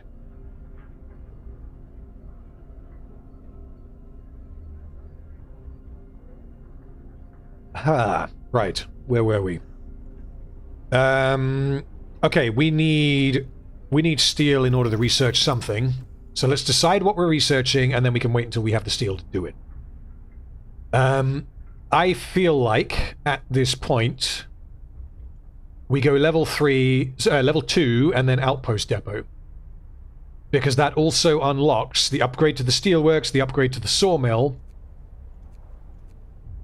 and the infirmary in case the shit hits the fan. So that means that we need 25 steel. Guys, I'm going to be old in 3 minutes. I'm not ready. Thumpers are good later on when it gets messy, but you need a lot of automatons. So, why are thumpers good? Because I always read them and were like, why would you get them? But, so the thumper costs significantly less than the coal mine. Produces up to 560 coal per day. But it has to be gathered from the thumper, which means it takes more staff. And it doesn't have to be built on a coal... Yeah, potentially, I could see myself maybe getting a coal mine after I have capped on... Sorry, getting a thumper after I've capped on coal mines. But until then, I don't see the point, but you've played this game 10 times as long as I have, so if I'm wrong, tell me. You'll never be as young as you are right now. You are not wrong. Time is linear. And we... Me and my stream, we have an understanding of time that is far superior to the writers of Rings of Power. Let's put it that way. Remember my carbon footprint. So this is, I don't know if you're referring to Cyberpunk, Frostpunk, or if you're referring to real life. I'll come back to that in a moment. I need to make sure I'm doing something with my research, otherwise I'm going to run out of juju. Steel, that was it. We needed 15, and we're running low on wood, so if we upgrade the people shelters, those cost steel. That's annoying. Okay, so I'm going to fast forward until I have 15 steel. There we go. Not Book of Laws, go away. Tech tree. 25. Shit, I need 25. Okay, we're gonna do it. No, we can't risk it. This is where Frostpunk gives you tricky decisions, and this is entirely because I have probably not planned ahead enough. So I need another steam core in order to build a coal mine. Ooh, here we go. The scouts have returned. Okay, I'm getting overwhelmed with options here. So, I'm going to read a couple of super chats, and then I'm going to go for another wee. Before I go for a wee, and before I read some super chats, I am now 31. It is 0000 on the 25th of February 2023. I am now 31 years old, so have a drink on me, gentlemen. I will do the same, and ladies.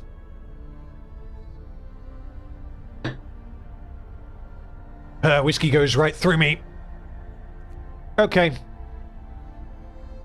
Let's get something building. Then I'm gonna pee. And then we're gonna do some super chats. So, we are currently researching nothing, which I think means I have no choice but to do a coal thumper.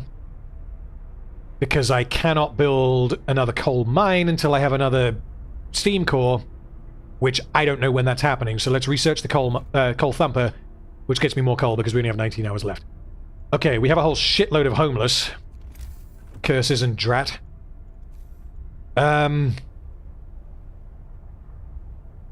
Okay, what I'm going to do is I'm going to build them out here. Or some of them out here. Are you working? Are you working? Come on. Yes, I told you to work. Okay, 24-hour shift on the steelworks. Sorry if you're unhappy, but I need the steel. Feel the steel, so says Steel Panther. Right. We'll get a couple of bunkhouses there. And where are the steam hubs? Cost 20 steel. Steel is what I'm struggling with. Jesus Christ. Okay. I'm going to try and tell everyone to do everything because I really need a wee. Let's go to the crash site with Group Uno. And then let's go to the weather station with Group DOS. How much does it cost to build another steelworks? We can build another steelworks. I think we have no choice because we have a whole lot of unemployed right here. We will build a road because we have lots of wood.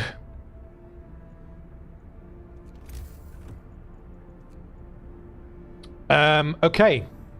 I'm gonna let this play with the homeless and the sick. And I gotta do another wee. Sorry guys, this is my first pee while being 31. I will be back in 30 seconds.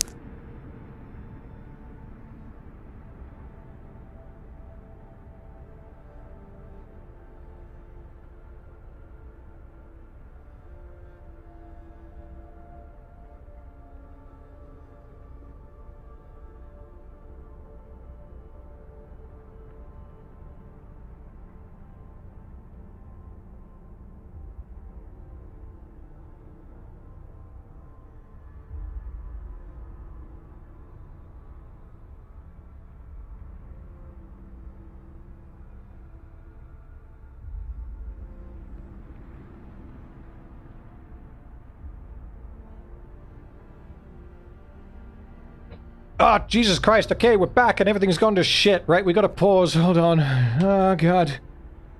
And my wife's helping herself to my whiskey. God damn it. Okay. So we got another super chat here. Wyland, once again, happy birthday, whippersnapper. I take it that means that you're older than me. Well then, happy birthday on your birthday, whenever it is. Thank you so much for the super chat. Tank Imperator says... to be fair, Amazon already bought and paid for 5 seasons apparently. However, they slashed the budget immensely, including going to London from New Zealand. I think they knew it was going to be a massive flop. Yeah, I mentioned that earlier. So I hadn't considered that maybe that was a deliberate pre-planned decision, like financial decision. I had assumed that they were probably like, we don't need to, you know, it's all green screen anyway. Like, who gives a shit if it's in New Zealand?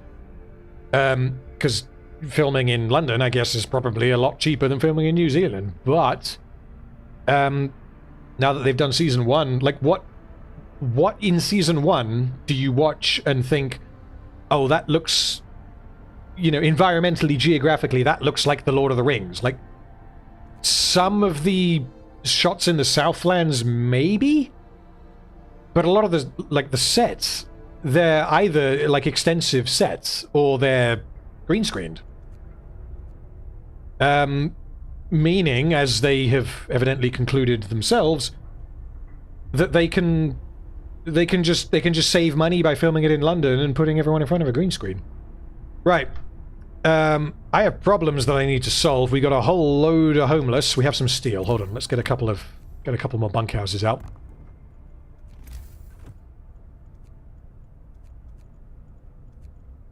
People, bunkhouse.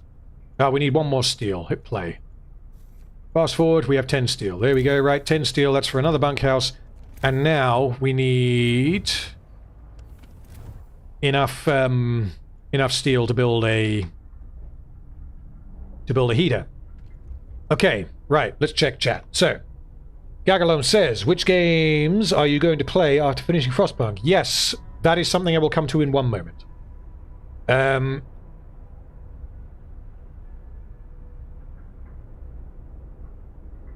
Did you watch Game of Thrones? I know that is one overly beaten dead horse, but it would be funny to hear a style of analysis for the late season. Yeah, so I watched Game of Thrones. I'll talk about this for a little bit, and then I'll go on to other potential games. So, with Game of Thrones, it is excellent until it reaches a point. And that point is different for different people. I have heard some people say that it's episode 9... Yeah, episode 9 of season 4. I have heard some people say that it's episode 1 of season 7. I personally was fully invested until episode 3 of season 8. Episode 7, season 7 is not good compared with the others. However, if season 8 had been on the quality of season 7, it would have gone down much better. There is a definite drop-off at the beginning of season 8. And the reason why it was not apparent that there was a drop-off at the beginning of season 8 is because episodes 1 and 2 of season 8 are set up for episode 3. And episode 3, as everyone has seen, shits the bed in a catastrophic manner. Meaning that episodes 1 and 2, which were fine, are now bad because the payoff was shit.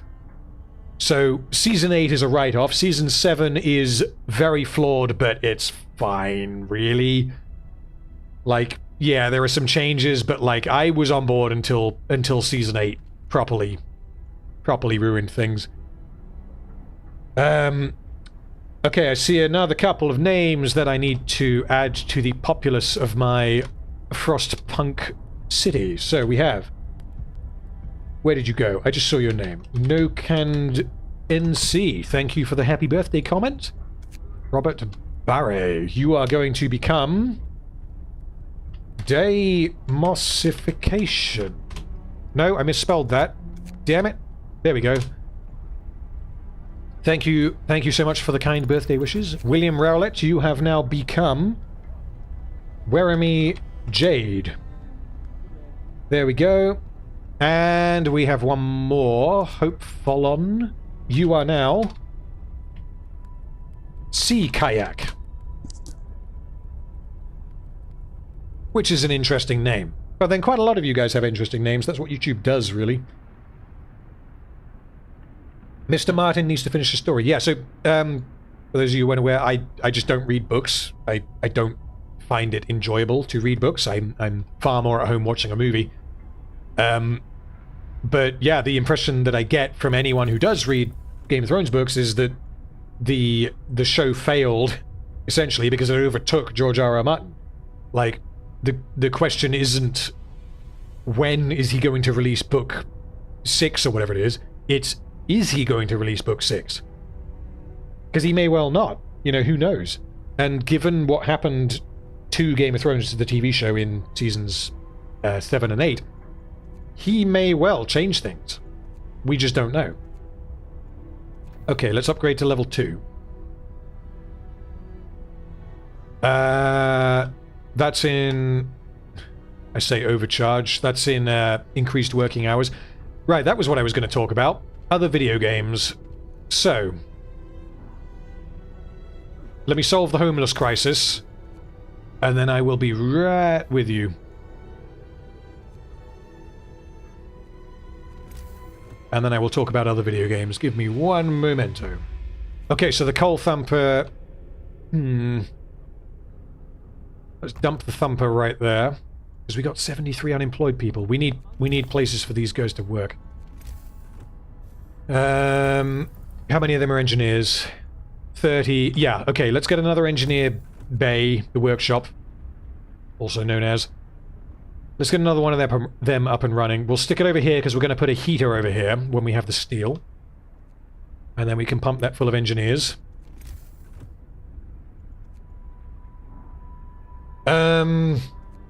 What do we do next? Let's check the fighting arena. Who's fighting? Is anyone fighting? Well, some of you guys, most of you, yeah, some of you guys have been watching the fights. It's annoying, it doesn't give you an indication. So it'll open at 7 o'clock. So when it hits 7 o'clock, if I don't check, tell me, because I want to see if any of you guys are fighting. Can I have a raise? No, you cannot. You're a peon who's working in the sawmill or something. Where are we? The crash site. So we got raw food and wood, potentially. Yeah, we got some. That's not a huge amount. Plenty of... Whoops. Plenty of priceless supplies in the wrecks of our expedition. Searching amongst the crates scattered in the snow behind the wrecks, we found the bodies. They're tangled together in a single frozen mass. As if these people were trying to find a bit of warmth before they died. We can do nothing for them, not even bury them. Tragic, yet we must move on. Let's go to the gloomy cave. Okay. We need a... Where is it? Steam hub. So that will heat all of this. And we can then put a couple more bunkhouses there, which will solve the homeless crisis. And we're good.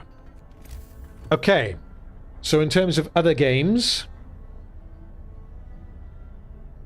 Here we go. Before I talk about other games, I've got another chat here. So would you still recommend Game of Thrones even though it dips in quality later on? If you have not seen Game of Thrones, then my honest answer is yes, I would recommend it, provided that you are content with it, with leaving it unresolved. Because the resolution is shit. And if you're okay with that, then great. But if you're not, and you want an ending, don't watch Game of Thrones. Because the ending is where it shits the bed. So, the decision on where to stop is a question that is up in the air. Like I said, end of Season 4 is probably where I would end. Because Season 5 is very hit and miss. Season 6 is very hit and miss. Like, some of the best episodes in the show are in Season 5 and Season 6. But the seasons as a whole, particularly Season 5, is not particularly good. So there is a definite drop-off in quality on after Season 4. And after Season 6, there is, again, a definite drop-off in quality. So I would say either... Oh, no, 2 of our people died. Let's pause, because we gotta check. I hope it's none of you guys. So... you have to decide. You watch until the end of Season 4, and if you're really enjoying it, you probably stop. Because you're going to be disappointed. Like, sporadically, you'll be like, oh, wow, that was a really good episode. But it's like, is it worth it? Is it worth tarnishing what you have already enjoyed? Research, thank you for letting me know. I've paused it, so we're good. I'll get onto the research in one moment. I gotta leave this paused for a minute because I'm backing up on things that I need to do. So, now that I'm an old man, I'm 31 years of age, we have some admin that we need to do. So, potential games that I would stream for you guys. Like I said, I'm totally open to streaming. I say open. I would like to stream narrative games from the start, provided they're not, you know, if it's 50 hours or whatever, like maybe that's not the best idea, but if it's something that can be finished in like 10 hours, so a couple of streams, I feel like that might be a good idea. Especially if I have never played them before, because then you're getting my honest reactions to them. Whereas with something like Frostpunk, which again I chose deliberately, I've played it before, I know how it goes, it's a lot of fun to play. So... games that I would potentially stream in future, which I will probably put up to a poll. There is the Dead Space remake, which I know a lot of people have been streaming recently, but it looks fantastic, honestly, not just visually, like it looks excellent. And the original Dead Space, 2008 Dead Space, is one of my favorite games that I have played I don't know how many times. It's a fantastic game, and I would love to play the remake. I have not bought it yet, but obviously I can just buy it to stream it, and then you guys get my initial take on it. Another option is Hogwarts Legacy. I am not a Harry Potter fan. However, I have seen all the movies, including the universally terrible Fantastic Beasts movies. Like, Harry Potter, I think, is very hit and miss.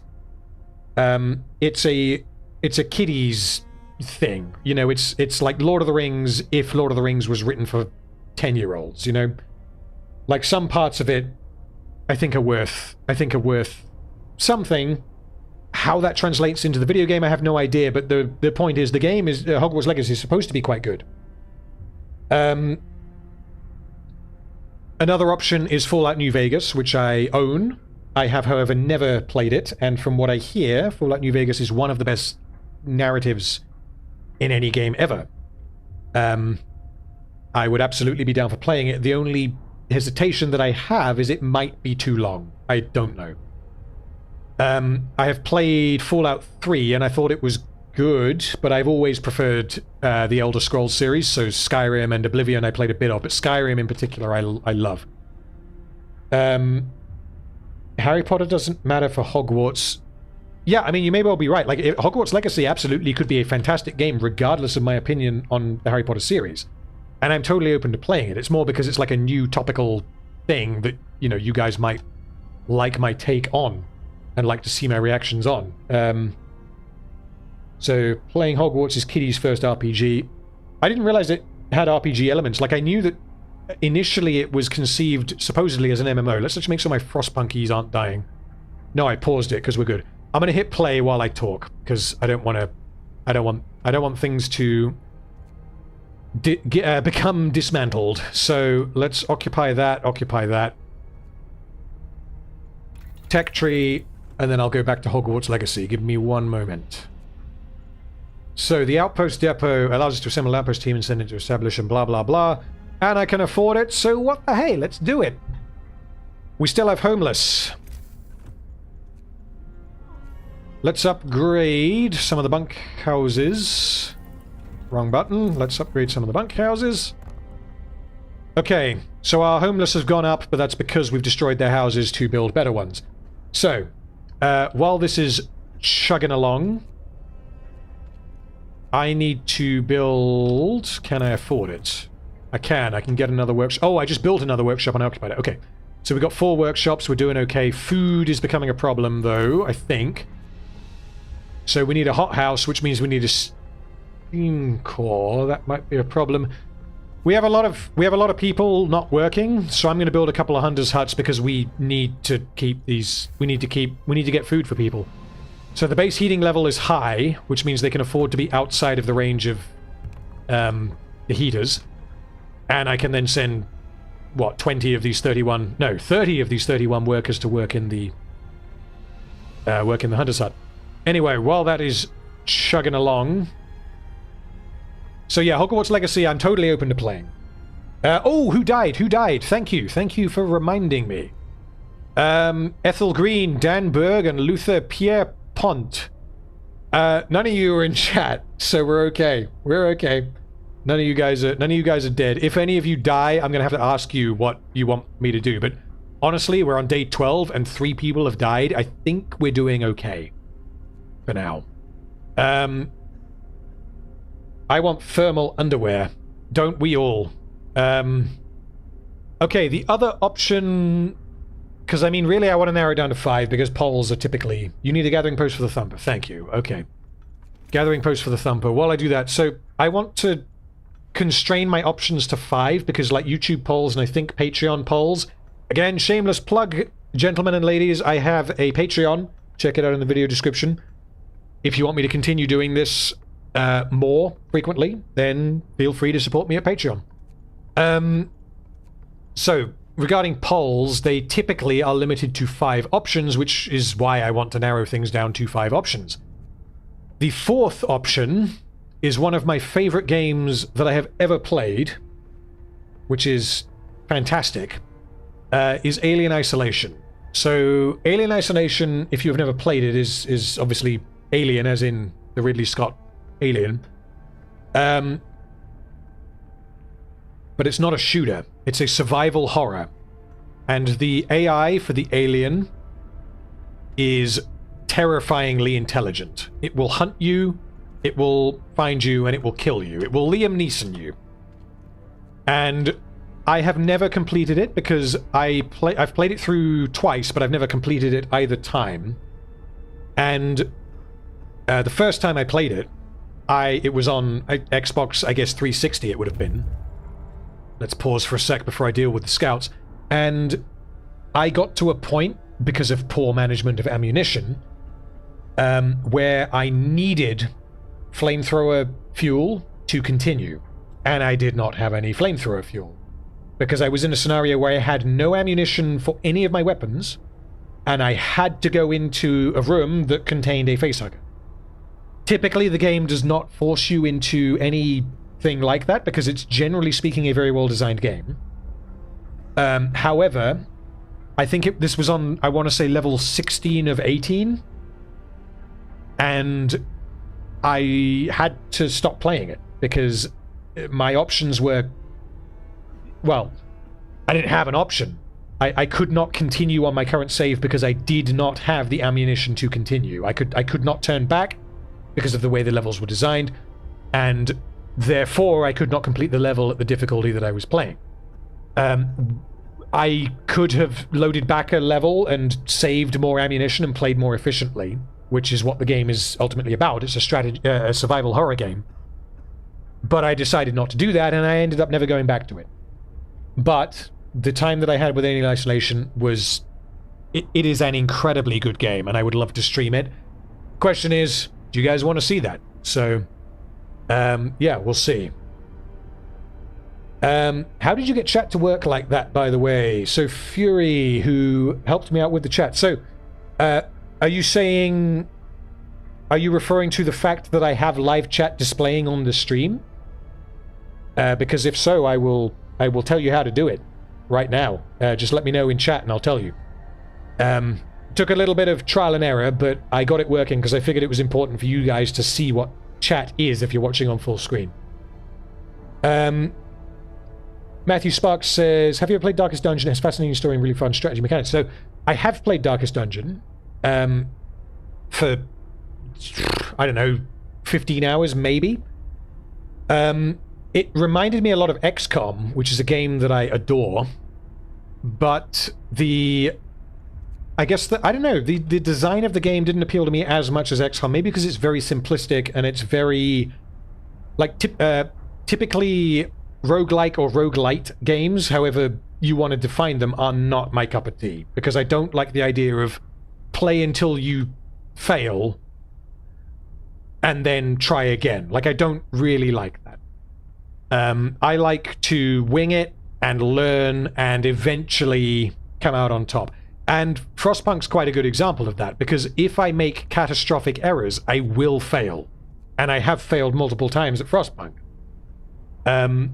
Which is why, like you will have seen if you saw the beginning of the stream, I failed at the beginning of the whatever the DLC was called that I had never played before.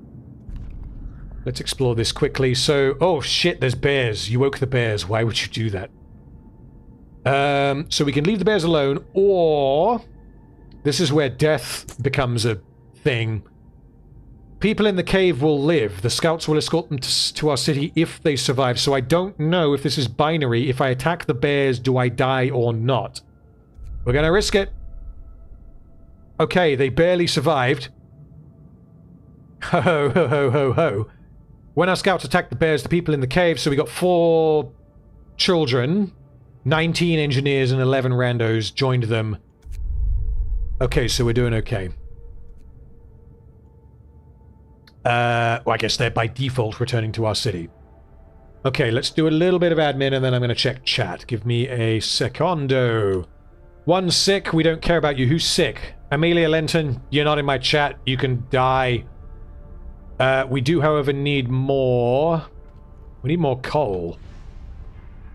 Shit, the temperature's about to drop. Let's turn off all the heaters that we can to try and stockpile as much coal as possible. I should have turned those off earlier. Yeah, so anytime there's a heater that's on that doesn't need to be on, for efficiency, you turn it off, because... Are we good? Yeah, we're good. So as long as everyone's in livable, honestly, later in the game, if everyone's in chilly, you're doing okay. It's when things start getting blue, dabba-dee, dabba-dabba-dabba-da, that things start becoming a problem. Yeah, so that one I'm going to leave on. Okay. So... what this is telling me is that we need another steam core. We're not looking at capping any resources, however... we are running low on food. We don't have anyone starving. We do still have homeless. And we're gathering steel. That's good. Okay, so bunkhouse... no, wait. We can do one more bunkhouse. Okay. So these guys... these fuckers are working. They're slaving away. Are any of you in here? No, none of you are in there. Okay. Zerkalda, you're in there, but you're not working a 24-hour shift. As is Testicles and the Source Maker. So you guys, you skipped out on the 24-hour shift. Gotta crack that whip. I might, if I need steel, I'm afraid I will force you to work. Okay. So the cookhouse is not functioning because it needs more raw food. I mean, they're gathering food, but it's every night. The question is, do I have enough? And I have 2 hunters' huts. Which you would think would be enough. Right. Chatty chat. What do we have to say? I played Alien Isolation one night with my mates. It was utterly fantastic. We shat ourselves. Yeah, so there's something that I do... because I have a downstairs computer, which is my old computer before I upgraded it into the one I'm currently using. And I kept the old one and decided to use it as a lounge bot. So essentially an Xbox that you only use with controllers, and you run it in Steam Big Picture. It auto boots into Big Picture. And I can just play whatever I have installed on the hard drive there. So it functions as an Xbox, and it's probably cheaper than Xbox, because I've got a 970 in there, which cost me, when I bought it, like 5 years ago, maybe 4 years ago, cost me like £100. So that's gotta be cheaper than an Xbox if you're buying one new, a 360. So, and you get Steam. So it's like, why buy a console? So yeah, something that I do with really anyone that comes to stay, I stick them on Alien Isolation just to see what kind of people they are, and it's rather hilarious, because that game, bar none, is the scariest fucking game I have ever played because of the AI. Like, forget the design, forget the sound, like all of that is fantastic. The AI that drives the alien creature is incredible. There's a... well, I mean, really, this is a shout-out, but this is a channel that is, as far as I'm aware, massive. Danny O'Dwyer, who used to work for GameSpot, runs or ran a channel called... what was it called? No Clip, I think. And they did a couple of videos, they're like half-hour videos, about the AI in Alien Isolation. And if you're on the fence about trying the game, like if it's like, oh, it's just an alien game, like who cares? Watch those videos. They're on No Clip. All one word, NOCLIP. And they basically explain how the alien IA is driven, how it works, how it hunts you, how it learns. And it's unreal to me that they managed to put that in a horror game. Because in a lot of horror games, like I love Dead Space, but Dead Space is very scripted. You walk down the corridor and you find a spooky monster and it attacks you. Like it's kind of, it either happens or it doesn't, you know. The AI in Alien Isolation, because you're dealing with typically one alien, it's very intelligent and it will actively hunt you while you're trying to complete the level, which means that no 2 playthroughs are the same, which gives it fantastic replay value. Right, the scouts have returned, so we can disband the scouts. No, we don't want to do that. We're going to send them back, send them out into the great beyond. There's nowhere else to send them. Well, if I disband them, do I lose my resources? Let's pause, hold on. Disbanding. Okay, that's worth knowing. I did not know that. So if I disband them, I get back my 40 wood, so I can just sub scouts in and out as I choose. That is worth knowing. Okay, let's get some research in. So we have the outpost depot, which we can use in a momento. We don't need improved heaters yet, but the temperature is about to drop back down to 40. I'm not worried about minus 40. When we get lower than minus 40, though, we're gonna... Well, we're gonna be worried, and then we're gonna have to start doing things. How are we doing on fuel? We're full of wood. Again. Damn it, I need to stop being such a delinquent. Okay. What else can we research? So we can upgrade the thumper. I don't want to be using the thumper. I want to upgrade the coal mine, and I want to have 2 of them. Which means I need another steam core, irritatingly. So the hothouse will bump its heat level by 1. Hunting tactics. Hunters' huts will... Yeah, again, I don't want to be using hunters' huts, ideally. The flying hunters, what do they do? Up to 30 raw food per day. How does that compare? So that's the same as the hothouse.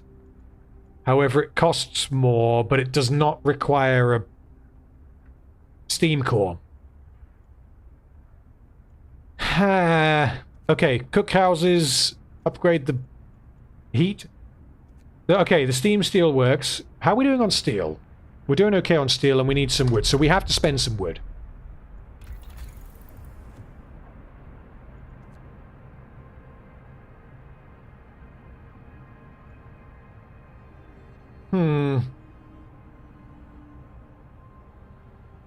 Let's go for the steel steamworks, because we can then upgrade the existing steamworks, and ideally, if we find another steam core, we can then spend those as well. For now, though, we can upgrade some wood, and then I will get back to whatever it was that I was talking about, which I've no doubt forgotten. Do we have any homeless? Shit, we have 53 homeless. Okay. Bunkhouses galore. Let's go. Come on.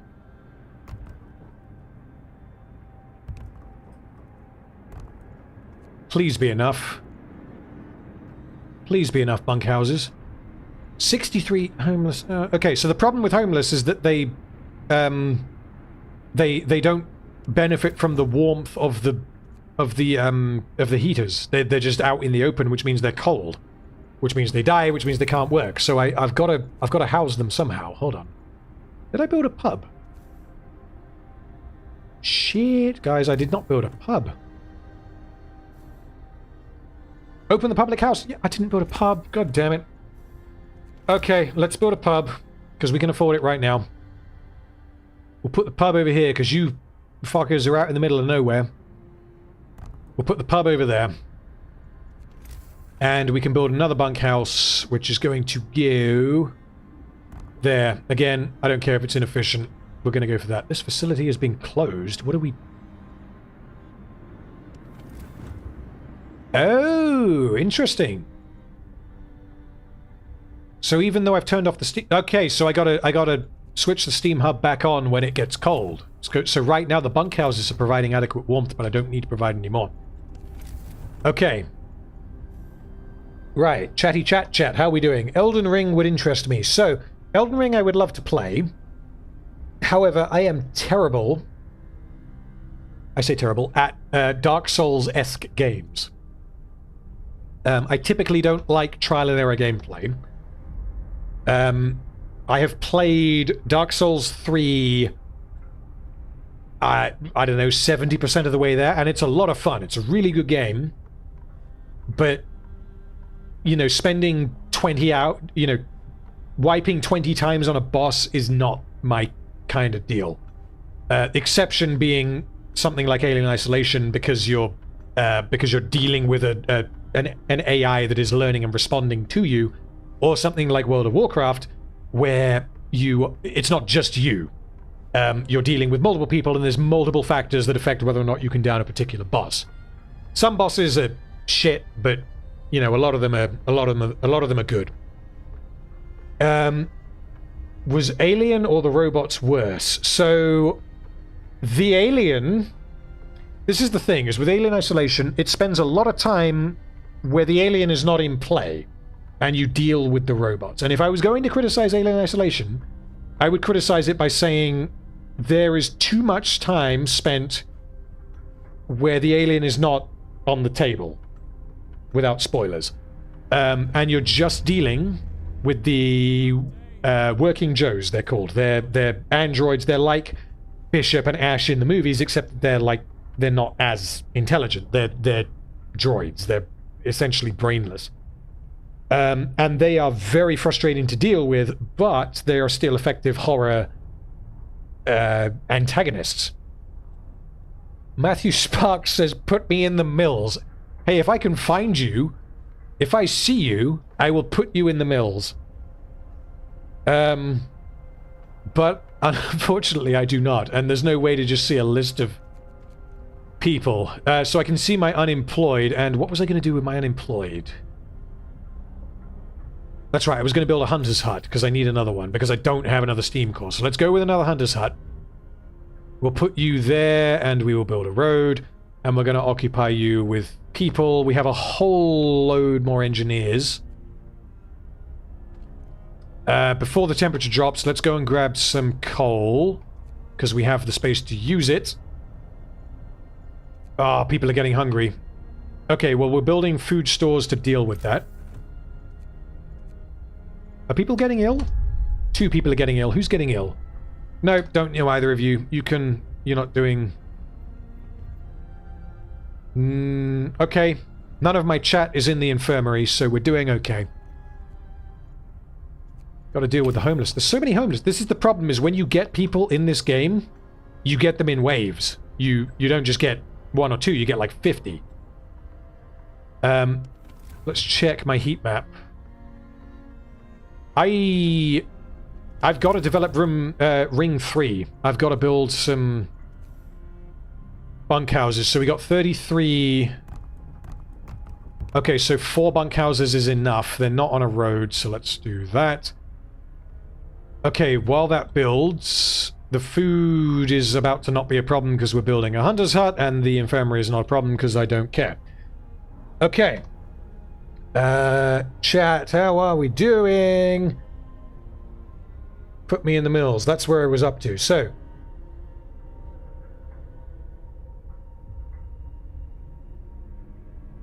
Was the aliens or the robots worse? That's where I was up to. Okay. PC is the master race. Everyone knows it by now. So I absolutely sympathize with using a console, because I mean I did for a while. And especially during the whole crypto GPU bullshit that went on. Like I totally empathize with anyone who just bought a because a console, the other thing that people don't appreciate with consoles is that consoles, typically speaking, will just work. You don't have to worry about graphics drivers, you don't have to worry about obsolescence until the next one comes out. It's just gonna work. Like a game that comes out, when Red Dead Redemption comes out on the PlayStation 5, it will work. Which is typically why, apparently, I've been told, a lot of developers will develop games specifically for the PlayStation and the Xbox rather than the PC, is because it's a lot easier to do that. Because it's standardized what they're developing for. You know what FPS you'll get on Last of Us 2 in an Xbox One. You don't know what FPS you're gonna get on a PC, because a PC doesn't mean anything. Like, my build is different to, I'm gonna guess, everyone's build in this chat. We just don't know. Anyway, more importantly, we found another steam core, and we got coal. So let's explore. Please tell me we got a steam core. We have a steam core. Okay, let's return with our steam core, which means we can build another coal mine and keep the people heated. The recent report from the weather station has got people talking. They're frightened that such an important facility was abandoned. Oh dear. Well, I don't have a choice. We'll have answers soon enough. Okay. Let's leave this going for a bit, because again, I think I've tended to everything while the timer counts down. Fury says, you know they coded it so it's always a minimum distance, a minimum amount of distance from you. Yeah, as far as I'm aware, that's partly true. So what they did is, going from the no-clip documentary, which is fantastic, they coded what they found in playtesting is that the alien would, like, it walks around in a pseudo-random patrol in order to try and find you. And something that players were doing to subvert that is that they would follow it, like right behind it, and just hug it so that it can't see them, because it supposedly has, like, you know, eyes in front of it. It has sensors that it can detect, and it didn't have any in the back of it. So what they did in order to fix that and prevent players from doing that is they added a very short-range sensor in the back of it looking backwards, so that if you are standing on its tail, for example, it will immediately see you and it will immediately kill you.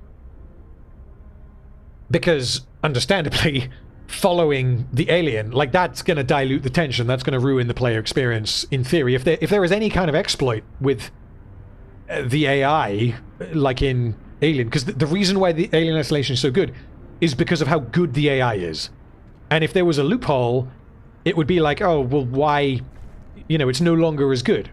It's no longer as enjoyable because I can just follow it, which shatters the illusion of, you know, the gameplay illusion that you're actually in this scenario. Shit, I have run out of workers. Okay. Where can I'm going to pull people off that. I'm going to put them into the hunter's hut because we need more food. And we're about to build another coal mine. I think. We might build one now. Coal mine, we need more steel. Who am I cracking my whip on? I'm cracking my whip on the Source Maker, Testicles, and Zerkalda. And no one in number 2. Sorry to do this to you, gentlemen and gentle ladies, but we're going to have to bump you up to an emergency shift, which is no doubt going to piss you off. So, sorry, we need the steel. We need to feel the steel in order to build our other coal mine, in order to give you guys some warmth. And then when the temperature goes down, everything... well, the shit's going to hit the fan. Okay. Right, where are we? Oh, we have another super chat. Thank you so much. Jeremy Gernhaldes, again, 5 more for an even 20. I hope you had an amazing birthday. Your content has given me hours of laughter and helped me through my last bout of depression. Well, I'm sorry to hear about your depression, but if you have found entertainment in my content, then all I can say is thank you. I hope it has been of some value, and if not, I hope it has been at the very least entertaining for you. Tank Imperator is asking, am I dead? No. We have 3 deads. Here lie Ethel Green, who died at the start because she couldn't handle a 24-hour work shift. Dan Berg and Lucia Pierpont. He may have died because he's French. I cannot confirm, but that may be my suspicion. Anyway, okay, so what can we research? So the Steam Hub range I don't think I need. The improved heaters we do need, but not yet. The Outpost Depot I need to actually use. The factory we're going to want, which means we need more steel. What does the steam sawmill actually do? It processes trees faster. So eventually I think I'm going to want to transition to a wall drill. Steam steelworks we already have. Coal mining optimization.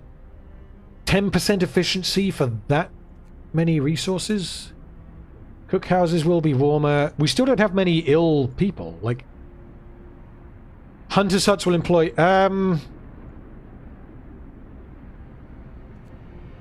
Okay, we're going to go for hunting tactics, because I think either way, we don't have enough steam cores to have enough hothouses, so we're going to go for the hunter's gear. We're going to go for the hunting tactics, because we're going to have to use hunting houses. That's not on a road. Why is that on a road? Pause. Stop, stop, stop. Why are you not on a road? There we go. Right, build the road. He peed on my rug! We're not talking about someone who built the railroads. Okay. So those now have houses. We don't have any homeless people, which is good. We're also not researching anything, which is not good. Hunting tactics, we need 20 steel. We're on 14. You guys are working overtime. Thank you for your commitment. Let's hit play. This is the problem, is I don't have enough coal, which I will fix when I have my steam core. How far away are we? 14 hours. And then we need 20... We need 20 steel. Okay, so while we're waiting for our 20 steel... let's duck back into chat. Truffle, before I read your chat, you are not a person yet. Let's Martha Bartelot, you are now. Truffle. Okay. Truffle says, but there are base standards and Xbox was just a PC running and cut down Windows 2000 DirectX. If developers stopped using DirectX and started, they could use a more universal standard like OpenGL, they could. Okay, so I will absolutely admit to being wrong on this, but my impression, my understanding is that... Did I upgrade the right thing there? Hold on. Yes, I did. My understanding is that the reason why developers potentially prefer developing games for consoles is because my Xbox One, I don't own an Xbox One anymore, but my Xbox One is the same as your Xbox One. You can guarantee when CD Projekt Red make Cyberpunk, they can guarantee that it will run at X frames per second on an Xbox One, because Xbox Ones are standardized. When you are dealing with PCs, they are not standardized. The graphics card, I own, well, technically I own 3 computers, and none of them have the same loadout, the same build as the other. Which means that if I try and run Cyberpunk on all 3 of them, they are going to give me drastically different results. So, of course I could be wrong there, but my understanding is that... Shit, someone died, hold on. My understanding is that developers, it takes longer and it takes more resources to develop for PC because they are not standardized. You're not developing for a 30 series NVIDIA GPU. You're developing for all GPUs, in theory, that meet your recommended spec. Of course, I could be wrong. I don't know a huge amount about PC hardware. I learned a lot of it at the time when I built this particular PC. So, before I check chat again, who died? Who died? Testicles! No! Testicles died! Died in a work accident. Okay, so Testicles got her nuts stuck in a... What? I don't know, a sawmill? Where were they working? So Testicles is going to be buried at the cemetery soon. We've got to replace them. Okay.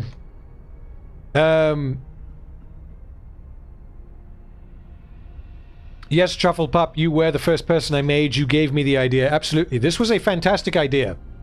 I very much appreciate the idea. This was an excellent idea. And again, I will, whenever I finish, I will save this and I will pocket it for whenever I continue. Hopefully I can actually complete Frostpunk on, complete this mission on Frostpunk on normal difficulty while drinking and while streaming with you guys in the chat. Right. R.I.P. Tess, Mega Babe. Yeah, maybe. We don't know. Maybe she wasn't a nice person. Honestly, we don't know. Hold on, we can put... Okay, so Tess, I think, was working here. We've run out of people. We only have engineers, so we're going to have to put an engineer in there. Can we build anything else that will take engineers? 8 hours until the... yeah, okay, we'll wait 8 hours until the scouts return with the steam core. And then we're going to build another coal mine. Ooh, I forgot this. Someone in chat told me to do this. But, I did not build a gathering post. Storage limit reached. So this is the problem with the coal thumper. The coal thumper makes there be coal near it. Whereas the coal mine gathers coal. Which means I have to make a gathering post. I think it's gathering post. Is it a gathering post or is it a... Is it a resource depot? Someone tell me. I am not sure. I think it's a resource depot in order to store the excess coal from the coal thumper. Oh, gathering post. It says gathering post. Okay, so we have no choice but to build a gathering coast.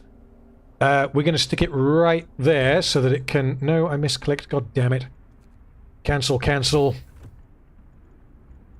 Gathering post. We're putting you right there. We're building a road. There we go. We're doing okay. We're running high on wood, but we don't have any homeless. We have 38 unemployed. Jesus Christ, you guys are slacking.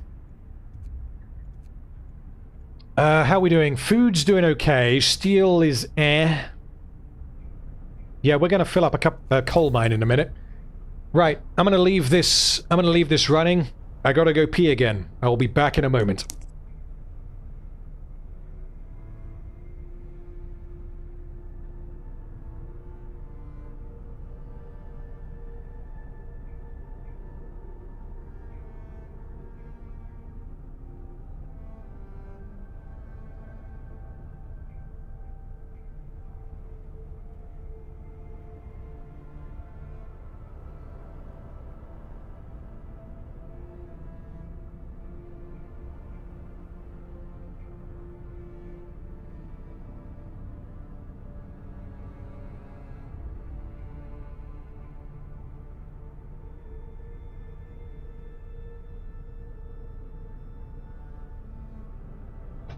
And he has returned. I told you my toilet was close by to my office. Right.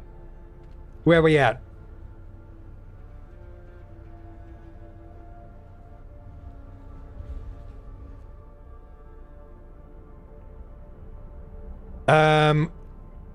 We have 38 unemployed. None of them are... Ah, shit. This is what's irritating, is we've got 38 unemployed engineers, and engineers are incredibly useful, but I don't want to waste them on something that isn't an engineeringly job. So, where are we going to put them? Do we have any ill? We don't have any ill. We're doing okay.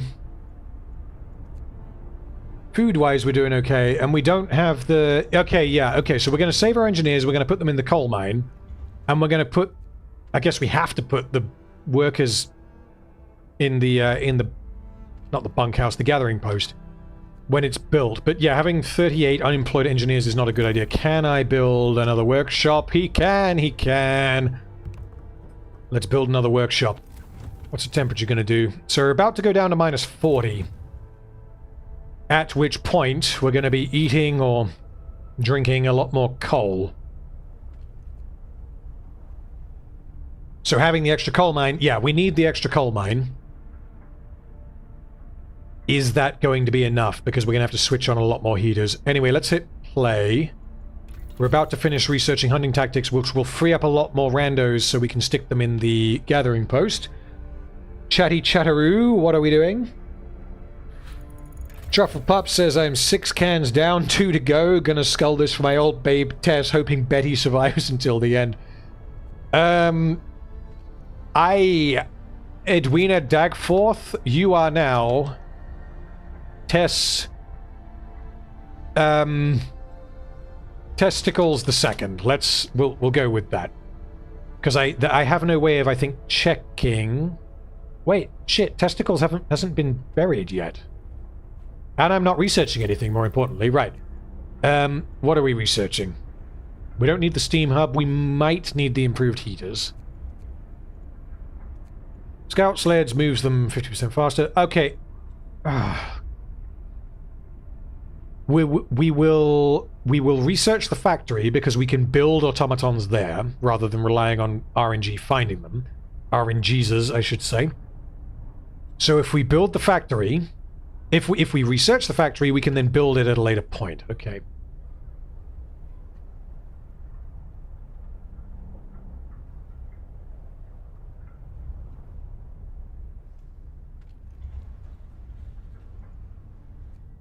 It is disturbing, but is it on brand for a live stream to involve peeing? Well, this is my first ever live stream that I have ever done or been on, and my bladder is not used to the amount that I'm currently drinking. I don't want to finish this bottle of Jack tonight, ideally.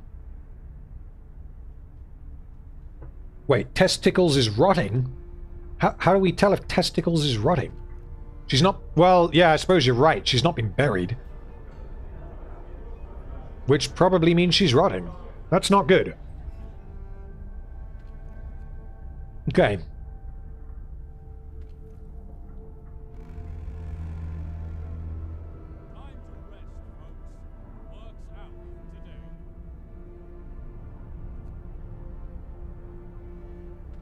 Okay. 5 engineers into the workshop. 10 randos into the gathering post because we need them in order to get coal. Are we about to find any more people? Yeah, that's what I can do. we're going to make another scout team. And we're going to send them to the coal mine. Oh, shit. Okay, so our guys are about to hit Winterholm, which is the level that I totally failed at the beginning of this stream.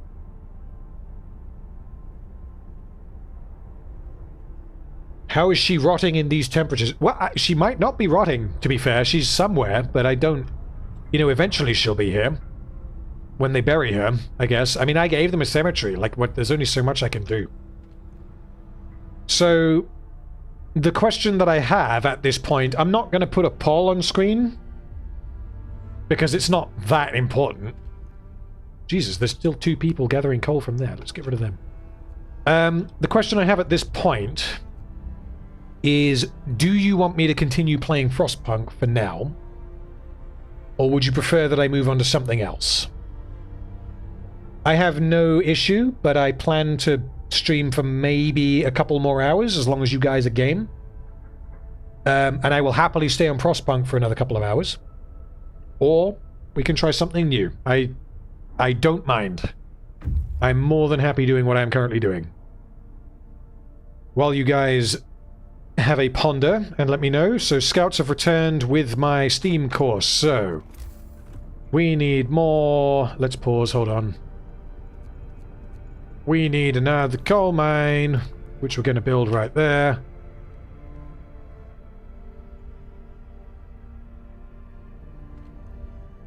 And now we need to send them back out to Winterholm. That is the level that I cocked up earlier, I think. Or maybe that was the last order. I can't remember. I need to try them again. Okay, play.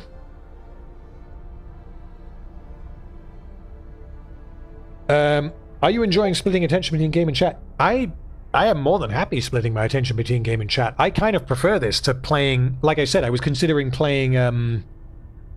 what's it called? Titanfall 2. But then I don't get to look at chat. And because this is the first stream I've ever done, I really like interacting with you guys and answering questions and commenting on what you guys are saying.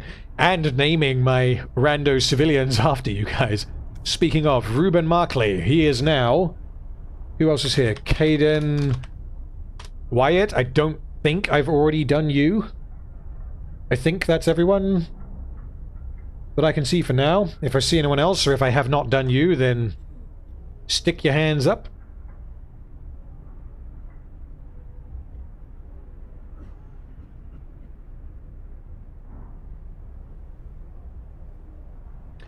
But yeah, for now we'll keep going on Frostpunk, and next stream we may try something else, or we may continue with Frostpunk. But for now, we'll keep going. So the temperature is about to drop. We have 2 sick that are not accommodated for. I'm gonna have to pump that heater up.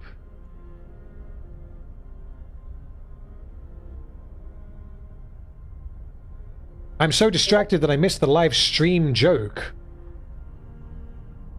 What's the joke? I mean, I'm absolutely... I've consumed quite a lot of alcohol at this point, so I may well have missed a joke. Somewhere, somehow. I also didn't do what I said I was going to do and combine my Pacific Punch with my Gentleman Jack, but when I finish this glass... Oh god. Ah, the laws, thank you, the laws. We need the laws, I am the Lao. Okay, moonshine. Every meal slightly lowers discontent. How am I doing on discontent? Okay, we're sort of middling on both. Eating soup causes less discontent. So I'm giving everyone soup, I think. Or we can give them prostitutes. I feel like moonshine is of more use than prostitutes. Alternatively, dueling. We can reduce discontent, but people will die. Which ideally I don't want to have to do yet. Children, we're done. Ceremony of funerals, no one's dying. Care house, triage. Moonshine. Moonshine is the only sensible option, I think.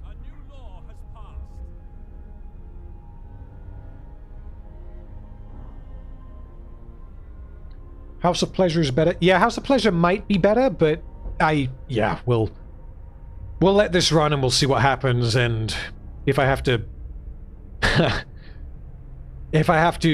ingest any regretamine, then I certainly will. So the storage limit of that is reached. This is taking coal. Is that full? No, but they're gathering coal from there. Okay. And this is about to finish, which means I can pump a load of engineers into the coal mine, because obviously we need coal. The coal train, baby. Remember when Gears of War was good? Yeah. I'd like a Gears of War TV show, actually. I've played the first 3, I think. I honestly can't remember. 4 and 5 I never played, but I might. You know, it depends. It depends on... well, it depends on how good I hear that they are, because, you know, I'd rather use my time on something decent. How many children do we have? I think we need another child shelter, because they don't really cost anything. So let's stick a child shelter right up yar.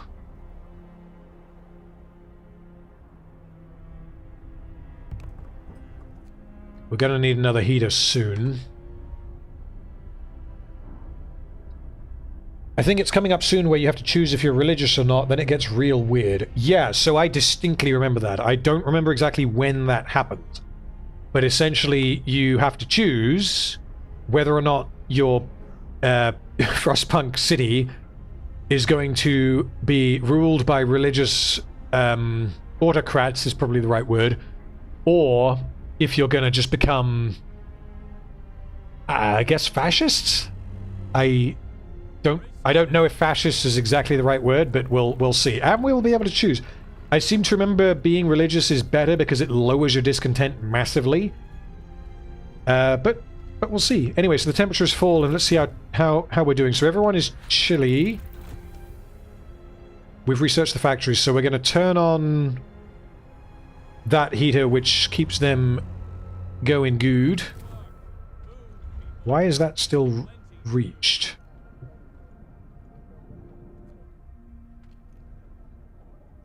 I am unsure why that limit is reached if these guys are gathering from it. Maybe it's just always reached and they're just draining it. Okay. My sawmills are nearly running dry. Disbulance, I think I already did name someone after Disbulance, but I will do again. Just in case. Disbulance the Second. If there is no Disbulance the First, I will just assume that you died.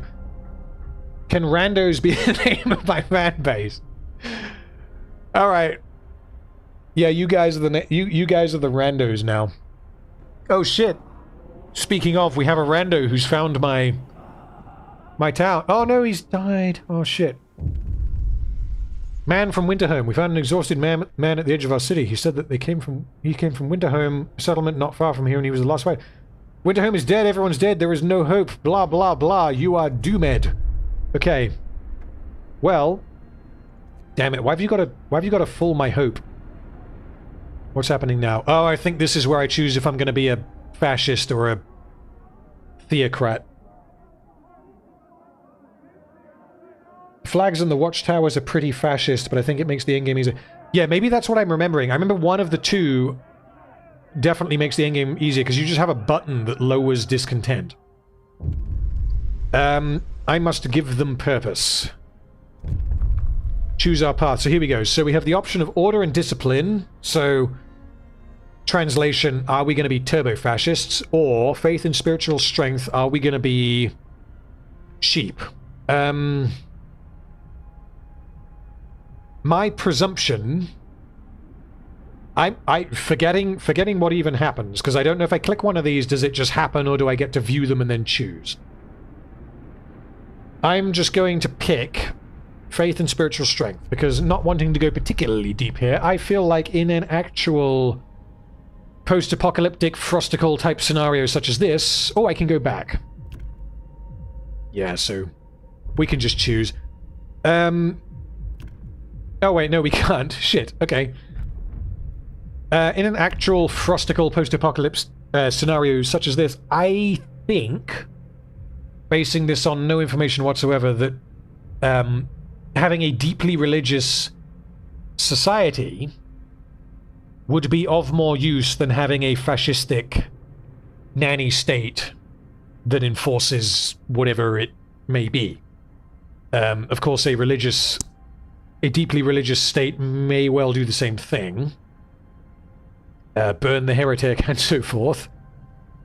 But I feel like hope in a scenario such as this would be rather useful. So, what happens if I pick House of Prayer, which at this point I evidently have no choice? So, we unlock the House of Prayer, and we have the ability to sermon, which gives everyone hope. Yeah, this is the one I remember. So the downside to that is that I have to build 2 houses of prayer, but I mean, who cares? They're tax exempt, aren't they? Gosh darn it. Right, I can research tech. So let's have a look at tech, and then we're going to have a look at building houses of worship, and then we're going to check chat. Because I have you on my second screen. I plugged in my second screen just for you. And I will be checking it momentarily. Give me one moment. Cookhouse will be warmer, don't care. Hothouse insulation, don't care. It might be time to upgrade to level 3.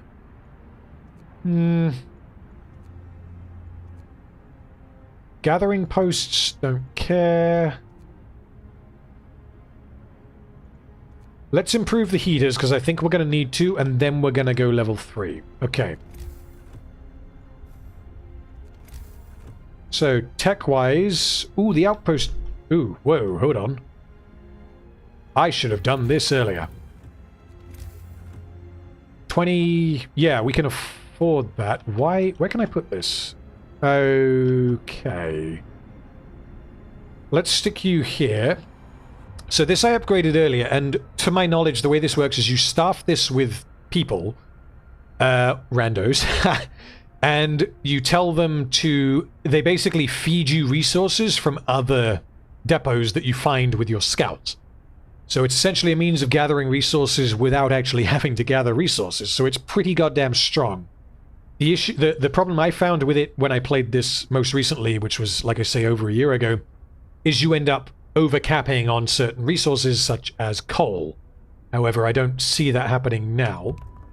So let's build that, and we're going to go there. Faith buildings, how much do they cost? House of Prayer, 10 steel. We can afford to build both, so... Let's go House of Prayer. We don't want to overlap that at all. Let's put House of Prayer... Is that next to the pub? No, it's next to the Hunter's Hut. Okay, that'll do. And... Other House of Prayer... is gonna go there. And my wife is back. So, I gotta say hi to my wife. Hello, wife. My wife is going to bed. Stop telling people what happens. She doesn't want me to tell you that she's going to bed. Sorry, wife. Yeah, so she's going to bed. Say night, wife. I mean, I'm going to be going for probably another hour, maybe 2. We'll see. I don't plan on being any later than 3. Mind if I go and get the nails done? Nah, go for it. Well, quite drunk. I am quite drunk. I've drunk quite a lot of Gentleman Jack, as you can see. Yeah. Do you want me to stay here in the morning? Or are you okay? No, go get your nails done. Why not? I might get my nails done. I might. We will have to see. So, we're getting up at 10. Oh, I'm not getting up at 10. Jesus Christ. Okay. Let's check chat. Right, bye, chat. Bye, chat. She says bye, chat. Okay. Chat says night, wife. Okay. What do we have in chat? Let's just make sure that nothing is going wrong. Did I build that road?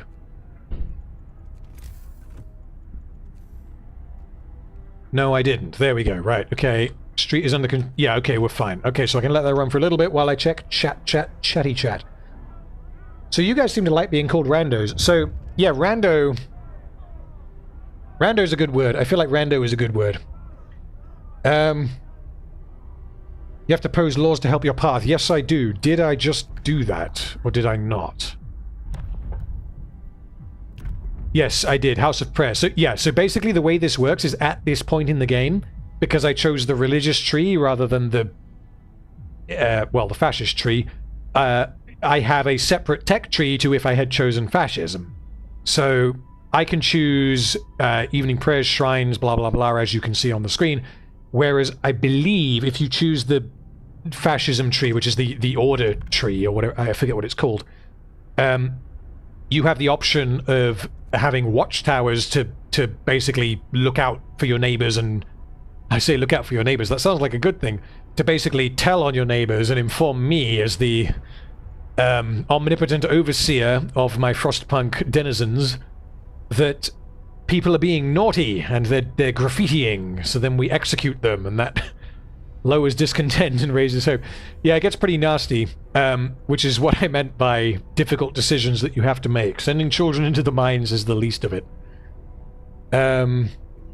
Frost Jesus will save us. I mean, he might. I very well could lose this game. We'll have to see.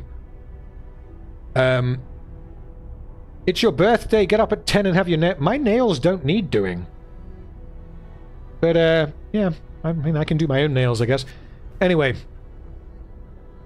the unconvinced want to leave. Calm down, we're not going to die, so I have no choice there. Where are we? Let's hit play again. Oh shit, the Londoners. I forgot about them. The goddamn Londoners are the bane of my life on this game. So, the Londoners are basically rebels that appear within your city, and they want to disrupt shit and leave people and lead people off into the wilderness to, I mean, die. So I need to combat that. I need to give people hope and lower discontent. So I need to prevent the Londoners from raising discontent in the city. Executing people lowers discontent. Yeah, that's true. I think. Although I don't think I can execute people given that I've chosen the religious path. Drink the Kool-Aid and burn the heretics for heat. Yeah, let's do that. Okay. Are we low on anything? Food-wise, we're doing okay. Steam cores, we need more, but we have scouts. Wood and coal, we're doing okay. We don't have any kind of timer on this, but we're at minus 40 indefinitely. Which means, well, it means we just got to deal with what we have. I don't know if someone can someone tell me, have I done something wrong here? Because I've got the coal thumper thumping away, but it says it's full, even though my gathering post is gathering. So is it just, oh wait, it's not full anymore. Hold on. Okay, I guess they may be gathering, but not quickly enough. Okay. Right, what can I build and where am I? So I've got a day until they find anything, which may be people, I guess. House of Prayers, we've got those building. We don't need any more people houses. People huts, we've got enough children's shelters, so we're doing okay there. The fighting arena, that's it. I forgot to check. So the 93 of you have spectated. I mean, honestly, if I lived here, I'd probably go and watch the fights. Yeah, I can see there's a few of you here. When's the next fight? 19 o'clock. Let's see if I can catch that one and see who fights. Because, as we all know, there can be only one. Testicles has now been buried, as you will no doubt be pleased to hear.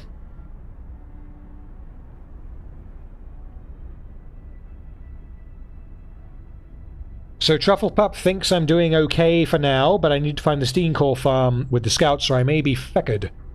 I forget what that is, but honestly, at the moment, unless the temperature drops again, for now, I think we're doing okay. We're researching what we need, we're not in a massive rush. I'm going to switch that heater on because... Let's rejig that, there we go. Ooh, we're also not researching anything, hold on. Steam hub range, no. Scout sleds, I don't think I need them yet. 10% efficiency. I think I can just upgrade the steam, the steam to the steam coal mine, and then we'll be okay. So, can we please? We're being nice. We can. We're going up to level 3. Thank you, noble steel workers.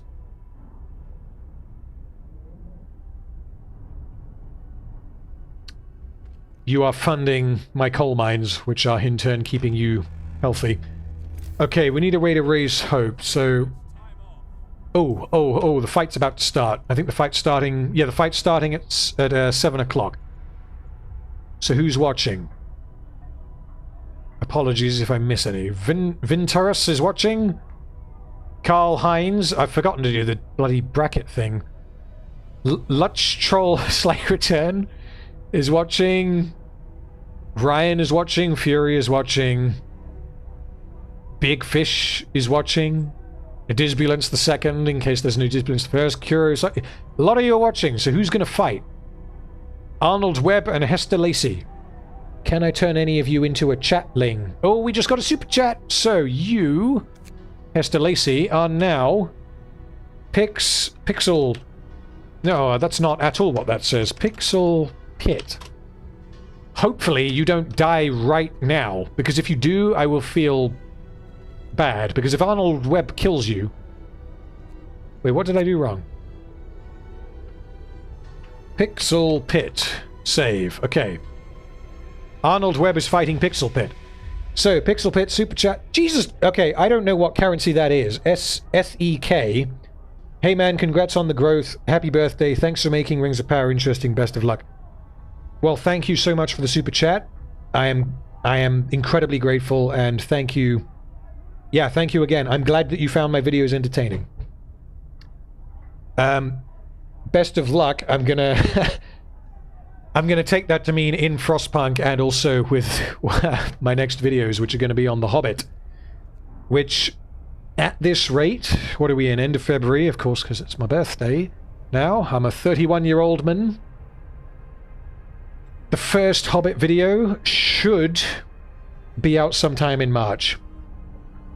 Swedish krona. Well, thank you for your 200 Swedish kronas. Swedish kronas. Thank you so much. It means a lot. I'm terrible with currencies, especially, like, YouTube abbreviates them, and if I'm unfamiliar with it, I'm just not going to notice it. Super Dark Nut. Sex. He says sex. Right. No, hold on. You're already in chat. Let's find someone who isn't. Tom Hobart. We'll remember the double brackets this time. Super Dark Nut. Love the username. Yeah, okay.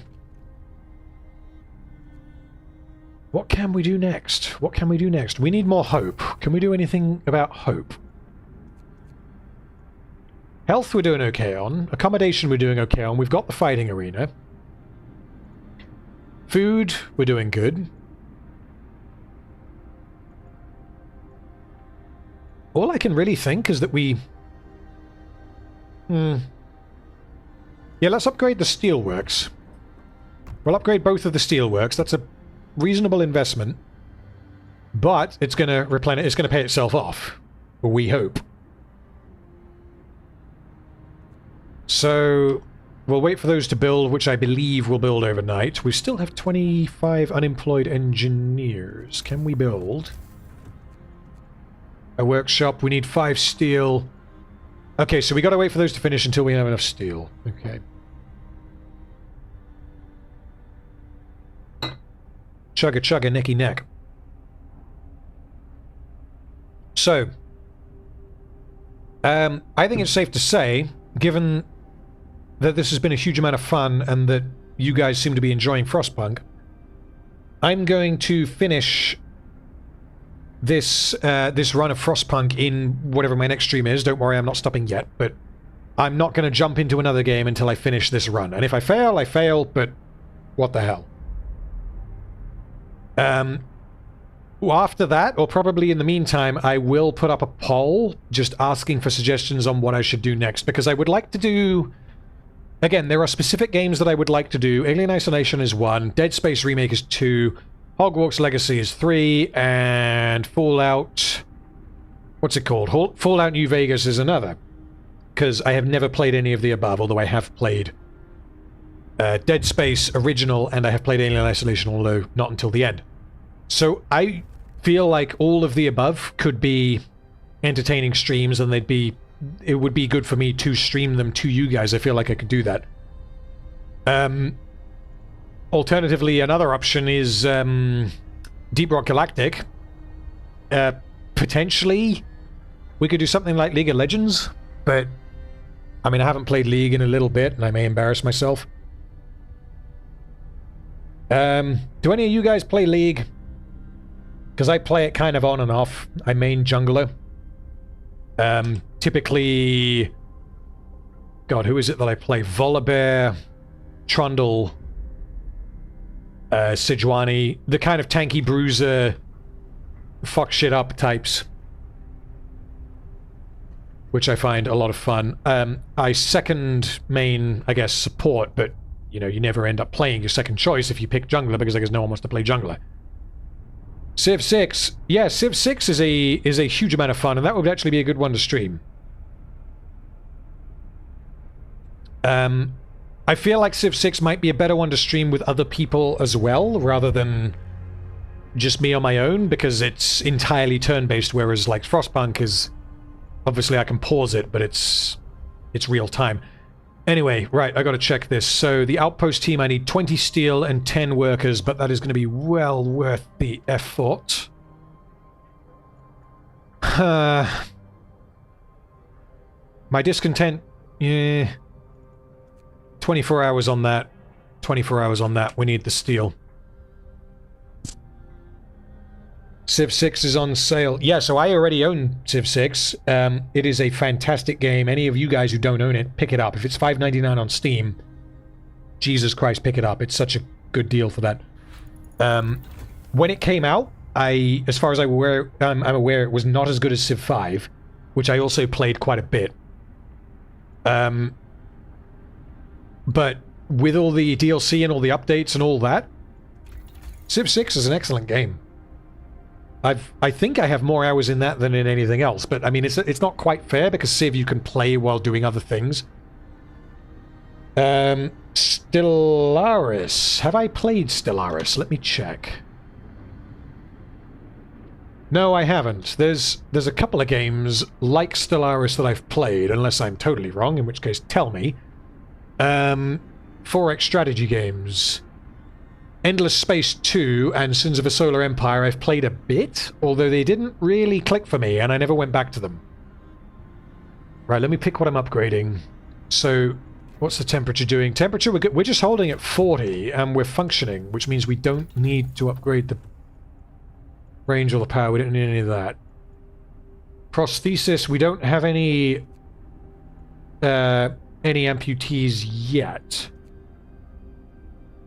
Automatons cost less to make, which suggests that I can make automatons, although I can just build a factory, although I need a steam core. Okay, so what I need is a steam core. So I don't want to upgrade anything that costs a steam core. Let's upgrade the steam coal mine. Although that costs 2 steam cores. Let's keep it simple. We'll upgrade to the house. Because that means that when the temperature dips, I can keep everyone living in semi-luxury.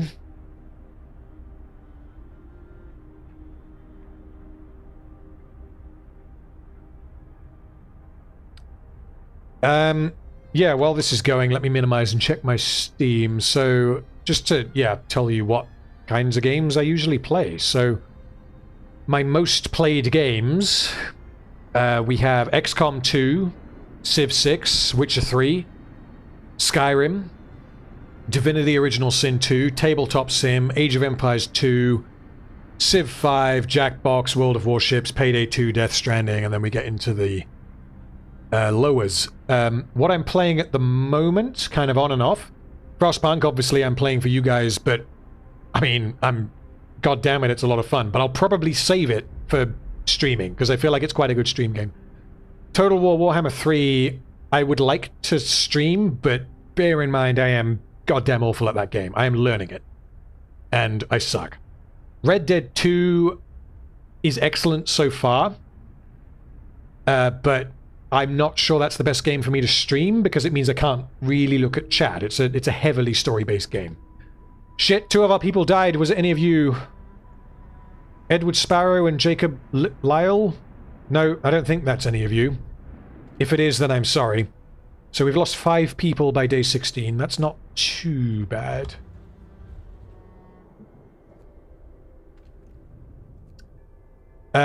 Apart from that, Soma, I have been playing on my lounge bot, on my console PC. I have never played it before, and I want to say halfway through it, and so far it's excellent, but I'm kind of chipping away at it slowly. Titanfall 2, again, I'm enjoying it a lot. I'm not sure it's the best thing to stream, and then apart from that, we got Witcher 3. Like, I'll happily stream Witcher 3, but we'll have to see. Haven't seen Witcher yet. Are you referring to the series or the game? Because, yeah, Witcher, the game is fantastic. I started playing Witcher 1, actually, and the Steam version is kind of balked, and it doesn't... there are a lot of graphical issues with it, so I don't want to say I gave up, but I've taken a break.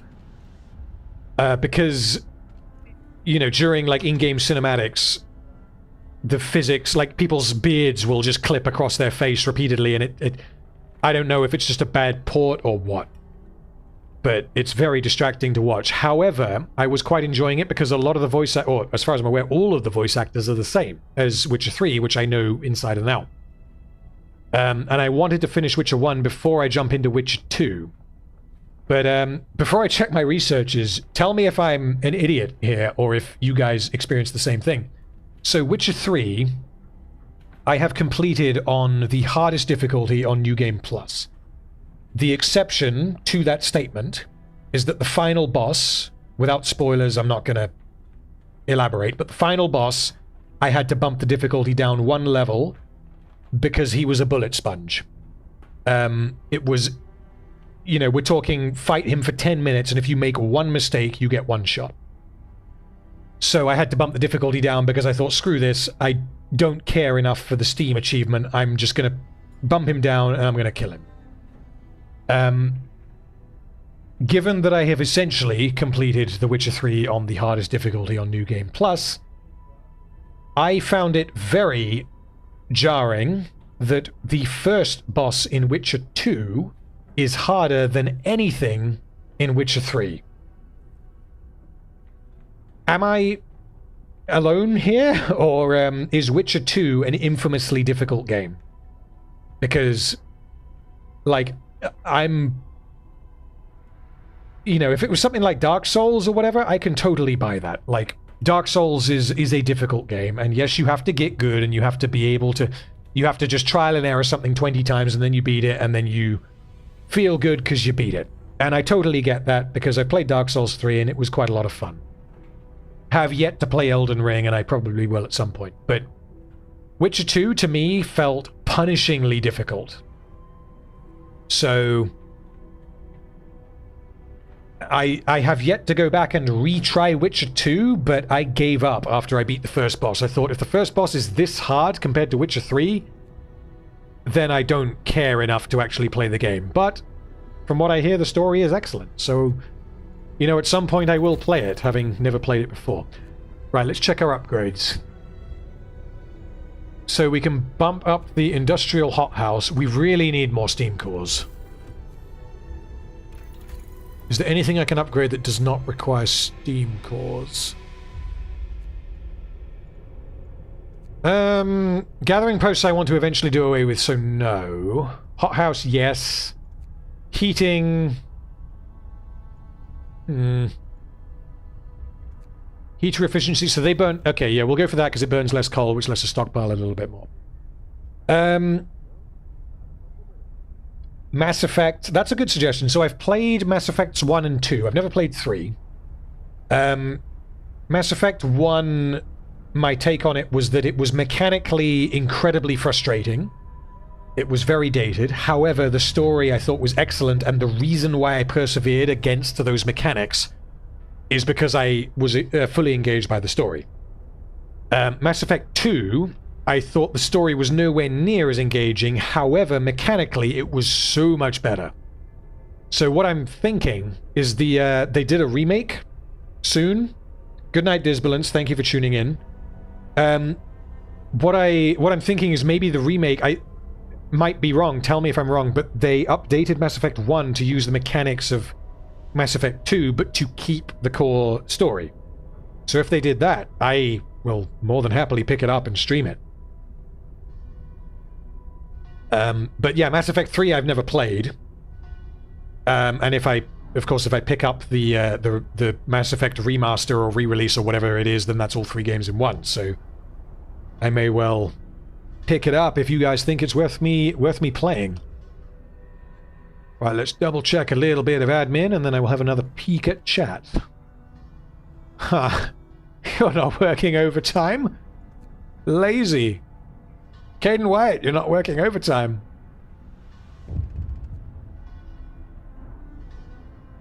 Unfortunately, you are now. Okay, what does this mean? The rebirth of faith. 6 people. No, 6 people? Sir, people have started to visit the House of Prayer. There aren't many of them yet, but it might be the start of something special. They really needed a proper place of worship. Hey, that's what I said. Like, without spoilers, to reference episode 6 of The Last of Us, I have no doubt that communism would work in a post-apocalyptic society. And I will leave that there. Where are we? We are researching something. We got Book of Laws. Is about to come off cooldown. What else can we... Oh, that's what we were trying to do. The outpost thingamajiggy. We need 10 workers. We have 10 workers. Oh, I see. They can't be engineers. Shit. Okay, hold on. So I've got to pull 10 workers from somewhere and replace them with engineers in order to use the outpost. I didn't realize engineers have to be... No, workers... Okay, yeah, workers go in the outpost. Okay, hold on. Wait, Clem Diamond is fighting Andrew Page. That's not good. We'll have to see who wins. Well, actually, do you necessarily die? Does one of them die in the fighting arena, or is it that you have a potential for harm? Clem Diamond, I hope you win. You're alone in this world. You work in the cookhouse, but I hope you win. Let's give you the brackets so I don't lose you.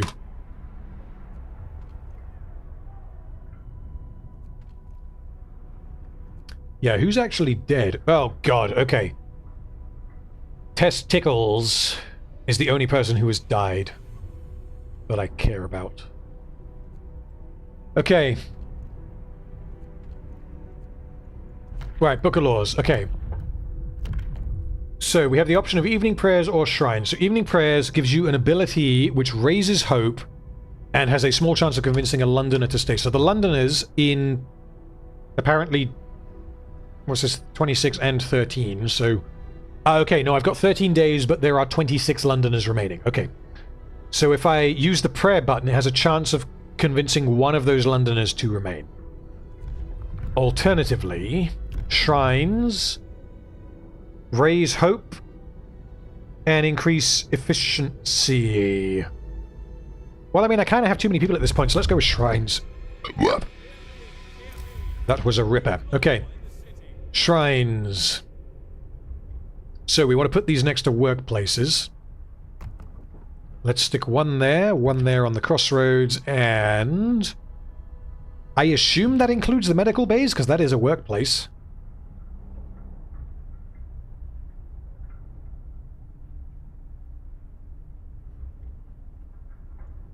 Okay, so we seem to be doing alright.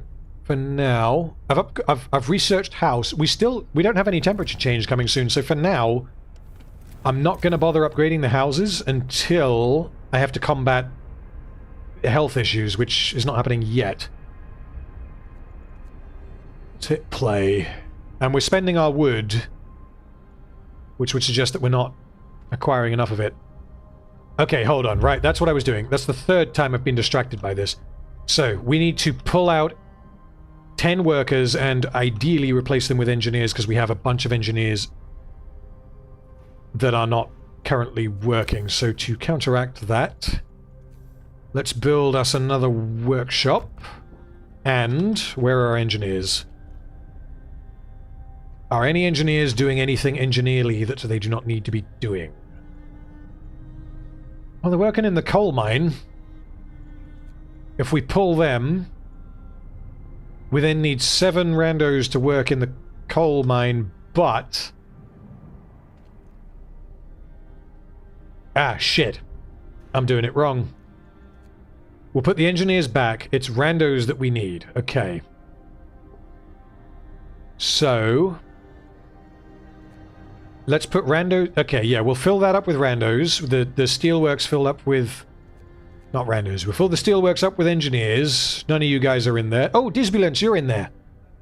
You're working hard, I see. And now we have 10 randos that are free. Except they're not. I only have 8 that are free. God damn it. Okay. So if we pull 2 off of there and bump that full of engineers... let's just make it full of engineers. We can now make an outpost team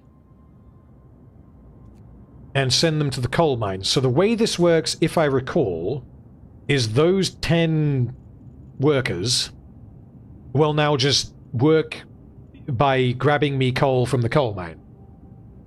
And that will just happen indefinitely, and every time they return, they will fill me full of coal. Because I am a generous daddy. Right. Which would suggest that we probably need another coal holding facility. Do we need another... maybe we've overdone it with the coal. Nah, we've never done it. This is Frostpunk. You've never overdone it with coal. Later in the game, you need coal. Okay, we'll build another resource depot. We'll stick it there next to the coal mine, and we will fill it with coal, which should mean that every time they return, we can just... we're good. And if I need to, I can overdrive the generator, which I have not yet done, because I've not had to. So let's hit play and check what these guys are doing. So they've discovered the coal mine. Oh ho ho, what's this? So I can take 265 coal, or I can dismantle... so as tempting as that is, because it would give me 2 steam cores that would let me build more coal mines, I'm going to only take the stored coal, which allows me to set up a resource depot here and not lose anything else, because I'm not actually struggling for resources at the moment. So we'll go only take the stored coal. And then where are we going? Well, I mean, I guess we're going back. Oh, wait. What's that? Lost? No, we've already been to the Lost Expedition. Okay.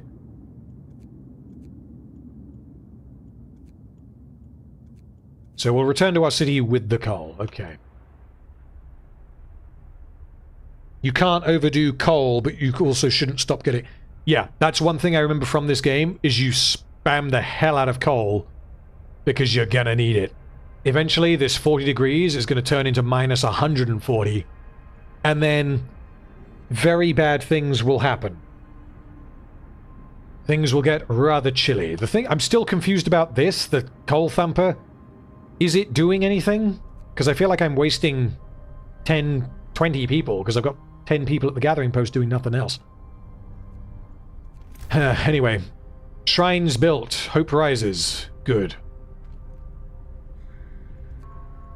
So, where are the shrines is? Do they not give me an active button that I can press? I thought they gave me a button. Or maybe that was the fascist building. I can't remember. Food, we're doing good. Steel, we're doing good. Everything's kind of going okay. Maybe I should have put this on a higher difficulty.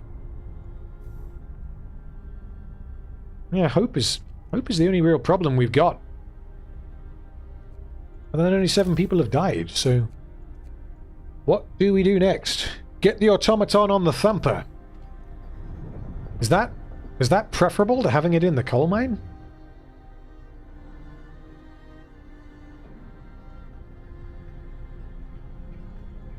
Well, I'll trust you.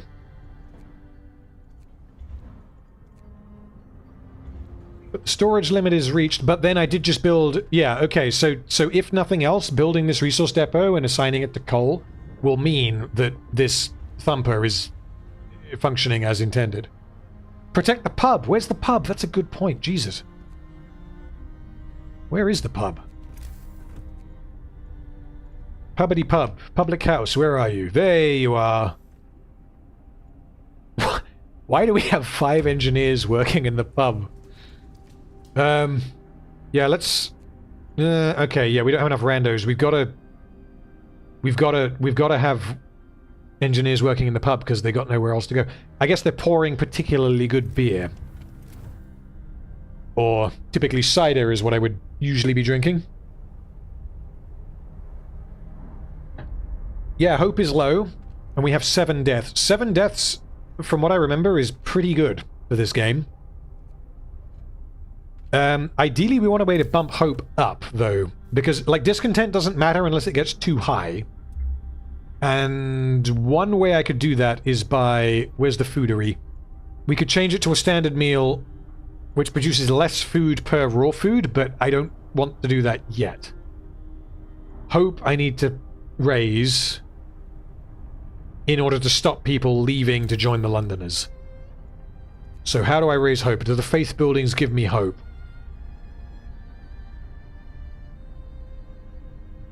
So the shrines make them work more efficiently. The House of Prayer makes them more hopeful, but I already have 2. There's not really an efficient way place for me to put the other House of Hope. Hold on. That is coal, which should mean that this now works as intended.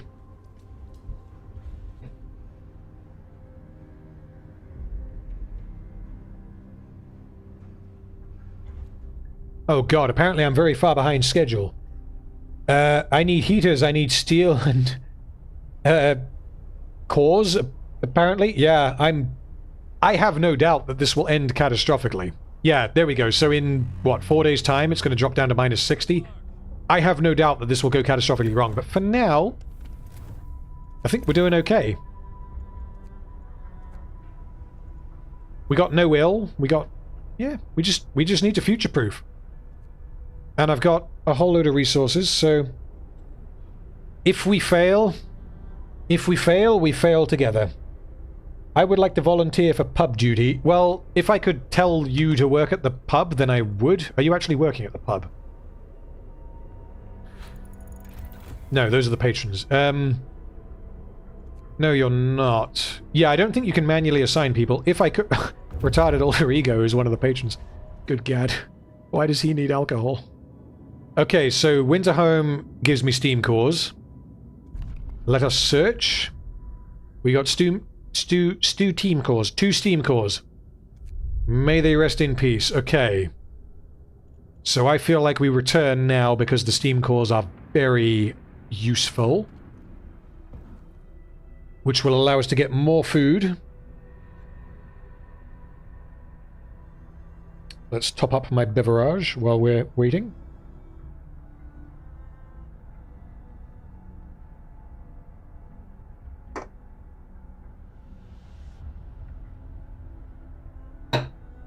Ugh, right.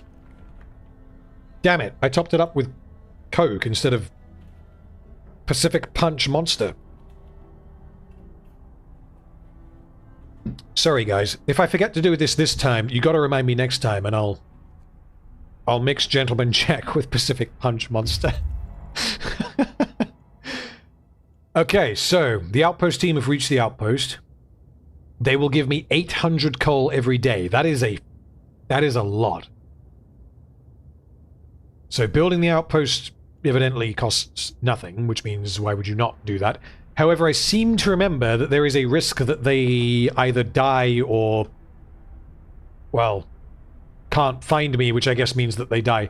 I vaguely remember something going wrong previously when I've played this before, which means that you have to make another scout team or another outpost team in order to actually use that depot. It's not as simple as I've just explained it. So, right, what do we need next? So we've unlocked the... Where was the factory? So we've unlocked the factory. We cannot yet build it, though, because we need the steam cores.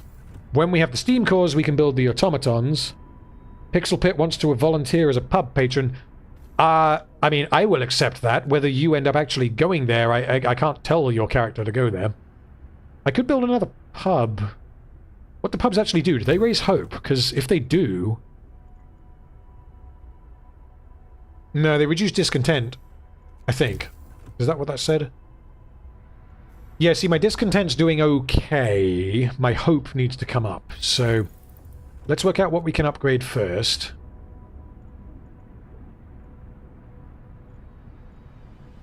Coal mine, I don't think I need to upgrade yet because I've just sorted out the exploration outpost depot.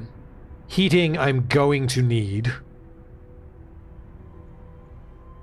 Generator power upgrade, it raises the temperature. Yeah, that seems like a good idea. Only one pub. You think I should only have one pub, or you're laughing because you think I should have two? Because, I mean, is there a limit on how many people? Because, like, if everyone can go to the same pub, then I should only have one, I assume. But I don't know the mechanics of this game well enough.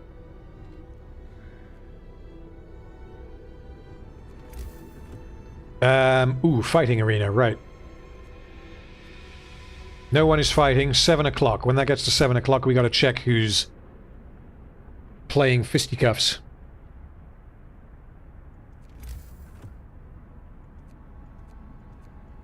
So, like, well, I just leave this for a second, because I'll kind of let this tick over while I build another resource depot for the steel, because I feel like we're gonna need it. Yeah. Yeah, we're gonna need it.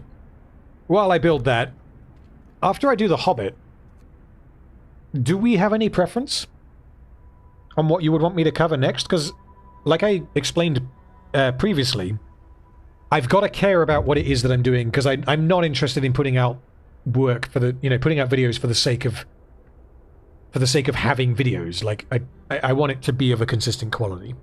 And I'd rather take a year and release something good than release something every month and have it just be like random shit for 10 minutes. Like, I don't care about doing that. People have started to leave personal charms and... Okay, well, I can't do anything about that. Sorry. So yeah, it's got to be something that I care about, but, like, do you guys have any particular ideas? Because I would like to cover Arcane. I think that's a good idea. Whether I will end up doing a full-on, 9-episode deep dive, I don't know. But the fact that they're doing another season means that there is some future-proofing there. So I might potentially do a video just covering my overall thoughts on why Arcane is good. And I'll probably focus it, in particular, on certain characters. Last of Us... Depending on where it goes, I may or may not cover Last of Us, but like I said, I may just cover my overall thoughts on the end of the season in a live stream. We'll see if I end up having strong feelings, because honestly, at the moment, I don't really have strong feelings. It's fine, it's good, but it's flawed. So, I don't think I could provide much in the way of insight on The Last of Us, and I'm not an expert on the games either, so... that's potentially a reason not to do it, but we'll see what you guys think. What can we upgrade next? Evening Prayers gives us an ability to raise hope. That's what we need to do. Okay, or the House of Healing. Don't care about the House of Healing. We're not suffering with sick people. The Field Kitchen. Yeah, it's got to be Evening Prayers, I think. Okay. Sandman I am totally unfamiliar with. I know nothing about it. I know that it's an adaptation of a thing, but, I mean, that's it. Star Wars, I don't really have any interest in covering, because my interest in Star Wars has just fallen off a cliff. I've seen everything except for Andor. From what I hear, Andor is very good. And I say everything. I haven't seen any of the animated shows. But the fact is, whether you include Disney or not, Star Wars is vast. And being, covering it in any kind of coherent amount of detail would be a huge amount of effort to do. And I don't mind putting in effort, like, that's not a problem.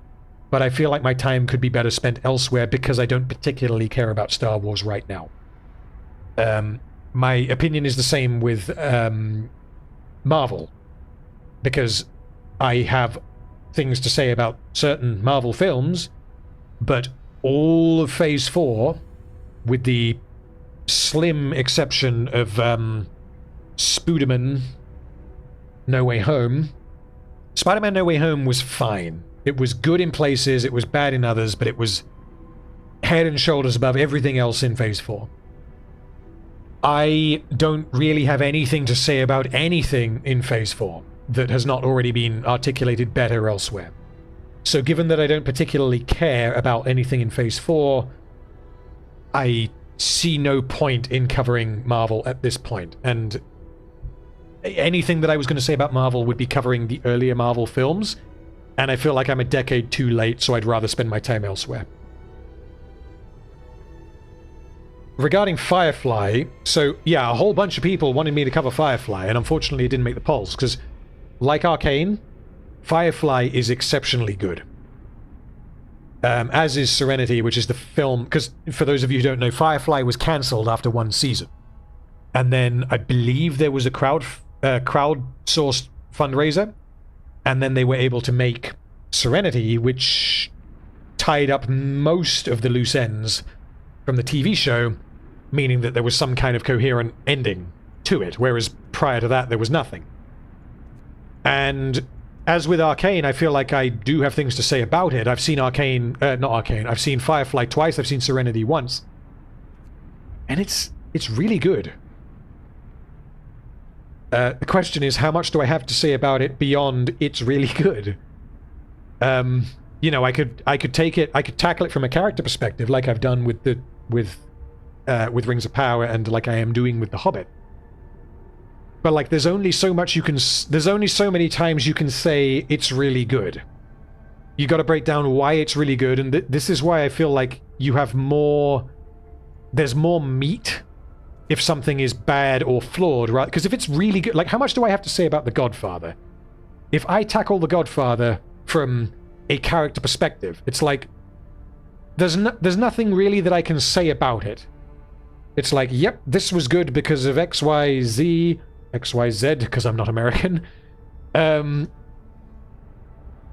infinitum. Like, every scene is that. Like, there's nothing really wrong with it. So I can't really say a huge amount about it. Arcane, I know a lot better than The Godfather. So I feel like I could say a lot more about Arcane, because there's a lot more to Arcane than simply the characters. But something like Firefly, I feel like it's heavily character-driven. And I feel like the primary reason why it is so good is because of the writing. My opinion may change if I were to watch it again, but we'll see. Anyway, let me pick what I'm researching, and then I will have another look at chat. Okay. Oh shit, my food rations are full. Okay, we need another... We need another resource depot. Let's stick you right there. And... storage limit reached. Yeah, that's unfortunate. Okay, new research. What can we research? We can't research anything with food, can we? And the factory we can't build yet. You know, let's preemptively go for that, because so that will mean that when I can build the factory, when whoever of these three it is that returns, I can then pump out a couple of automatons, stick them in the coal mines, stick them in the steelworks, and then we're good. In theory. What is the basic premise of Firefly without spoilers? So, cowboys in space would be the most simplistic way that I could possibly explain it. Let's leave it at that. Cowboys in space. If you have ever played StarCraft and you like the aesthetic of Jim Raynor and Mr. Findley, Tackus Findley, it's about damn time. If you like all of that, and the music, because the music in StarCraft is fantastic, if you like all of that, watch Firefly, and it will not disappoint you. It's cowboys in space, and it's, at the time at least, it was very original. It's tonally, it's very different to things like Star Trek and Star Wars. And it's absolutely worth your time. And the fact that it's only one season and a movie means you can watch the whole thing in like a week if you're watching like a couple of episodes a day. But yeah, I haven't seen it for a while. Would you rather do something you'd praise or something you'd break down similar to Rings of Power? So, I have no preference really. I just feel instinctively like I have more to say about, or like, not even me. I feel like there is more to say about things that are bad or flawed. Because like I said, if I was told, you are now reviewing The Godfather, you know, what am I saying about The Godfather? That's why I'm kind of reluctant to cover The Lord of the Rings, because in my view at least, it's almost self-evidently good.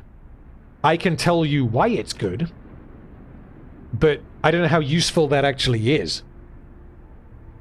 So I'm definitely more in the camp of covering things that are either bad or flawed. I would prefer to cover things that are flawed than things that are just outright bad.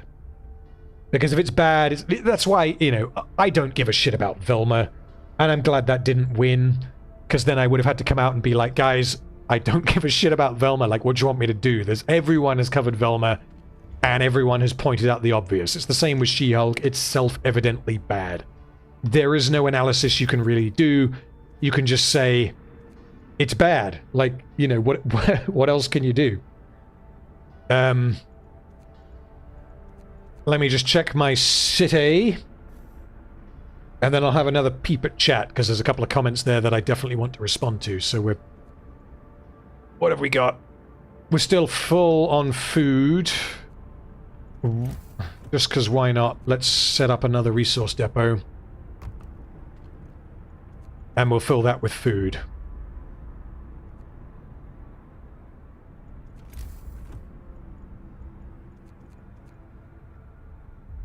I've got 4 days. I've got 4 days until the temperature drops, at which point everything goes to shit. See, now I'm kind of scared, and I feel like I should be building... I should build more steam hubs, even if I don't activate them immediately. I should just build more steam hubs. So let's go one there. We'll go one there, but we'll keep them switched off for now, because when I get more people, I'm going to have to build houses around them because I've run out of space around my central heater. Okay. Westworld, I don't think I have anything useful to say about Westworld. Season 1 was excellent. Season 2 was shit, and I gave up halfway through. Season 3 I haven't seen.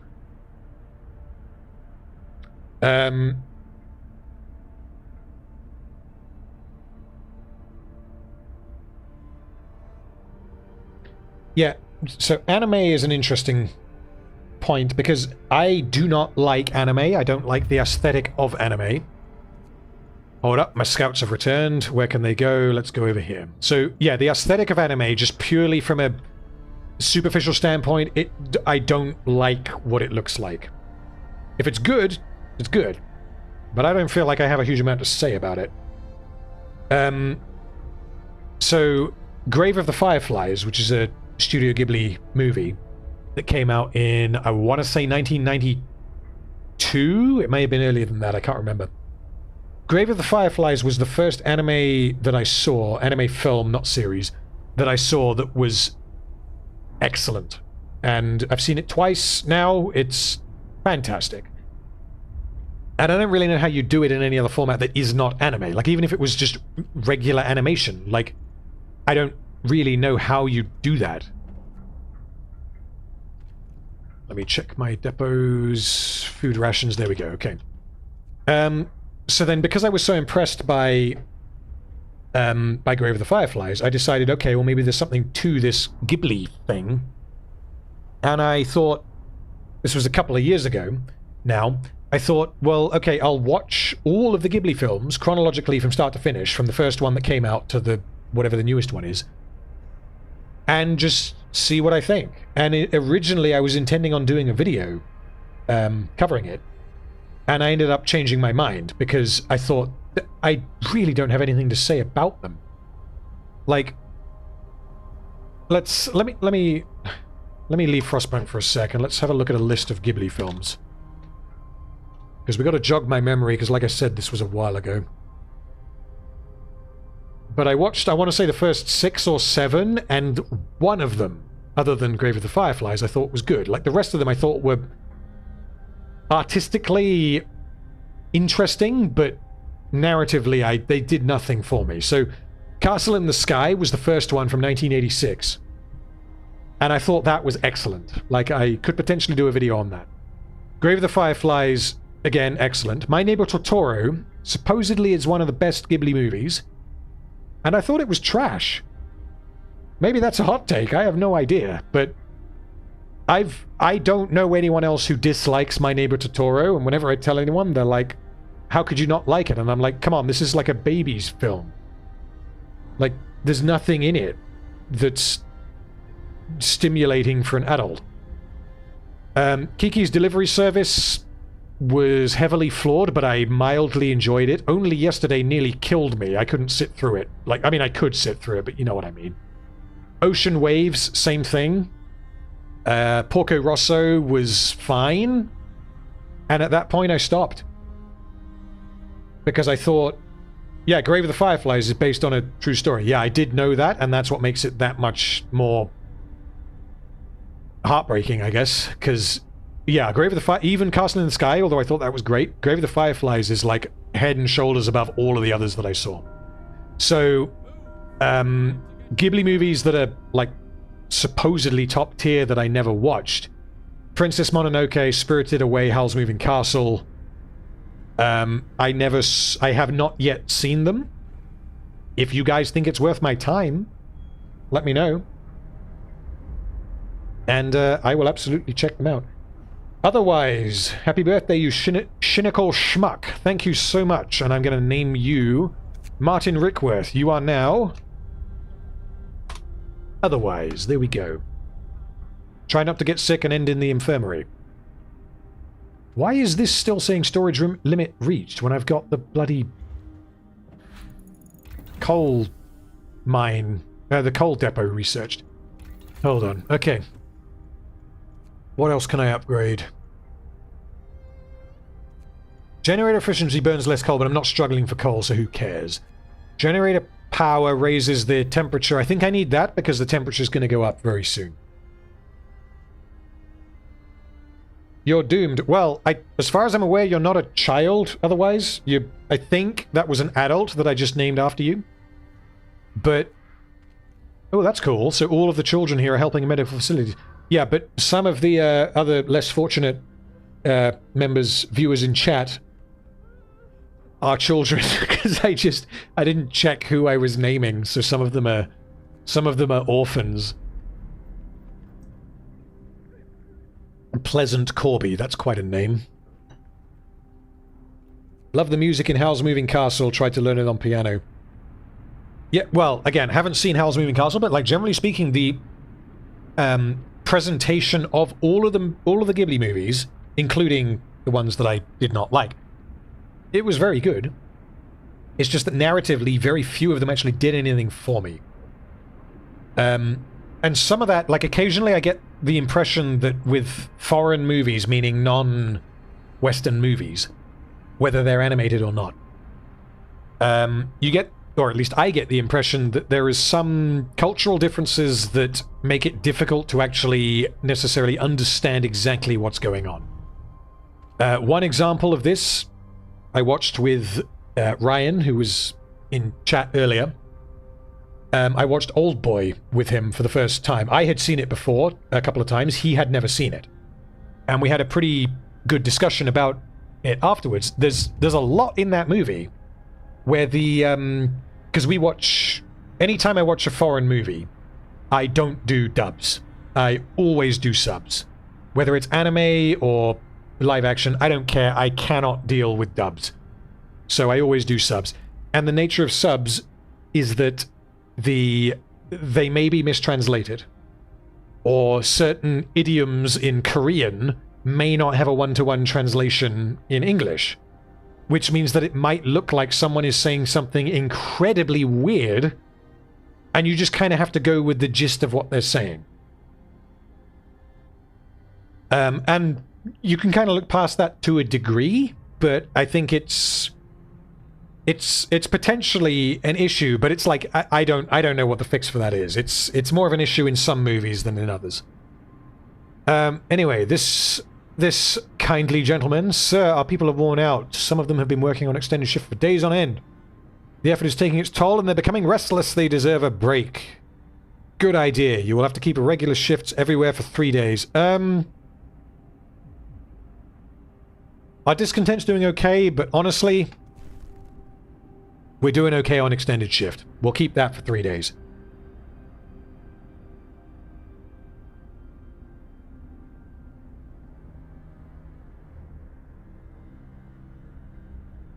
Yeah, no, to respond to some of you guys in chat, so I will only ever watch non-English movies with subs.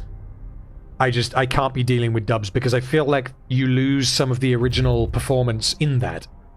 Even if there's mistranslations and all the rest of it, like I would rather take a mistranslation and get the vibe of what the original actor or actress was going for. I would take that any day. But in some movies, it's worse than others.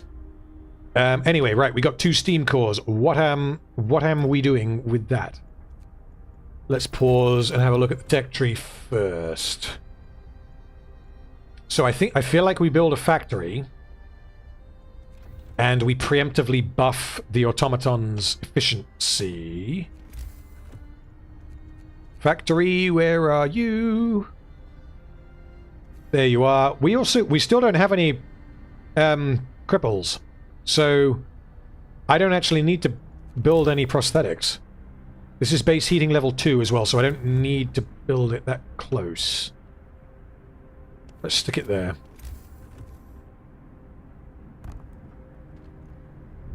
I assume engineers are the only ones that work in factories, which is good because we only have engineers. Okay, coal mine, we've already gone there, so winter home, we already went there, didn't we? Ah, we can set up an outpost there, but we don't want to do that yet. Or at least we can't do that yet. Freshwater Springs, American camp. Where are you going? You're going to the American camp. Let's send you to the Freshwater Springs, then. No? Did I misclick?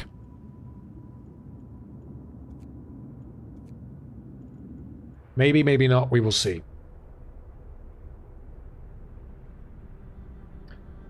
I was brought up watching Akira Kurosawa films by my dad. I can't watch Japanese films dubbed. The language is everything. Ran and Yojimbo are my all-time favorites.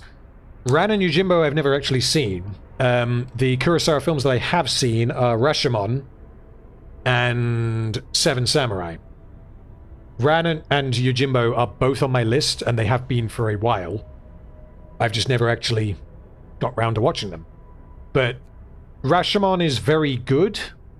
But the one that I would put as, like, I mean, I'm not going to make a list off the top of my head, but like top, I don't know, 50 films of all time, Seven Samurai is in there. Seven Samurai is exceptional. Rashomon I have only seen once, and it was quite a long time ago. But yeah, Akira Kurosawa films are very good. Has anyone seen, that's a film that I need to rewatch actually, not Seven Samurai, 13 Assassins, the Takashi Miike film. Who I know from, he did, what's it called? Audition and Ichi the Killer, which are like, well, I don't even know how to describe them. Ichi the Killer is extremely, I mean, it's extreme cinema, like personified, and I don't think it's particularly good, but it's definitely shocking. Audition is a very effective horror movie. But 13 Assassins I thought was really, really good. And it seemed to be, thematically at least, similar to a lot of Kurosawa movies that I've, or at least the 2 Kurosawa movies that I've seen. Right, what else do we want to build before we get the cold? We're doing okay on resources. Can we spend our final steam core? Oh, wait, there's a fight going on. Arnold Webb and Theodore Darley. That's none of you guys. Ooh. Ooh. We have a name in chat that I have not made into anyone else. Jace2323. You are currently fighting in the fighting arena against Arnold Webb. And I hope you don't die. Yeah, Ichi the Killer is a strange movie. I think I watched it the first time, or I think I bought it on DVD the first time, because it was like, it's a extremely violent movie that was banned in however many countries, and it's edgy and blah blah blah, so I bought it and watched it, and I thought, like, I don't think I really understood what was going on, but then I rewatched it and was like, this is not particularly good. But I think part of that is because of, again, potentially cultural differences in how you depict certain things. It primarily, to me, came off as strange. Like, there were creative decisions that came off as strange, but maybe that's because I'm very used to Western movies. Yes, Seven Samurai is that good. Seven Samurai is one of the best movies I've ever seen. Magnificent Seven I have never actually seen, so I can't compare it to that. But, yeah, Seven, because Magnificent Seven was remade recently with, I want to say, Ethan Hawke and someone else. But I haven't seen either of them, I don't know. Yes, new guy in chat, send him to the Fight Club. That's how it works. Anytime I check the fight... Whoa, okay, so... Jace 2323, he won or lost. I guess he didn't die, who knows. But now Pixel Pit, you're fighting in the arena. The arena of Capua. Can we, if only we could rename this after Spartacus. I also feel like we're burning too much coal. Let's bump down to level 2. You probably noticed if you watched my Rings of Power videos, but I fucking love Spartacus. It's so good. I've seen that series 6 times in its entirety, although not for about 5 years. And the problem, I considered covering it on my YouTube channel. The problem is that it is unbelievably violent, unbelievably naked, and unbelievably vulgar. So the amount of censorship I would have to do to myself and to the visuals would be, well, I feel like it wouldn't make for a particularly good video. So all I can say is any of you guys in chat, or any of you guys watching when I re-upload this, assuming YouTube doesn't screw me over, check out Spartacus, because it's on Netflix, to my knowledge, or at least it was. You're gonna want to watch Blood and Sand, is season 1. Episodes 1 and 2 are by far the weakest in the entire series. So, if you have any trust in me at all, watch until episode 5. And if you are not enjoying it at episode 5, it probably won't do much for you. But most likely, you'll be enjoying it at episode 5, at which point plow through the whole season, plow through the whole series and season, because it is fantastic. It's probably not the best best series that I've ever seen, if we're talking like objectively, or however we want to quantify this kind of thing. But in terms of my favorite series, Spartacus is my favorite TV series. And yes, RIP to the OG actor. So Andy Whitfield played Spartacus in season 1, Blood and Sand, and he, possibly during, but definitely afterwards, was diagnosed with, I want to say, non-Hodgkin's lymphoma. If not, it was a form of cancer. I forget what it was, and he was going to get better. Like, it was, you know, the showrunners were willing to wait for him.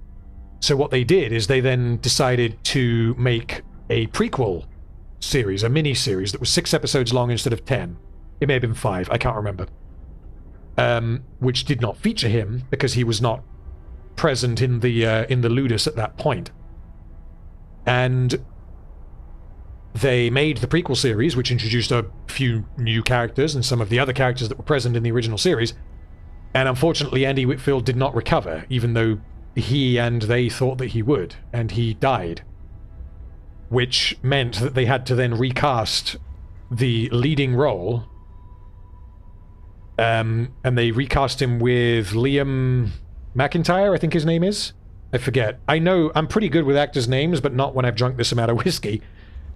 Was it Liam McIntyre, or is he someone else? I've got to Google this now. Liam Liam McIntyre. Yes, it was Liam McIntyre. Okay. So he came in and played Spartacus in seasons 2 and 3, because Spartacus is not in the prequel miniseries. And he had big fucking shoes to fill. And it wasn't until, again, I think episode 5, where it was like, okay, this guy is now Spartacus. Like, I loved Andy Whitfield as Spartacus, but this guy... you know, he is now... He's not just some guy pretending to be Spartacus. He is now Spartacus. And by the end of season 3, it's like, holy shit, this guy is incredible. So, like, between the two, I can't choose my favorite. Like, I love both of them. Can't be that much whiskey, you're not even slurring. Dude. Where are we at? We're 2/3 of the way through a bottle of Gentleman Jack at the moment. Although, I guess I have been going for... Jesus, we've been going for 6 hours. I'm not even slurring. Yeah. Yeah, you're right there. I might start slurring soon. Right, let me check how my city is doing. So, we can produce 2 automatons, which I should have really clicked earlier, but I didn't because I was talking about TV shows. We don't need prosthetics. We don't need, really, lighter sleds. We could upgrade the range, but I don't think we need it. The efficiency I don't care about because we have loads of coal, so who cares? The thumper I want to bin soon, so again, who cares? How are we doing on steel? Yeah, steel we're doing okay on.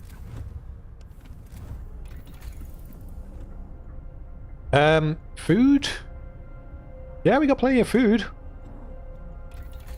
I mean, everything's about to go horribly wrong when we drop to -60, so let's go industrial hothouse, and then we can upgrade the current hothouse and hopefully have to only have to stick to 1. And then we should be okay. Would you critique God of War? So, I am a complete noob when it comes to God of War. I have played God of War 3 for about an hour, maybe 10 years ago. I played through the Poseidon boss fight sequence on PlayStation. My brother had it on PlayStation and I played it, and I mean, it was good, but it was I wasn't particularly into gaming at that point. The new God of Wars, the God of War 20, what would it be, 18 and Ragnarok, I believe. I have heard that those are excellent. I don't own them. I would absolutely play them, and I would potentially consider critiquing them. But, like, I feel like video games... I feel like the critique with video games is better suited to a live reaction slash first impressions type deal, whereas, you know, a TV show... Reacting to a TV show, you're gonna miss things. And I feel like fully analyzing a TV show allows you to catch things that you otherwise wouldn't. Whereas video games are, typically speaking, by their nature, they're a lot slower. Even very story-driven games like Dead Space, there's a lot of downtime. So if I was going to cover something like God of War, I'd probably just play it, honestly. But yeah, I may well do that. I'm totally open to playing it. Anyway, let's see what upgrades we can make. So field kitchens, I don't think we need. House of Healing, we don't have any sicklings.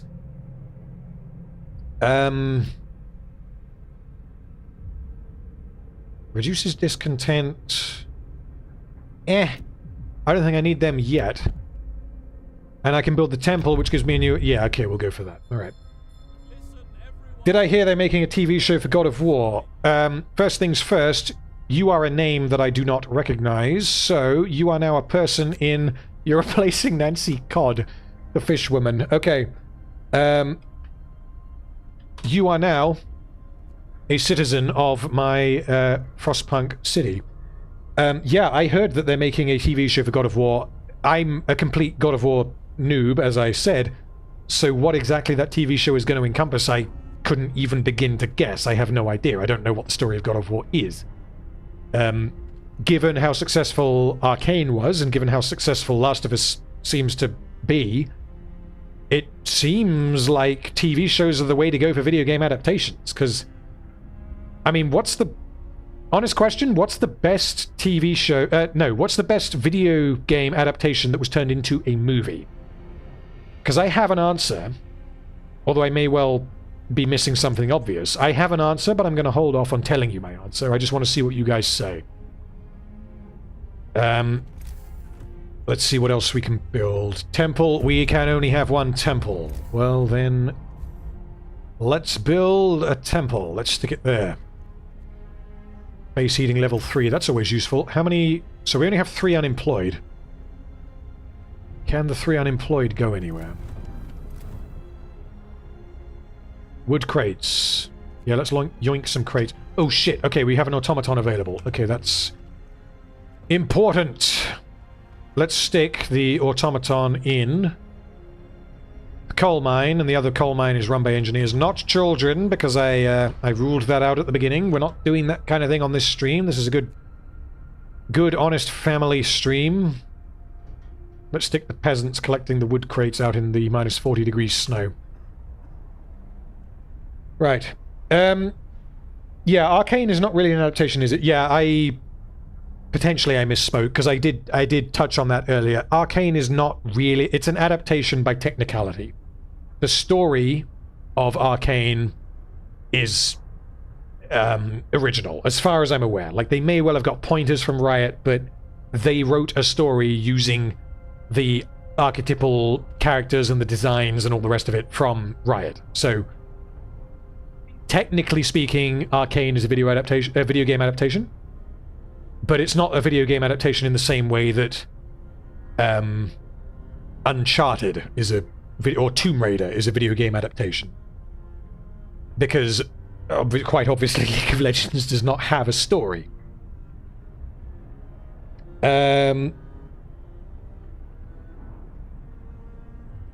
Chernobyl was a good watch. Yeah, Chernobyl is fantastic. I have only seen it once. Again, I'm not entirely sure there's that much I can say about it because it's that good. Like, I can explain why it's good, or at least I think I can explain why it's good. But in terms of amount of content that would actually be satisfying to watch, I feel like explaining why a thing is good, there's only so much you can do. Whereas explaining why something is bad, theoretically, there's an infinite number of things you can do there. You can approach it from any angle, and you can... 10 different people can give you 10 different perfectly valid explanations as to why something is bad, whereas 10 different people can't necessarily give you 10 different explanations as to why something is good, depending on what it is, Like I said, Arcane, I feel like, is kind of an exception, because I do have things that I would like to say about that I will say at some point.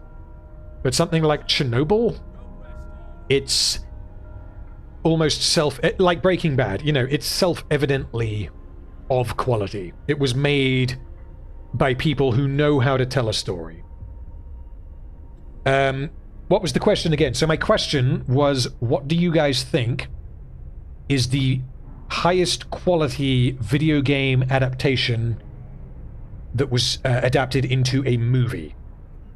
That is my question. And again, I have an answer. It's not a particularly good answer. I'm just curious to see if any of you guys have the same answer.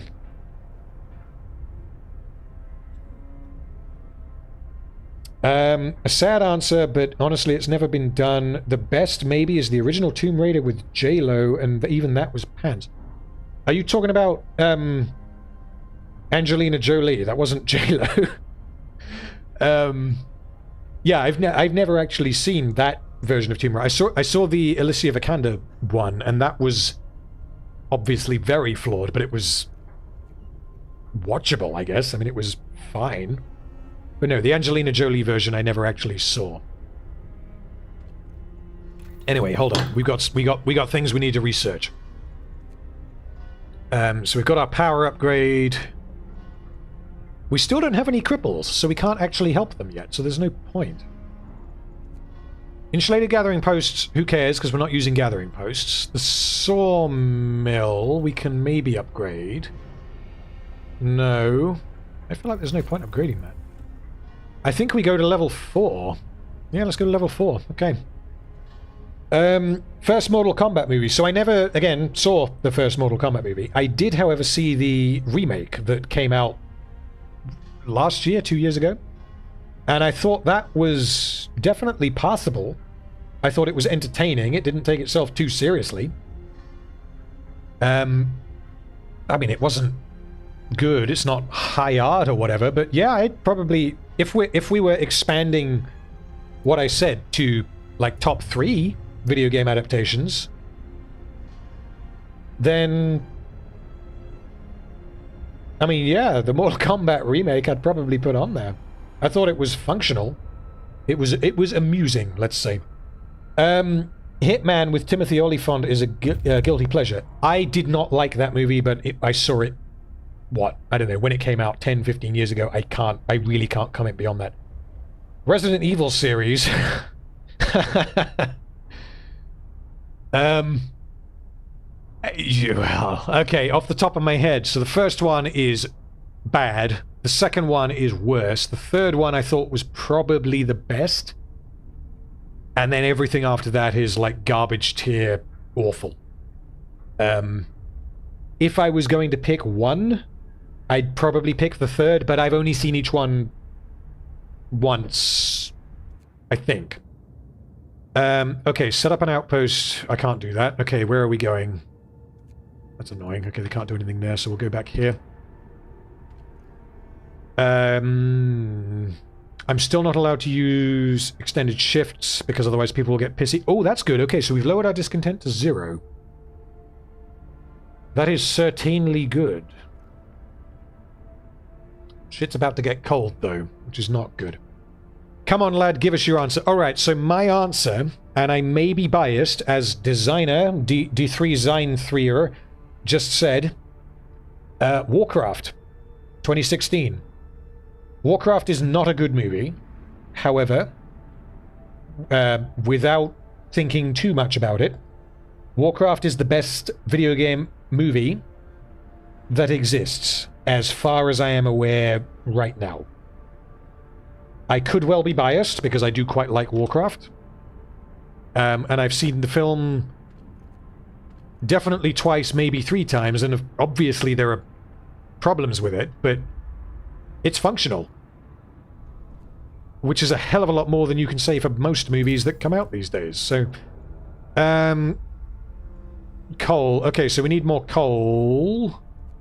So if I change... Hold on, where are my resource depots? So that's set to food. So if I change you to coal... Oh shit, I can't do that. No, I can do that. Okay, we'll do that for now, and we'll hope that people actually eat food. Another act of vandalism. No Captain Run. I don't know what that means. The Londoners have defaced walls, urging people to join them and abandon the city. Graffiti mocks your leadership. How dare you mock my leadership? Reassure people, cleric. Okay, here. So we have the temple, which I forgot that I had built. 5 wrongdoers were inspired to mend their ways. This is the power of organized religion, gentlemen and ladies. So, evening prayers. Hope will rise, Londoners will mend their ways. That, I think, is a good idea, because we've got 41 of these fuckers about to leave. How many? When are they leaving? 10 days. Okay, I think that's enough time. This will cost me 20 food rations, of which I have quite a lot. Hope will rise. Yeah, that's always good. Let's go for that. Okay. So we'll spend our food and we'll have a ceremonial service. What do you have to say for yourself? The cleric was beaten? How dare they? The priest was assaulted while trying to reassure people. We need faith keepers. We need apothecary. No, not apothecaries. What are they called? Chaplains. We need Space Marine chaplains. Okay, so I have 3 days to establish the faith keepers. We want to raise hope rather than combat discontent, because our discontent's at 0. So, okay, so we need faith keepers. Build and man the faith keepers. So how do we get faith keepers? If we check this... Faith 20... Yeah, okay, so we should be doing that. If I fail to do that, please remind me. I would rather not cock this up. Warcraft 2016, was there another one? No, Warcraft 2016 is the one I'm referring to. If I misspoke and said the wrong year, then that's the one I'm referring to. Also, Joshua Vasak, you are not in my city. Who are you? Claire Page. Claire Page, you are now Joshua. No, Joash. Joshua. God damn, my spelling gets worse as the night goes on.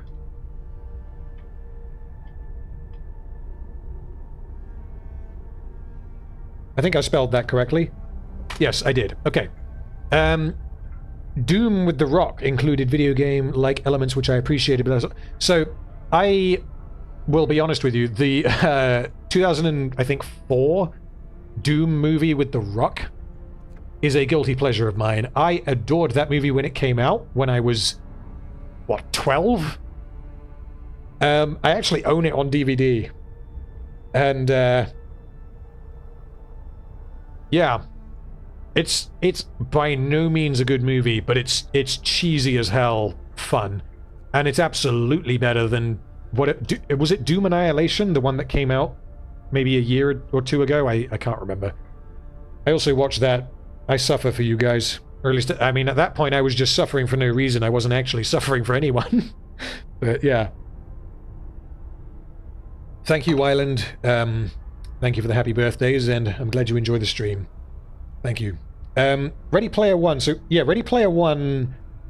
I mean, it's not really a video game adaptation, but I do have thoughts on that movie. I would need to rewatch it. But, like, my take on it at the moment, having seen it once when it came out, it's crap. There is a huge amount of abject nonsense in that movie. And it's basically nostalgia bait, the movie. It just floods the screen with bullshit and expects you not to question it. I find it hilarious.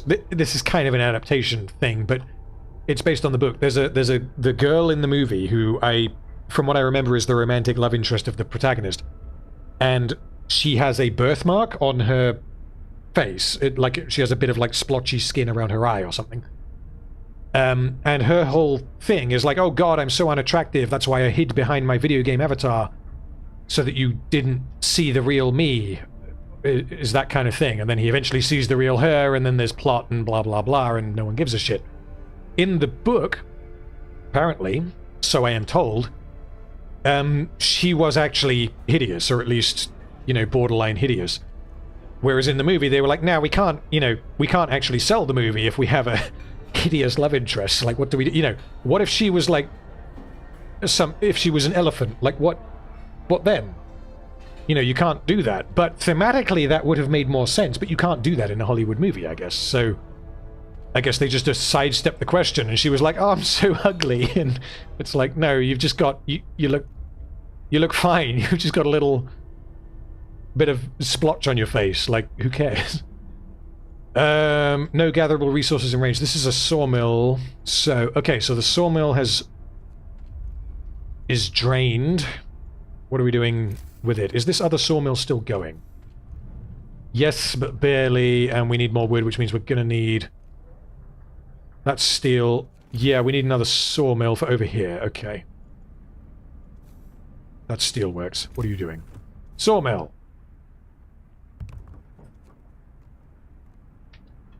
Oakley dokley. Right, what are we struggling with? We are struggling with... We can't build any more automatons, which means we're useless. Otherwise, you are an engineer in my factory, and you are currently not building any automatons, because I haven't... apparently I don't have any steam cores. Let's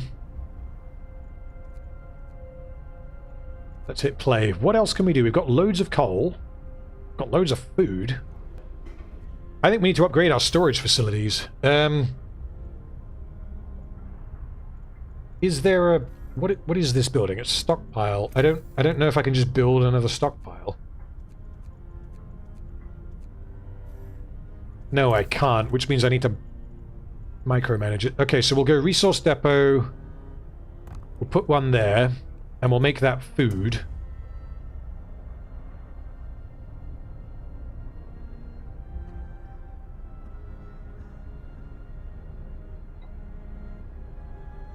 Yes, otherwise, you're an engineer. You are currently supposed to be working on more automatons, but I don't have any steam cores, so you're currently just sat there with your feet up. Enjoy it while it lasts, good sir, or madam. Oh shit, wait, did someone just become sick with frostbite? Ooh, okay, here we go. And then I will have another sneaky peek at chat. Give me a moment. So I can upgrade the heaters even more. We're about to hit minus 60, which is not good for anyone. Efficiency I don't care about because we got loads of steam. Loads of coal. I haven't had the overdrive yet, so I don't really care yet. The advanced heaters is a maybe, but not yet. So this will bump the automatons... Ooh, we can have medical automatons. Who doesn't want to be operated on by an automaton? Yeah, I only have 2, so I feel like that's not the best move. Speed up the outpost teams. No, I feel like that's all not necessarily necessary. How are we doing on steel? Shit, we're capped on food. Okay.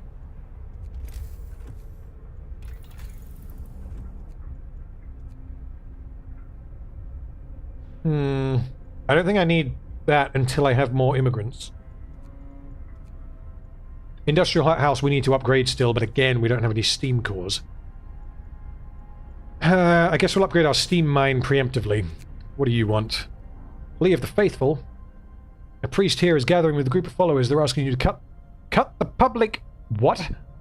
Cut the pub's opening hours. They contend that the pleasures it offers poison the minds and souls of our people. I was not aware that opening the temple would mean that I would have to close the pub, so...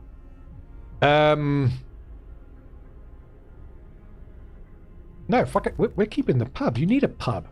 I'll demolish you, temple. Anyway, let's raise some hope. So these buttons here you can just use, I guess. I forgot that you can just press them, but you just can. And there's no reason not to. There's no penalty for not doing that. So, yeah. Are my workers... Yeah, they're in the process of transporting. Right. That's my resource depots. Okay, so when that's built, I'll change that to food. Right. Chatty chat, how are we doing? New Lord of the Rings films announced by Warner Brothers. Yeah, I mentioned this earlier, so they're not... I think, and hope, that they're not actually remaking The Lord of the Rings, because that would not really be worth their time. I hope, and from the way the article was worded, expect that they're going to be readapting parts of the other source material that is not The Lord of the Rings or The Hobbit, which would suggest that it's potentially going to be competing with Rings of Power. I don't know how to feel about it until we have more information. I don't know or care until we know who's writing it, who's directing it. I don't care. God of Booze. Yeah, well here, so we get to choose between God and Booze, and I guess we could choose the God of Booze. Is there any benefit to having more than one pub, though? That's the question. Because the pub... At this point, no, because the pub reduces discontent and I'm already at 0 discontent. What I need to do is stop the Londoners. How do I stop the Londoners? Because when they leave, they die, which means I just lose 42 people, which I don't really want to do. I knew religion would backfire. Well, I mean, yeah, we do have hindsight. But it's either that or fascism. And I mean, fascism has a nasty habit of also backfiring, so... Gotta pick the lesser of two evils and make the most of a bad situation, really, in this game. Ooh. Hold on, people are about to be fisticuffsing. Molly Barber and Paul Cornwallis. Can I turn one of you into one of my chatlings, one of my randos? No, I think all of you are... Okay, if any of you in chat are not already a person in my Frostpunk city, tell me now. But I recognize all the names in chat. There is no help to having more than one pub. You need Steam cores. Yeah, I absolutely agree. Yeah, more than one pub's irrelevant. I've worked that out. More Steam cores. I gotta wait for my scouts. That's all I can really do, because I need to upgrade my hothouse, and I also need more storage. How long are you going? Well, we're at... Jesus. Man, we're at 20 to 3. Okay. So, my intention with this... Because we've had a steady number of streamers for the last few hours. Didn't I die? I need to stop. Jace, I will answer you in a moment. We've had a steady number of streamers for the last few hours, so I said I would go on as long as you guys want me to. However, it is my birthday tomorrow, and I want to be semi-functional. So I will not be streaming past 4 AM. I may stop around 3 AM, which would be in about 20 minutes. So we'll hold off 20 minutes and we'll see how we're doing. Because I would rather not be sleeping for the entirety of my birthday. Because I do not know yet what I'm doing. The sawmill needs workers. Stick them in the workforce. Good night, Source Maker. Thank you for the kind words. Okay, who died? Testicle has died. Tess is the only person that has died. The rest of you, poor sods, are still alive. How long you will still be alive for? Here's a different question. Currently I don't have any unemployed, but I've got a load of workers working in the factory, but they're not actually doing anything. So because I don't have any steam cores, which is unfortunate. So these guys are coming back with 800... Yeah, there we go. I'm nearly capped on coal. This is irritating, but I'm about to have to use it because the temperature's about to drop. Just wanted to say your city setup looks nice so far. Yeah, I mean, I think it's going okay. I no doubt could have done it better, but I'm playing on normal difficulty. I haven't played this in a while, and I am rather inebriated. So, hopefully it's going okay. Surely we have 2 testicles. Yeah, so I won't be able to find them now, but when Testicle died, I made Testicle the second.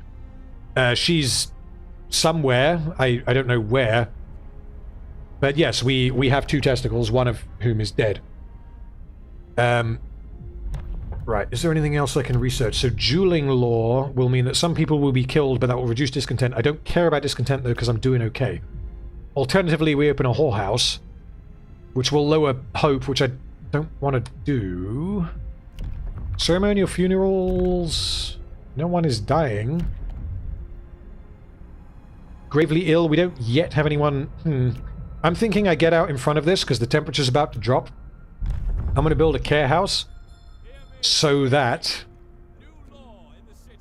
we have enough room in the medical posts, of which we have 3, for the people who are ill and have a chance of recovery. The people who do not have a chance of recovery go in the care home. And we'll stick them... We stick them next to the... Yeah, we can stick them within range of the heater. We'll stick them there, which counts as in range. Okay.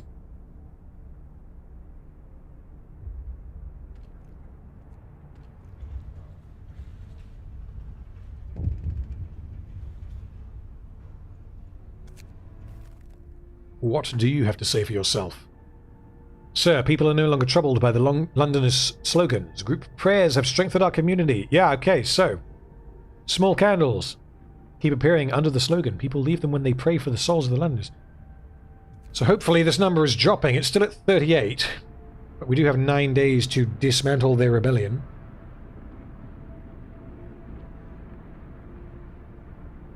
See you later, Truffle Pup. Thank you so much for your help. And, yeah, I will endeavor to get the steam cores. I doubt I'll be going at this for much more than 15 more minutes, because I'm rather tired myself. And I will absolutely save this and continue another time. So hopefully you don't die in the meantime.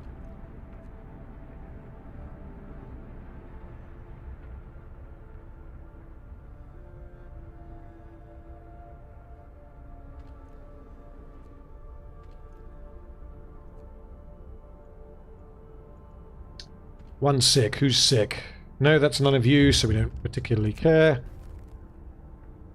People are gaining hope because people are leaving the Londoners. So I still can't use extended shifts. I need to build a care house, which I've just done, and we're researching, or we're waiting until we can research the Faith Keepers. And we still have no unemployed, which means we're actually running pretty efficient. There we go. Let's get some hope.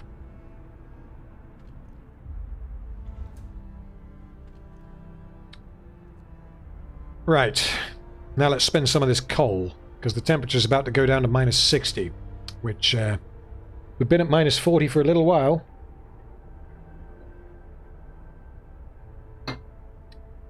And we're about to go down to minus 60 for the first time.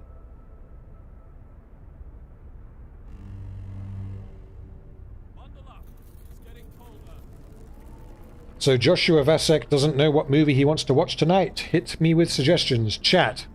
Have at it. Hit him with suggestions.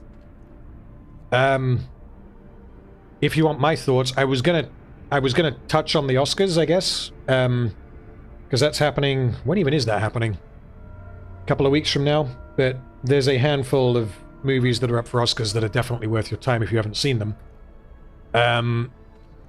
I won't elaborate too much for now, but the two best films of last year that I saw are Everything Everywhere All at Once and All Quiet on the Western Front. If you have not seen either of those, then those would be my recommendations for you. I'll probably save any kind of Oscars discussion for whenever the next stream ends up being. June as well, another good suggestion. June is excellent. I'll probably save any discussion on Oscars for the next stream, because there's a whole bunch of them that I haven't seen, and we're kind of winding down at the moment because I'm getting a little bit tired. It's nearly 3 AM where I am. Okay, anyway, everything's getting cold, so we're going to have to enable our heaters, which will of course increase our coal consumption.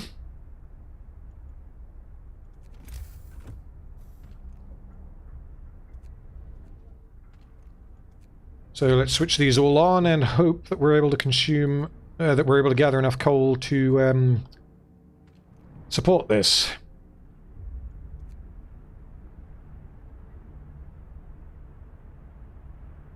Yeah, June I've only seen once. I bought it on Blu-ray because I was like, damn, that movie was amazing, but because I got rid of my Xbox, I actually don't have a means of playing Blu-rays at the moment, so I'm going to pick up a Blu-ray player soon, and then at some point I'll rewatch June. But yeah, June is excellent. Yeah, dude, if you haven't seen Everything Everywhere All at Once, it's fantastic. It's pretty much unlike anything else I've ever seen. The way the film is put together is it's fantastic. You got to see it. It's very entertaining, very funny, very compelling, and very creative. Right, what do we want to upgrade next?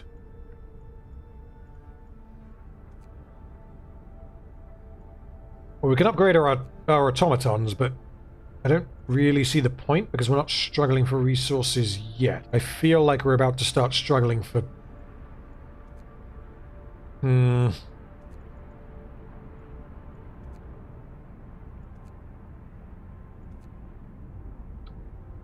just in case, I'm not struggling at the moment, we're going to go for the medical post upgrade because if...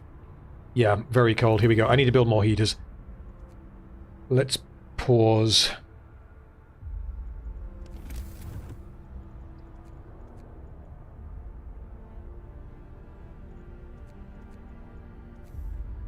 So we need steam hubs.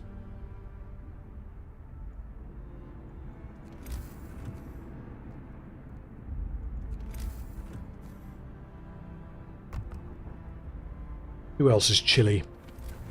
You're chilly, you can have a heater.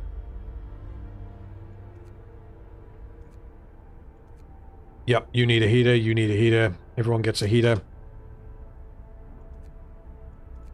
Are you chilly? No, yeah, you're chilly. Yeah, you can... You'll be okay. You'll be okay being a bit chilly. This is Frostpunk, after all.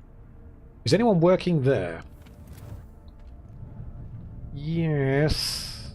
Okay, you can have a heater too. As can you. The problem with this potentially... Oh no, we're still gaining more coal than we're actually spending.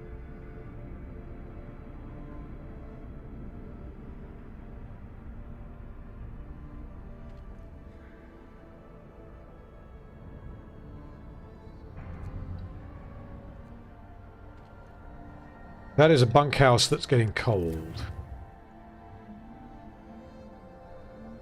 Yeah, heater right there would be lovely. Can we... Or a steam hub. There we go. Okay. So hopefully... we're doing okay. Yeah, when it came to visuals, the new Dune was on point in my opinion. Yeah, there's something about Denis Villeneuve's movies. Largely because of Roger Deakins, most likely. Of course, he wasn't involved in the new Dune movie, but he has done, I think, all of Denis Villeneuve's other movies, or at least all of the ones I've seen. And there's just something about them. He's probably my favorite director. Prisoners, I think, is a masterpiece. Sicario is a masterpiece. Blade Runner 2049 is a masterpiece. Dune, I don't want to call a masterpiece yet because I have only seen it once. That's the only reason why I will not call it a masterpiece. But like the rest of his movies, like holy shit, they're incredible. I haven't seen Enemy. From what I hear, that's his weakest movie. Incendies I've seen once and it was very good, but I feel like I need to watch it again to actually give my view on it. Yeah, when is it that Dune Part 2 comes out? I think it's later this year, or maybe it's 2024. I can't remember. But yeah, either way, I think the biggest problem with the first Dune movie, having only seen it once, is the pacing was weird because it is half a story. And when I went into it, I was unaware that it was half a story because the movie is called Dune, not Dune Part 1. Or maybe it is now called Dune Part... I don't know. Maybe they retconned it and called it Dune Part 1. I have no idea. But I didn't know that the movie was going to end until about a minute before it ended. So I was like, oh, okay, they're obviously winding down and they're setting up the sequel and all the rest of it. But it was like, I just wanted it to keep going. It was so good. Shit, someone became gravely ill. Who's gravely ill? Is it one of you? Oh shit, damn it, I just pressed the wrong button.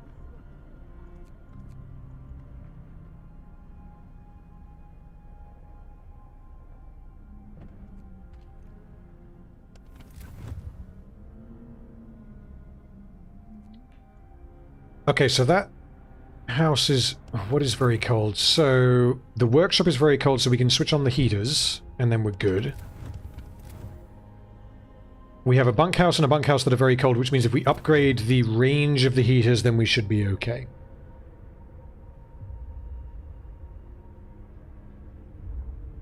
I'm hearing rumblings that they want to fix Dune, and not in the sense that they want to fix the issues with the first half. I mean, you'll have to elaborate on that. I'm unfamiliar with what you're referring to. I'm not sure what you do with the second half of Dune, but I don't know the source material, because I don't read books. So, I don't know what to expect. All I know is I really, really enjoyed Part 1. I hated that they split it, but this is definitely a book that deserved to be split apart, but doing so at least a basic problem. Yeah, I agree. This is, like, assuming that Part 2 is good, because it might not be, who knows. But assuming that Part 2 is good, I feel like it's a movie that you just watch from start to finish. It's like, what, 5-6 hours, and you just watch it all in one go. The only reason why they split it is for budgetary reasons and because they wanted to mitigate risk, and so that the movie wasn't 6 hours long. But if it's one story, who cares? Just watch it all in one go and then go. That's kind of why I feel like I'm kind of waiting on rewatching Dune Part 1.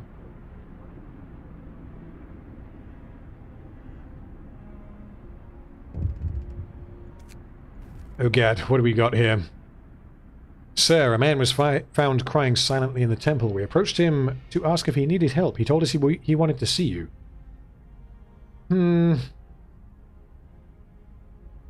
He likes the temple. Okay. Well, I can't do much with that, but I'm glad you like the temple.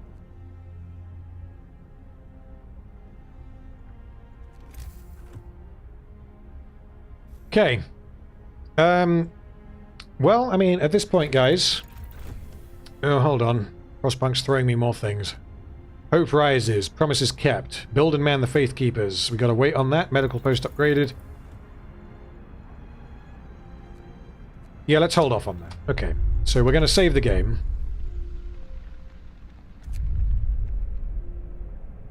Stream fun. Okay. It is 5 minutes to 3 at this point. And I have been streaming at this point for 5 hours, which is a hell of a lot longer, and a hell of a lot more whiskey than I thought I was going to be drinking. So, I mean, I'm thinking I'm going to call the stream in about 5 minutes, so I'm just going to leave Frostpunk paused.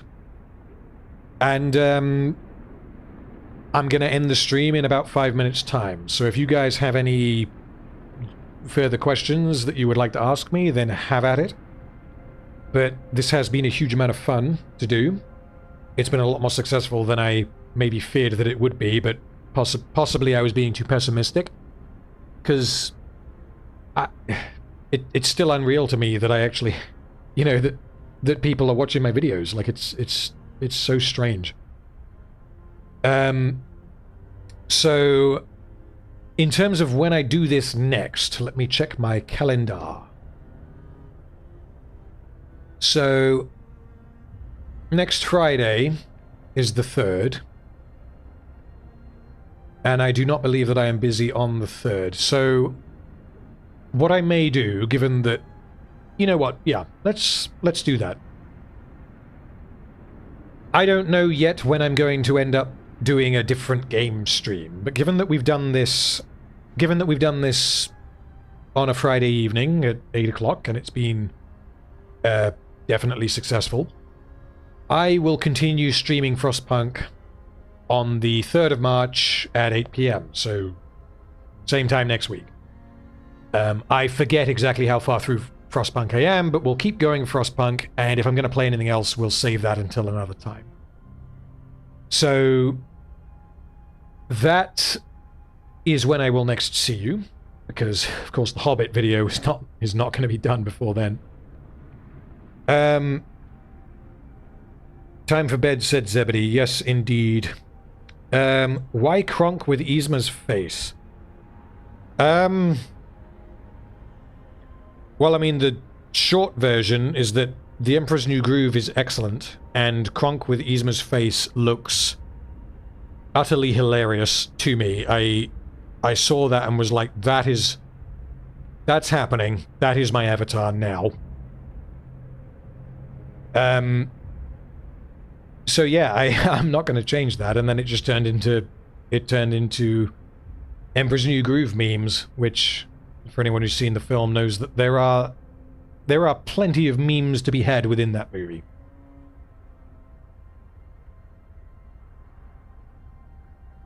So yeah, I'm thinking I'm gonna call the stream in a minute. But thank you so much to all of you who tuned in to view. Hopefully I went on long enough for you. Is this 7 hours? Are we at 7 hours? Jesus, yeah, OBS, we're at 7 hours and 3 minutes. Jesus Christ, that's a hell of a lot longer than I thought I was going to be going for. Yeah, what else can I say? Thank you so much, guys, for tuning in.